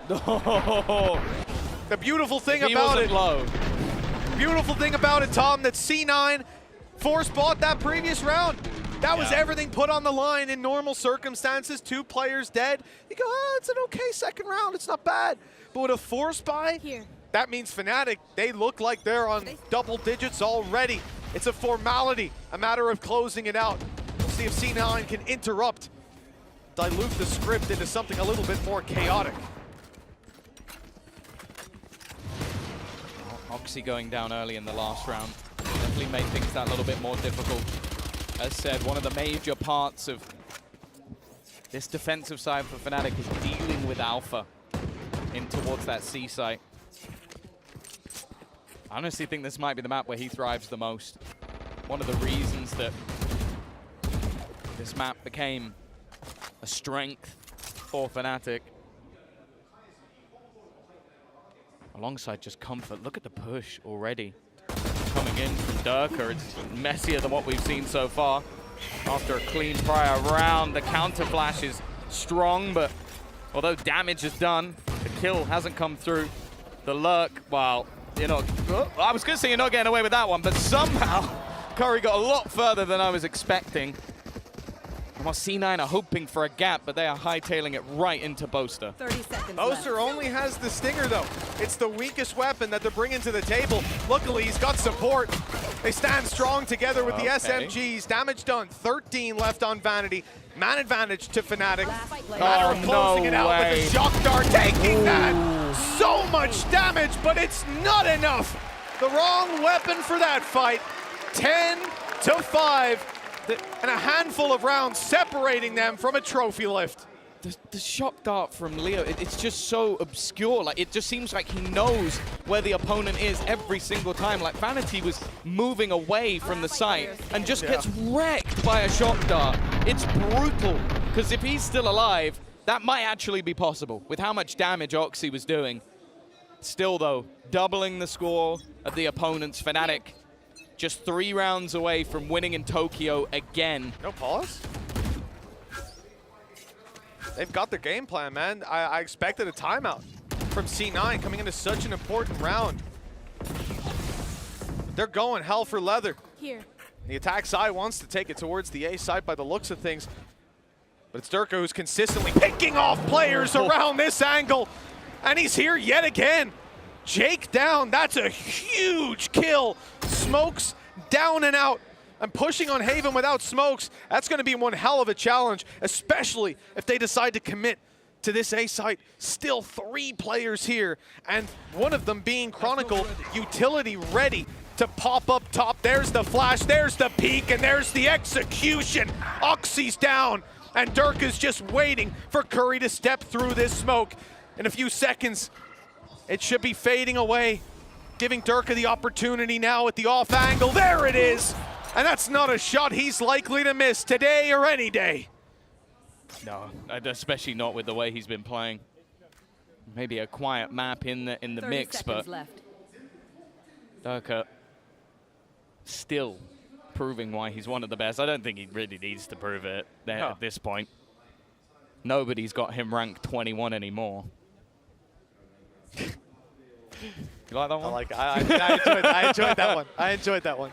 And they're just going to say, No the thing is, even with the coverage of A-Site being so strong, you would have had to get through Alpha and his utility anywhere else on the map, and the rotations would have been far too quick. That's why they're confident in that 3-stack. Yeah, I mean, like you literally, you go C, it's Alpha, you go B, they have info, they play a 4v2 retake, you're dead. And go you're not going to get everyone Akon. else. You're not going to get Zcon. There was no solution there. There was no winning.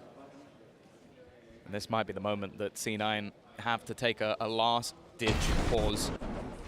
If they win it from here, well, the only comeback I can think that would outdo this one is done by Fnatic. Yeah, exactly. They're the only team on the other side. team that might be able to do it.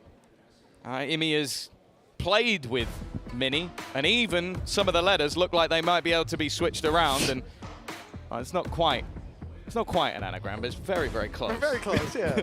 if you squint and just miss out the middle part of the M, Mimi, it's all good. But he'd have to come up with something truly brilliant to turn the tide here.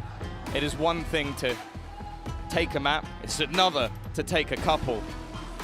But to close out a series versus Fnatic, the only teams to do it are Loud and Liquid this year. Other than that, nobody has managed to topple the EMEA powerhouse that sits before you right now. As said though, they've got to try. Unfortunately, the ults aren't going to be there either. Couple not too far away. Rolling Thunder for Vanity, something they've been looking to get. And I understand that one of the few rounds they managed to win on that defensive side was around his placement. I think their lockdowns, honestly, I've been so impressed with every single idea that C9 have brought to the table. And I think going forward into the 2024 season, I am so excited for this team. They only get better. Like fine wine, over time, this team just keeps on improving. For C9, it's been a beautiful run here. They have shown us some incredibly high-level gameplay. They've shown us some new prospects that are now just prospects. For Curry, as well as a stand-in, he's been phenomenal to watch, fitting into this role, playing your lurker, playing your anchor, and doing it to near perfection. The Tiger is heard moving towards A. The info is there with a kick onto Jake. That's the spike down. It's not going to be unrecoverable, but as they attempt to take mid control, they lose another player. Their flank protection out of the round. No smokes, no entry, no hope, one would say, as C9, having invested everything, they've barely done a lick of damage to Fnatic. Certainly nothing that can truly be felt. And although Vanity finds the C side open, they still need to reunite with him. The 5 HP breach alone and isolated. Durka has the timing of a god, dropping Zeppa in spawn, leaving the spike down, and leaving Vanity with no hope of claiming this round. They need 7 in a row, or Fnatic will do it again in Tokyo. They just look unstoppable. This is their 7th map of the day. The maximum they could have had was 8. They dealt with DRX. 8 hours ago they started. 8 hours. This is a team that's tired. 8 hours of gameplay against some of the best teams. I don't know. I feel like Durka's had enough of a rank grind that this would just be his warm-up. His warm-up for the day. Normal day. Don't worry about it. He doesn't even look like he's breaking a sweat on that stage. He is peaked at the perfect time, and it is looking like the beginning of the end. A nice job from Oxy. Bladestorm online. Zeppa, the SMG king, will give them an advantage. Leo's shock darts always do damage. Oxy's going to try and get up close. Again. But already it's causing them problems. Nice work from Jake to keep this one alive. Chronicle and Leo to try and clutch this. Make it just Leo, but he's done it before, and he's looking to do it again. He's found a second, and he gets all 3! What on earth is that from Leo? The greatest clutcher this game has ever seen. He had no right. No right. It's not even the first time he's made it happen in this series. No. He does it again and again, just like Fnatic. He really does belong on this team, and this team belongs on top. One of the best teams in the world, back to do it again. They lifted a trophy in Tokyo earlier on in the year. They beat out the best in the world, and they just couldn't resist running it back one more time. This time, though, putting on a bit more of a show. 5 maps, and you have to commend their opponents, Cloud9.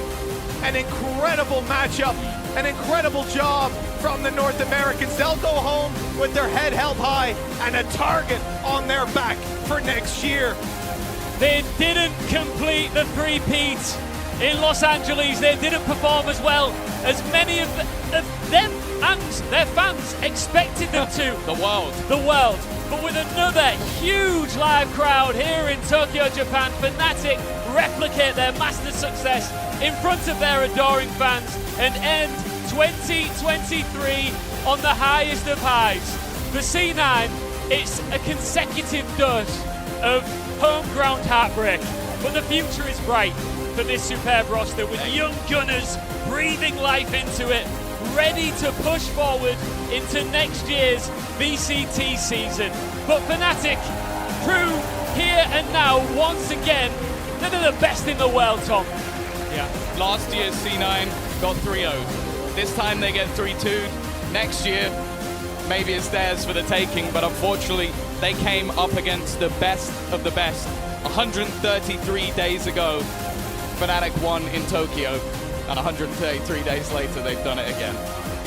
Well, you know, we started out in EU for home ground 2 times in a row.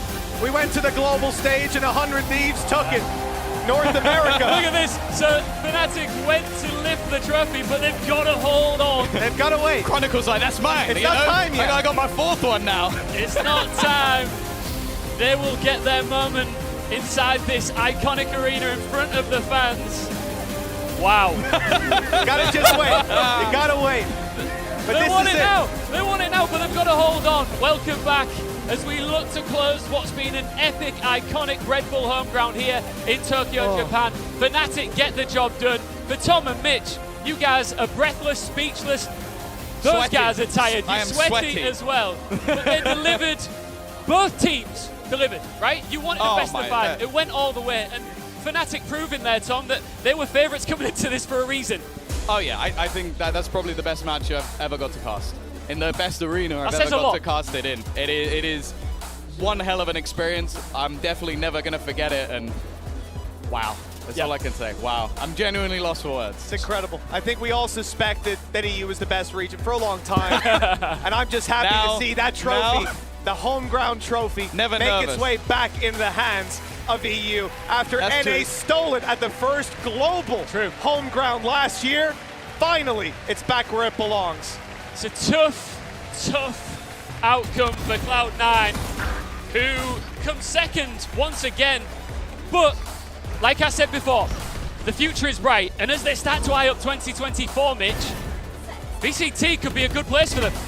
And for both of these teams, man, I mean, C9 going over to North America, as I said, they're going to have a target on their back after the performance here. Yeah. They showed us a level that not many people, if any, were expecting to see out of them. Young guns like Oxy delivering all throughout this They series. might have to sign Curry as a 6th so he doesn't go somewhere literally, else. they can't let him go. I put him straight on a contract like, no one else is having him. Do it DRX. Just keep some good players on the bench so that you can't go into another team. That guy was so impressive today. And you know, they went toe-to-toe throughout this series. We highlighted Oxy, we highlighted Durka, but in the end, it's the consistent factor of Durka over on Fnatic that claims it. I can't say we're too surprised, but what a debut for Oxy. Absolutely a star. I was about to say in the making, but Tom will shut me up and say he's already there. He is there. He is there. He's just done that versus Fnatic throughout the entire series. Like, we don't need to talk about what Oxy can do in the future. He's already doing it in the now. Adam, welcome to the desk. We've got the best analyst on the desk now. Thank you. Yeah, Thank we you. do. You know, I've been wanting to come out here all weekend long, join you guys. They couldn't find any boxes big enough for you all. And that's been the big difference. But I'm here What now. are you trying to say? There you go, look. Yeah, Hey, that's pretty good. Tall Watch enough. yourself there. Watch yourself there, fellas. We're high up. We've got the best seats in the house. Oh, this is amazing. Amazing. Adam, we've been lucky enough to have you touring around this amazing venue, the history here, the heritage, Sumo Arena here in Tokyo, Japan, that goes back decades. Thank you so much for taking us around it. explain the atmosphere. We've been up here quite a lot of the time, but you've been in and amongst it. Oh, it's been electric, man. I think that's the great thing about this whole experience here in Japan. We were lucky to be at Manchester last year. Now we're here in Tokyo, Japan. Yep. The hospitality, amazing. Every single person I've talked to has been unreal. Like, so welcoming, loves having us here. And we've seen some of us highlighting the food, the culture, the history of this building as well here. But what an amazing final as well. Next year in Hull, that's what we're going to be Next year we're going to Hull. Yeah. We're going to Ian's backyard, baby. That's where we're going. We're booking it. That'll be cheaper to get my mum there, that's for sure. All right, let's take a look at the bracket, shall we? This is how we got to our first place finish for Fnatic.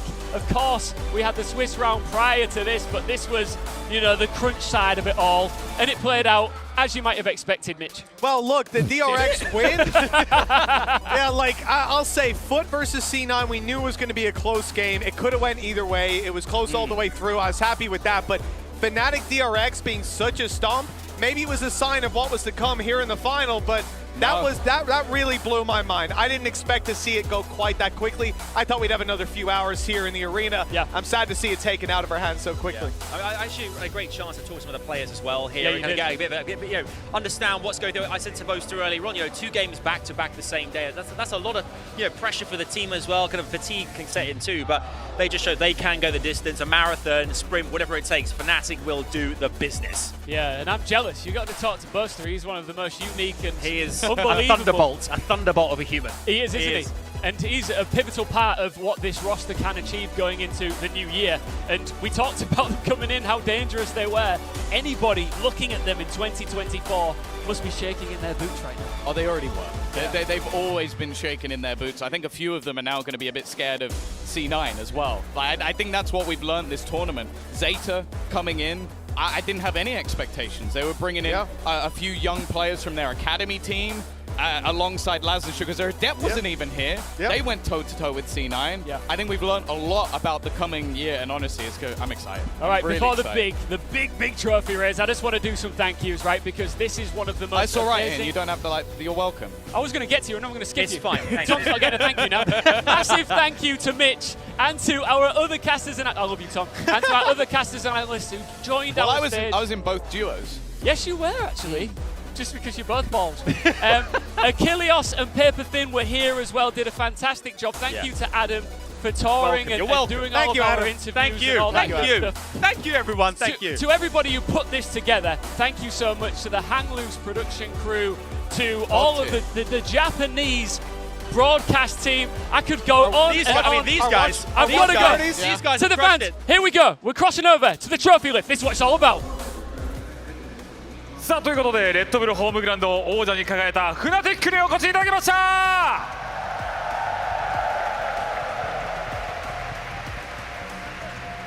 さあ皆さんにインタビューをしていきたいと思います。大きにボスターまずは優勝した感想を教えてください。 So congratulations on your victory on the Red Bull home ground. Tell us your thoughts on right now. I was pretty non-existent this series a little bit sometimes, but my teammates are too bloody good. And also, it's just nice to maintain our win streak in Japan of never losing. I think it's pretty lucky here, so maybe we'll come back again. そうですね、少し不安になるような時もありましたが、自分たちのチームメイトは最高の最高なので、ちゃんと支えてもらいましたし、自分たちが勝つことができました。で、今日勝ったことで日本での連勝を止めることがなく、勝ち続けることができたので、またこのラッキーを引き続き、継続してまた日本に戻ってきて勝てたらいいなと思います。もう一つ質問です。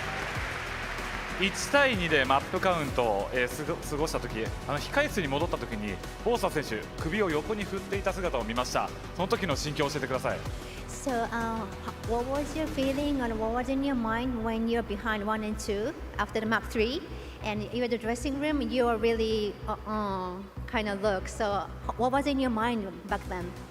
I think mainly I was just pretty tired myself. It was a long day. And so I just had to keep eating bananas. I think I ate like 3 or 4 bananas. And then like I jumped around a little bit and then that managed to get the energy back. Yeah, and I think it can't be worse than the Loud series in Lock-In where it was like 2-0, 2-2. comeback. So yeah, I think we're used to it now, and we're a strong team mentally. I mean, look at us. I'm surrounded by giants. Okay. まあそうですね、やはり自分自身が疲労を感じていたというのは正直ありました。なので少しジャンプしたり、あとはね、もうバナナ多分3、4本食べたと思うんですけれども、それでエネルギーをしっかりと持ち直して立て直してきました。またもちろんチームもメンタル的にもすごく強いチームで、ロックインでもやはり追う展開から逆転して勝ったという経験があって、今季そういった強さを見せられるチームになっているなと思いますので、自分はそこでしっかりとエネルギーを持ち直していこうと思っていました。ありがとうございます。お気に。お気に。さあそれでは続いてダーク選手優勝です。率直な感想を伺えますか？ So tell us your feeling right now. You're the champion. How are you feeling now?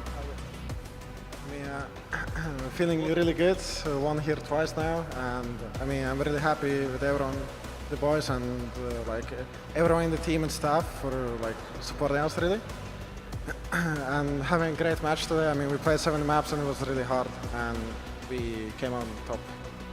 もうすごく嬉しい気分でいっぱいです。そしてさっきもですけれども、日本で、ね、2度目の優勝ということですごく嬉しい気分でいます。ここでもまた、厳しい展開からも勝つことができました。そして練習を続けることができて、今本当に嬉しい気持ちでいっぱいです。ありがとうございます。もう1問質問させてください。ダーク選手、どうすればあなたみたいにデュエリストをうまく扱いますか？ So the second question for you is that how can we practice to be as good as you are as a duelist? I mean, how can we be good?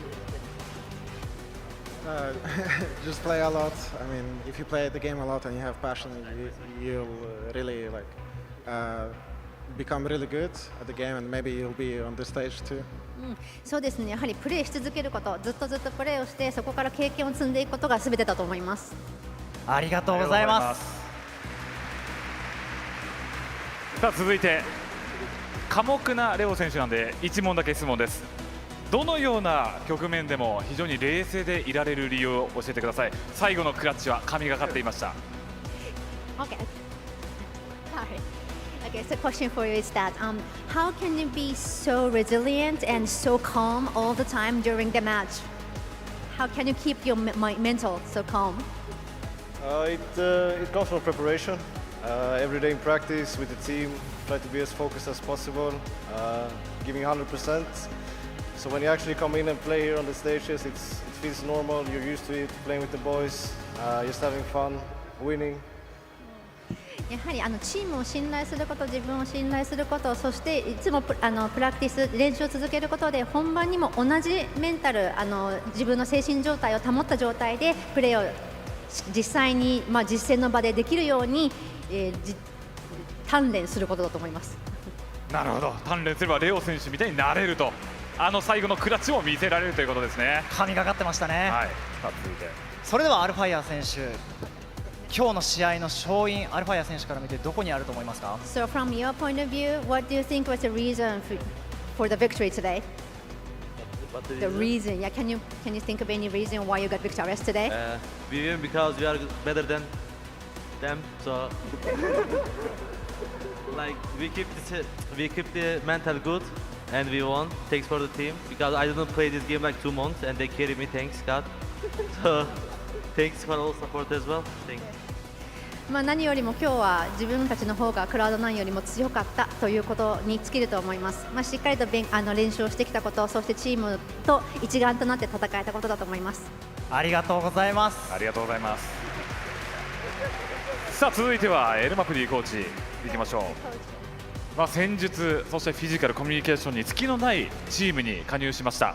そしてコーチを担当した初日と今でどのような変化がありますか？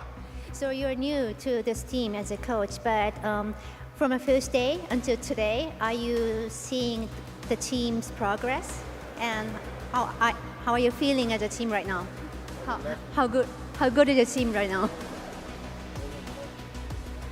I mean, I only met these guys in person a week ago, so it's been great to get to know them all. They've done a great job. We've been focusing a lot on communication. Obviously, we didn't get too many days of practice in, but I was happy with how we were able to bounce back and win the game. まだまだ自分がコーチとして加入してから時間が経っていないので、まずは細かく一人一人としっかりコミュニケーションを取るというところを大事にしてきました。でも今日もまずは勝てたので、自分にとっては大変満足のいく結果になっています。ありがとうございます。ありがとうございます。エルマップ D コーチでした。それではクロニクル選手、クラウド内相手に先に2マップ取られてしまった展開になりました。この負けられないプレッシャー、どう乗り越えていきましたか？ So Cloud9 took first 2 maps, so you have to chase them, but how can you maintain your mental so strong until the end? We had a joke between the maps that I have a gambit mental. Like I can literally play, however, like a lot of hours, and I will still be like playing as much as possible on 100%. And we can see it's actually true. Like I performed really well, and I didn't fail any like expectations, or like I didn't fail my teammates in support. So I feel kind of proud because like it just came from the roots, I will say, like from 2020 when I was playing in Gambit. And thank God we played a lot, because right now it helped me to win this tournament and trophy. そうですね、追う展開ではあったんですけれども、自分たちがしっかりと準備をしてきたことっていうことで、自分の中でも負けないという気持ちがあったと思います。そしてこの控室の裏でもしっかりと話し合って、ここで戻ってきてプレーをしたこと、そして2020年からずっと同じメンバーでプレーしてきて、その強さというところが今日もついに出てきて、自分たちのその強さの根っこみたいなところがしっかり出せたと思います。ありがとうございます。それでは最後にボーサ選手、ボーサ、世界中のファンが見てくれました。そして日本にもたくさんのお客さんが来てくれました。そして何よりインスタも応援してました。皆さんに一言メッセージいただけますか？メッセージ everyone, yes. I was going to prepare something, but I decided to learn the dance instead. So thank you everyone today for coming and supporting us. We can see all your cool signs, you in the jerseys, with the phone screens, and like the constant cheering, like an amazing audience. Mina daisuki. ありがとうございます。ありがとうございます。今日はダンスを覚えることにちょっと時間を使ったので、日本語の挨拶は用意してこなかったんですけれども、会場に来てくれてる皆さんの笑顔ですとか、あとはユニフォームを着てくれてる姿とか、あとは応援ボード全部見えていました。力になっています。ありがとうございます。さあ、それでは皆さんトロフィーの前に来ていただきましょう。